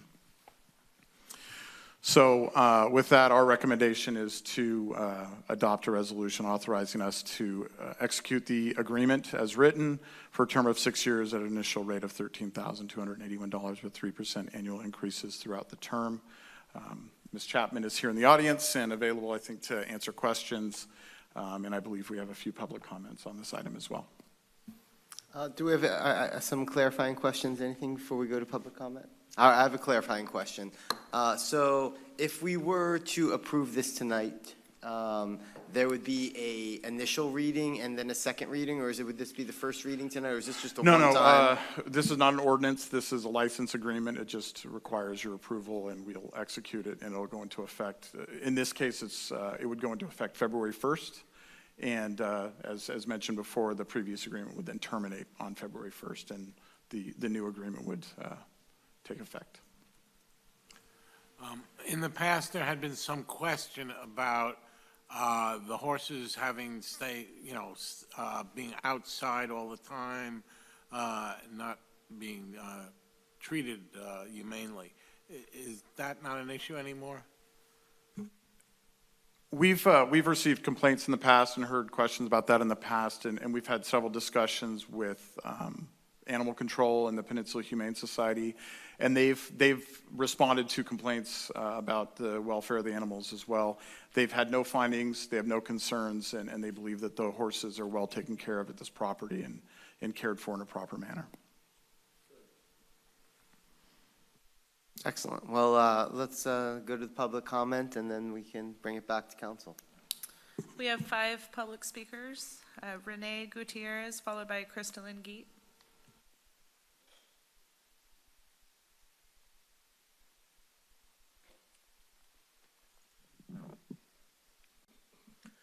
Hello, council members. My name is Rene Gutierrez, and I'm a resident of Half Moon Bay, born and raised here. And as far as I can remember, Seahorse has always been around.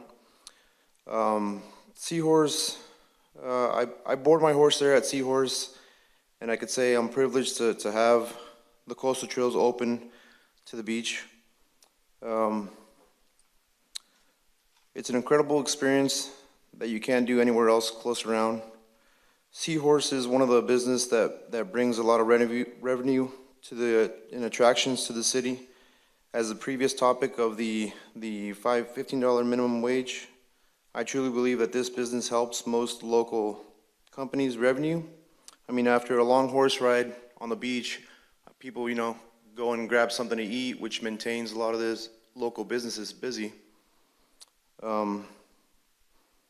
I know the major topic is horse waste on the beach, but I've seen horse owners not pick up after their dogs. And I mean, right now I'm working currently in San Francisco in the Tenderloin, and you'll be surprised what I see on the sidewalks.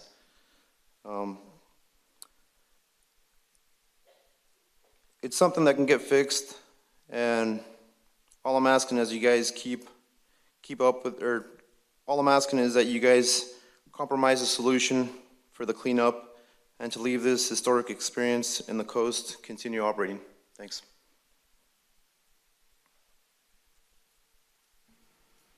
Crystalline Geet, followed by Anna Marie Pacheco. Hi.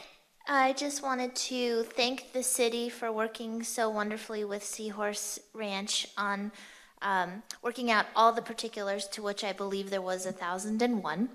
And it sounds like the process went as smooth as a process like this can go. I truly think that this is one of those processes that has an easy chance of going off track fairly easily. But in all of the check-ins that I had throughout the process, everything I got back was everything is going A-okay, which that is wonderful. I would like to advocate for Seahorse Ranch to get this licensing agreement. They are a beloved business for both residents and tourism alike. I think we, at last check, their tourism dollars that they help bring into the community that circulates is roughly, I think, in the realm of 10 million. So we definitely do not want to lose such a wonderful resource, considering it benefits both segments of our community. And again, just really appreciate everybody's hard work on this, and thank you very much. Anna Marie Pacheco, followed by Jotham Stein.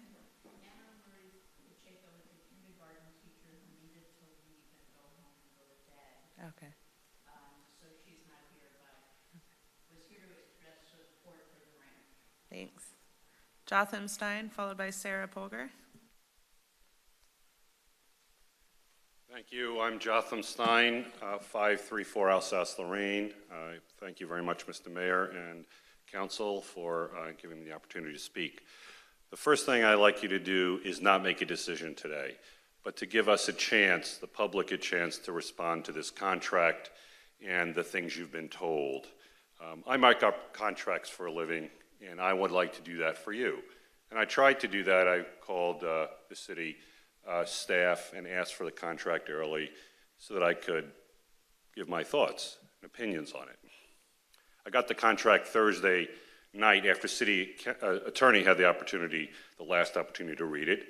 I already had plans for the Martin Luther King weekend, no opportunity to look at that contract until this morning.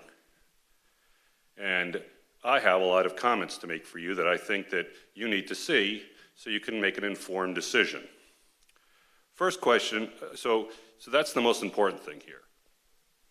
Please don't decide now. Give us, the public, an opportunity to comment, especially now it's 11:30, almost 11:30. I'll just raise a number of points to hopefully pique your interest so that you will set this out to the next city council meeting. First, why in the world would this city council agree to a 6-year contract given the conditions of what's happened? This contract should be for no more than a year, year and a half renewable contract. That's the only thing that makes sense in this circumstance. And it's almost insane in this circumstance to agree to a 6-year contract given what's happened before. So I asked the city staff, why in the world would you agree to this, since the city has all the leverage in this circumstance? I got 2 basic responses. One, well, Ms. Chapman won't agree to anything shorter than a 6-year contract. She just won't agree to the contract because she's got another year to go. Of course, that's not what's going to happen. What's going to happen is if there's no agreement to a contract, her current contract will expire. So the leverage is with the city in negotiation. Second thing I heard was it's a resource issue. We just don't have the staff, we don't have the staff to negotiate this contract every year, year after year. Well, that would make sense if that's what the staff had to do. But that's not the way a renewable contract would work in the city circumstance. Why? Because the city isn't going to be coming to the licensee to renegotiate that contract unless there's a problem. And if there's a problem, then the city won't renew the contract, giving the people of this city and city council the ability to oversee the contract year after year.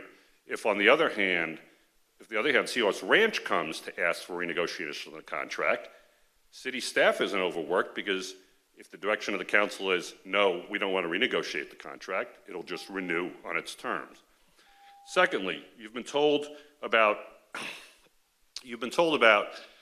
now the Seahorse Ranch is going to be responsible for cleaning up the entire beach and all the waste, regardless of who puts that waste there, regardless if it's whether a Seahorse Ranch horse or whether it's another horse or a group of horses. That's not the way I read the contract. It's true that the words all are in there, that they should clean the whole beach. But really, in a circumstance like this, to be technical about it, you would include something in the contract that said, regardless of what animal defecates on the beach and regardless of where that manure is on the beach, you, Seahorse Ranch, are responsible. Well, those words aren't in the contract, and that's something I want to point out to you if you extend this and take a reasonable amount of time to consider the public comments, especially with someone like me who's tried to get this contract in advance to give you this opportunity. Third, you hear about the Segway guy. I'll call him the Segway guy. The Segway guy has worked with Seahorse Ranch, and I know that Seahorse Ranch says it's an independent business, but he's taking pictures of those horses and those people, and he's selling them. Now, I don't know what the deal is between that individual and the Seahorse Ranch, but if I were the Seahorse Ranch lawyer, I could certainly argue that my right to have commercial horseback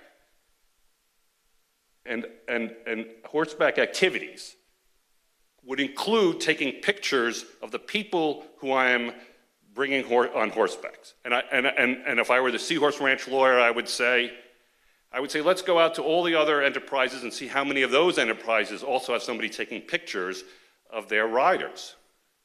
It's an activity that's related to commercial horseback. So technically what I want to be able to tell you is the word commercial horseback activities is not defined in the contract. Wouldn't you want it defined in the contract? And wouldn't you want a comma that says any Segway activities to be, that's not the technical way you do it, any Segway activities requires another permit that should not be related to your commercial horseback activities. I just use that as another example of a revision that should be in the contract that I would like to tell you about so that you can consider it and you can consult with your own council, the city council, and have that opportunity to say, well, does Mr. Stein know what he's talking about? Is this a better contract? Would this be more protective of the city and its population? There's quite a few other comments I'd like to make and to give you that opportunity and to correct some of the statements that were made here and to give you full information. So, for example, you heard from the deputy city administrator that that cut that I have always called the Miramontes cut, which is now a little bit to the south, it's the same cut. Well, you know that its primary use is for horseback activity. That's not true, at least in my opinion, since I used it before the horses started to come down there in September of 2016, which is when the rains occurred. And if you were to sit out there and take pictures of the use of that cut, which used to be a small cut and now is a much larger cut, one of those questions you probably want to ask is what's going to be done to the bluffs to allow this contract to go forward for 6 years? That would be another thing I'd want you to consider. But anyway, that cut was much smaller and thinner. What happened is the horses started to use it. For the amount of time I've been addressing the city council, that cut's gotten larger, and there's another cut, because people don't always want to walk down where those horses are. And so there's another cut and more erosion that has occurred. And Mr. Stein, so these awesome comments, I'm going to cut you off right there. And you have a lot to say. I think we can make sure that you're heard in the process, and we'll just continue onward with the next. Thank you very much, Mr. Mayor, and thank you very much, City Council, for giving me the opportunity to speak. All right. Another member? Two more. So, yeah, two more, sorry. Sarah Polgar, followed by Carol Bridgman. Good evening, City Council members. I'm Sarah Polgar. I'm a Half Moon Bay resident. And I wanted to, I'll try to keep this brief. I did send a letter, but I don't know if you had a chance to look at it before the meeting. So I wanted to come and speak and say that I also would urge you to postpone voting on this or to making a decision tonight. I definitely appreciate city staff's hard work in developing the license agreement, and I recognize that it's a definite improvement upon the existing contract. But I do think that the draft before you tonight does not resolve some very serious problems with the existing license that have actually led to the impacts and issues that we're kind of grappling with right now. And so I think first and foremost, I agree with the previous speaker about the length of the contract and not having an opportunity to review it, at least. It doesn't necessarily mean that it needs to be renegotiated, but to not even have a window of opportunity to really come back and review it on an annual basis, I think is a mistake. I think that is definitely the city not taking essentially protecting the public's interests sufficiently in light of kind of the history of this license. So I also agree that the language in the draft license concerning key issues such as the removal of the horse feces from the beach and the licensing with the contract commercial photographer, that's not specific enough to ensure that the city's intents, which I see that the city's intents are, but it's not specific enough to make sure that those are met. And it's also, the draft language is too vague when it comes to certain, like the scope and purpose, for instance, of the horse and beach trail access or beach access upgrades. So what is that? What would those mean? And I think it's important to be specific or get more clarity on that because there's already existing issues that the previous speaker spoke to with erosion at the beach cut, and then you also have the Poplar Gateways project coming up. So thinking about how will this integrate with that. So I do think that there needs to be more specificity. I think that I'm very worried that if the city goes ahead with the license as written and then we have history repeat itself, the city and our community, we've given up our window of opportunity to work with the licensee on addressing the problems, basically until 2025, 6 years later. And that's a long time. We have a very fragile coastal bluff environment, and it's not like once it's gone, the environment, you don't get bluff back. So we're not making new land, and I think it's really important that we spend a little extra time now to address some of these issues and get a good license in place. I think we want a license. I want to see this business continue, but I also want to see the issues that I came and brought to you a year and a half ago be addressed through this process, and I think they can. I really don't think this, I think this is definitely just a matter of a bit more work. Thank you very much.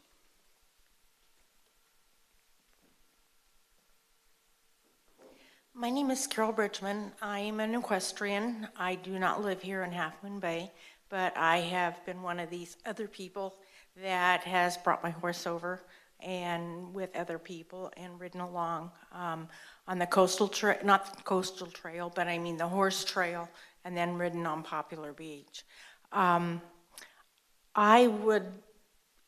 Some of the information that was just presented by the last two speakers, some of it is completely new to me. I have not seen the contract, but it seems I was at the meeting when there was a whole lot of people here talking about the problems and this and that. And it sounded like, with what was presented here today, that the concerns that the council had have been met with what Willow wants to do, you know, with how much they're going to be paying, with the cleaning up of the manure, you know, and the fact that the city will be getting increased fees.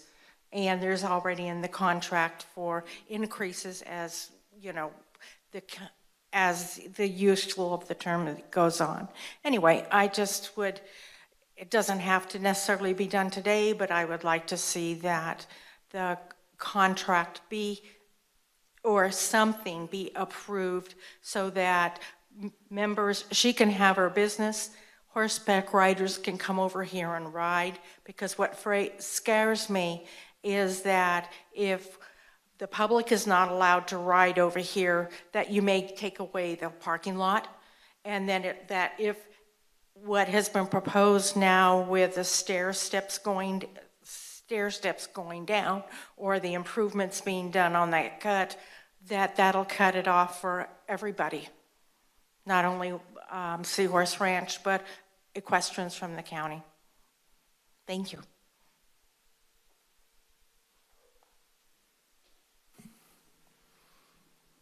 Yeah. Okay, back to council. Any clarifying questions, any follow-ups, or do you want to just weigh right in? You want staff respond to that? No, I was just wondering, staff, have any responses to some of the concerns? Well, I definitely think that we've heard some good concerns tonight. I do think that there's a couple of things at play here. One is I totally understand the comments about the length of the term and the concerns about it, but there really are real issues around that, and I do believe that the termination language in the agreement protects us on multiple fronts if we became concerned with this agreement and wanted, if there were issues that needed to be addressed and weren't being addressed. There's default language and cure language and the ability to terminate the agreement if there was a default that was not cured, so if they just didn't meet the terms of the contract. There's also language in there that allows us to terminate if the city council, and there'd be a public hearing process, it'd be a very public process, but allows the council to terminate this agreement on a certain amount of notice if they determine that the operation of this business or horseback rides on the beach are not within the best interest of the community's health and safety. And so I think that there's language in there that provides the same cover as having to go back and review this on an annual basis without that process. I do think that also what we presented tonight was a draft. Pending your direction tonight, there will be an opportunity to sit down and finalize negotiations with Seahorse Ranch. And if there's any clarifying language that needs to be added, we can work that out as part of the negotiation process before the city manager would actually execute the agreement. Thank you. Councilmember Ruddock. So I think the comment about the term of the agreement within the context of the history of our relationship with the stables makes some sense. And I don't know if we have to set, a smaller term, but I did like the recommendation that we consider an annual review. And I think that is especially important since we're developing the poplar, the poplar vision, the gateway, how we're going to attack erosion, the work that Noble's doing. I think as long as we're coming up with a longer term plan, and especially like for the coastal trail and stuff, I have no problem with doing an annual review in that context. How are things going? There might be a winter where we have severe storms and there's severe erosion. It might be an opportunity to review what improvements we might want to make and negotiate around that. So I think it makes eminent sense to have an annual review in that context, for one. And I think I would agree that maybe the language about manure cleanup could be tightened up, and maybe even a little more detail about what we mean. So I might look at the recommendation regarding that. I did see that Ms. Polgar sent an email, but it was like just when we were leaving to go to our meeting. So there might be, other things there, but those two things stand out as reasonable, and I would think that would be could be acceptable to, the stable operator. I'd like to look into that anyway. Thank you. Councilmember Penrose? Yeah, the 6-year contract really floored me when I read that. It seems like an inordinately long amount of time for any business, not in particular this business, but for any business. And I'm wondering where that number came from and why, and does the city normally contract with businesses for a period of that amount of time?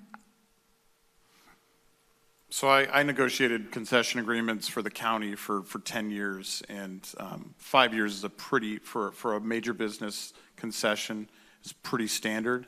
And part of it is, as was mentioned by Mr. Stein in my conversations with him, it's a bandwidth issue. I mean, we've spent 1.5 years negotiating this agreement, and not that it would take 1.5 years each time to negotiate, but it's a significant amount of time when you have to revisit every single clause and every single item within the agreement. And that may not be the case, but it could be. And again, we may want to hear from Ms. Chapman on this, but from a staff point of view, we try to construct this in a way that we're protected, the city's protected, and the community's protected, without having to move resources to it every single year. That was the thinking behind it. Okay, I get it, and I would agree with that thinking. That makes sense to me. I think if we can write into the contract enough language where we could easily terminate a contract without a public hearing, with just anything that we felt was going on that we hadn't expected or that was interfering with the city's needs in terms of our point of view. So I don't have a problem with the length of the contract as long as it's sort of standard to give that kind of contract. And I don't want to spend the time doing an annual review on a contract, but I think if you write into the contract enough language to protect us, that should take care of it. And maybe that hasn't been written in. Maybe that we should be looking at how to review that a little bit.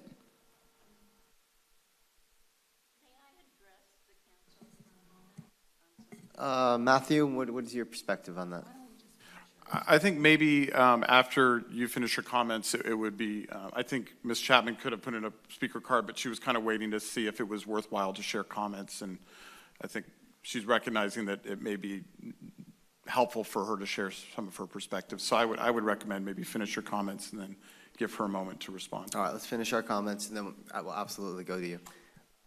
It sounded like Vice Mayor Brownstone is ready to talk. So again, we're weighing this to Councilmember Ruddock's point. We're weighing this against a history of, what sounds like some non-compliance. And I'm trying to figure out what, without having to have a whole city council meeting if we did want to terminate a contract. And I'm trying to make sure I understand everything about a renewable contract. So in other words, we're not necessarily talking about changing the terms of a contract each year when you have a renewable contract. You are talking about keeping the same contract, providing that everybody's following what they agreed to. So I guess I need to understand a little more maybe from council, how that works without it being, again, Because where there's some sort of renewability, then you can avoid having, you don't have to have a whole city council hearing, right? It's renewable maybe each year, year and a half, 2 years, whatever. And again, you're looking up, against a certain criteria if everyone has been complying with the terms of the contract, and if so, you just keep the same terms. So I just want to distinguish that it's not having to renegotiate a whole new contract, et cetera, right? Is that? Yeah, I will share again from my perspective, having done this for a while. For a small kind of mom and pop concession, kind of an annual process is pretty traditional. This is a larger business that part of its business model is built around the ability to use the coast and the beach rides, and that really is the draw, as our chamber executive shared, for economic development and the money that's brought into the community from a business like this. And it's difficult for a large business to operate 1 year knowing that maybe the city just doesn't renew next year. And even if they've been complying with everything on that sort of process that we're talking about, building the term out that way, it would be it's hard for me to recommend something that would be that difficult for a business to plan. We heard so much about minimum wage and the planning a year in advance. An annual contract takes that opportunity away. Again, that's the perspective I bring from doing this in the past and working with other businesses. And again, as Ms. Chapman shares her comments, she can comment to that as well. Councilmember Ruddick? I think another reason to have an annual review is that, there are impacts to the public use of the beach and the trail, right? So I think an annual review allows you to take a look what the year's been like, what sort of complaints have we got, what is the condition of the access, egress. I just think it's part of our accountability in this particular case to at least take a look every year and see where we are. I'm still going to push that annual review. Just for clarifying from my own perspective, are you talking an annual review separate from a annual contract review? Because those could be two separate things where you've got a 6-year contract, but you're looking at it each year in the process and then possibly going through cancellation language that would be in the contract already. Are you talking like specifically for each year? I'm not talking about reviewing the terms of the contract. I'm talking about reviewing the annual experience. Like, are we complying with the terms? Could things be done, differently? What are the conditions of the bluffs? Do we need to do anything this year in terms of projects? I think we want to monitor operations. It's more of an operational review. And then, definitely compliance against the contract terms, but not actually reviewing the contract itself necessarily, unless we find that, there's reasons to review the terms because it's not working out or to terminate. But see, the way I look at that is it's our job to be monitoring coastal erosion anyway. Outside of this contract, we have to be monitoring public opinion all the time. We have to be looking at the condition of Poplar Beach. And we don't have to do it in the context of this contract. We should be doing it anyway.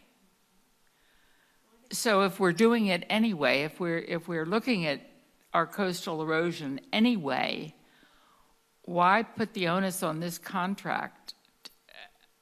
I see the two things as two separate issues, kind of.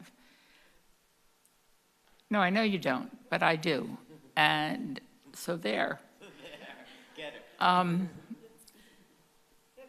Because I think I can see if I had a business and I had to have my contract looked at every year, that's a terrible burden for somebody. If the Hyatt or the Ritz, if we had to look at the Ritz every year, or if we had to and let them renew their contract, or if we had to look at the new Hyatt, it's going to go up. You assume a business is going to do a good job, and you do your job as a city to monitor things. except in this case, there are public health and safety issues, right? Related to, the uses of horses on, unstable land. And you hear about that. You hear somebody's going to say, look, there's poop all over the Poplar Beach. What's going on? I thought it was going to be cleaned up. That's when you look at the contract and you say, okay, maybe we need to terminate this contract. But as written, we have to have a whole hearing on it in city council as the contract's currently written to have that happen? I wasn't. If it's non-compliance, no. If it's non-compliance with the terms of the agreement, the city can terminate. If it's bigger than that, we've got some erosion issues and we really think that we're not addressing them and that this is contributing, then we would have to justify it through a public hearing. That's the way it's currently written. And I think you two are actually almost saying the same thing. I'm not quite sure, but I think, you don't think so? I think you're saying that the contract needs to be long-term. I think you are as well. And then you're saying that, though, we need to review it each year regardless. I don't think we need an annual review, no. Oh, you're saying we don't need that, yeah.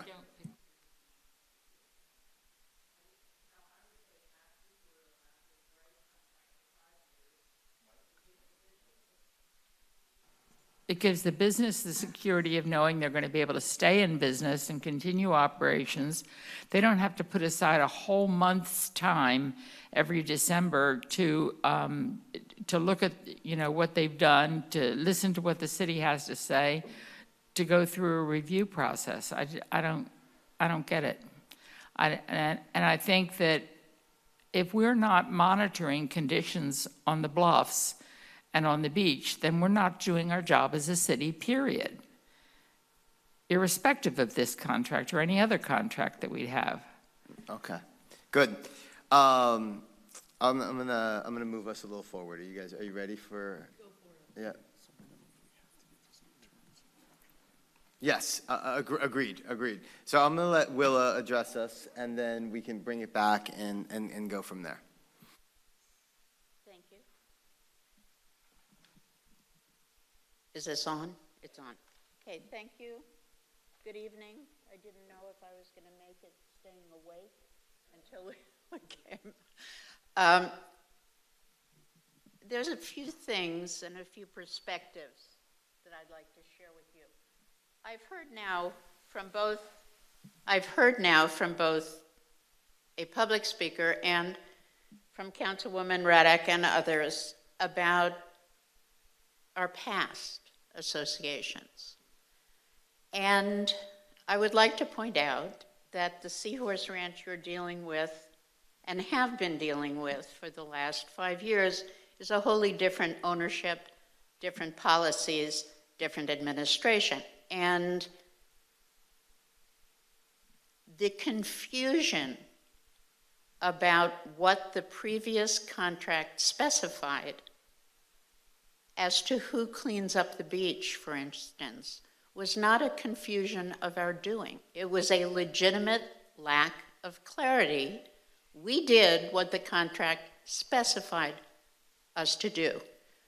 We have not had a mistreatment of animals complaint that was sustained in more years than I can count. You've been on this council long enough to know the previous owner and his history. I don't much appreciate being hung on his tree.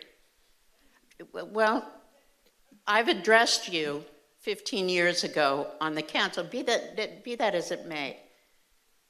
We have dealt in a forthright and honest fashion with the city from the moment we were contacted.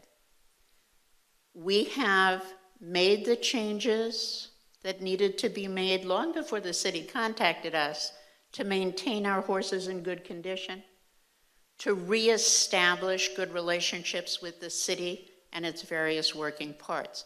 Matthew and I have worked extremely hard for over a year, and I commend you. I'm not easy. We haven't been misbehaving children who need to be watched more carefully.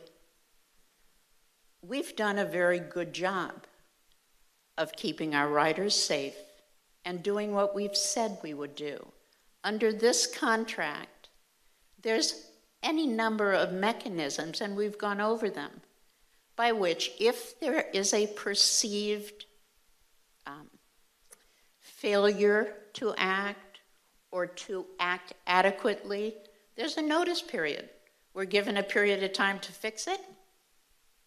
We either fix it or there's a mechanism that we lose the right to function under the contract. This isn't a first grader's attempt at a contract. This contract has safeguards for both the city and the ranch.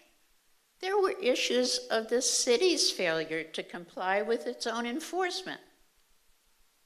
Those things happen and they can be fixed. You have leash laws that aren't enforced or aren't enforced adequately. We could talk about it. We could come up with a solution. The language in the contract about the manure cleanup, we're not obligated to clean up any animal's manure. We're not going to clean up the dog poop on the beach. We're not responsible for it. We're going to clean up all the horse manure on the beach and on the bluff. That's what the contract specifies. It specifies how often, during what time of year. What's alarming to me is I hear this kind of negativity about our past, and it has nothing to do with the contemporary ownership or contemporary business.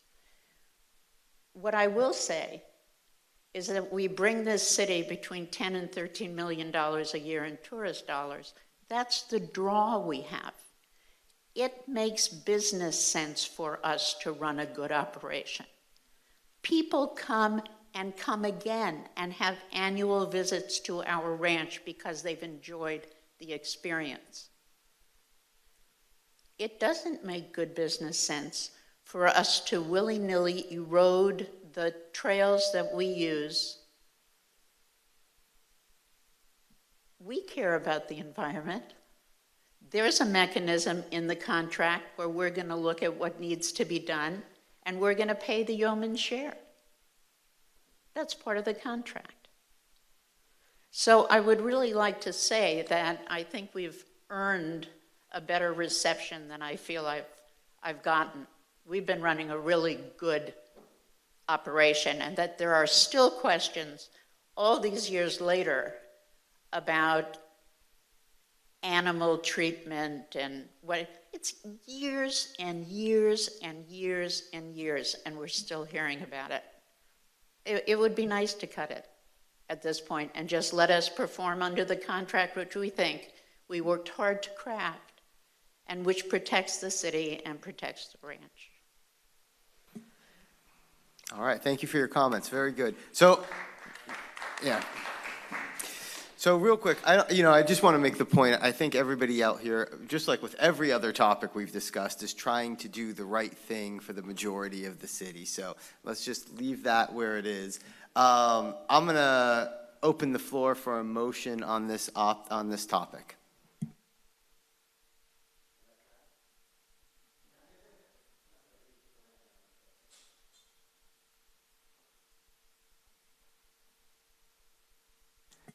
Councilmember Penrose, I can see you got this one. Yeah, I move that we adopt the resolution authorizing the city manager to execute a license agreement with Seahorse Ranch for non-exclusive use of city property along Poplar Beach for a term of 6 years at an initial annual rate of $13,281 with 3% annual increases throughout the term. Do I have a second?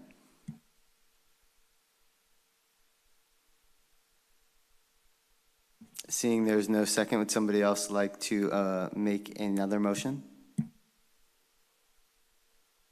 I just wanted to say that I didn't think an annual review at one meeting a year would be an onerous condition. I think otherwise the agreement offers a lot of protection. I think staff did a good job. I'm trying to accommodate a public need. right? I mean, we hear complaints. And people, remember, it's just a way, a mechanism to address this need expressed by the public for getting a handle on an annual basis of what's going on. That's it. I can support the agreement. My recommendation for the review is something I felt was just a modest request. But if a majority of the council feels they just want to go with the agreement, I will support it. So.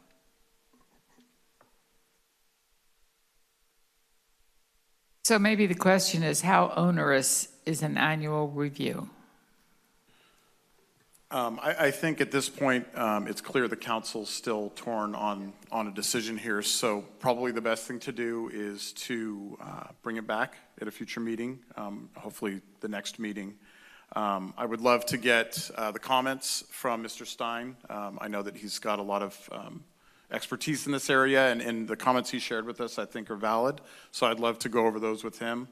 And maybe I can sit down with Ms. Chapman and look at some sort of annual review process that doesn't put an unfair burden on their business and its ability to operate, and isn't a burden on staff, but also meets your needs. So we'll probably have a conversation with you on your thoughts on that as well. Again, it's a balancing act. My remarks are not intended to throw a wrench into things.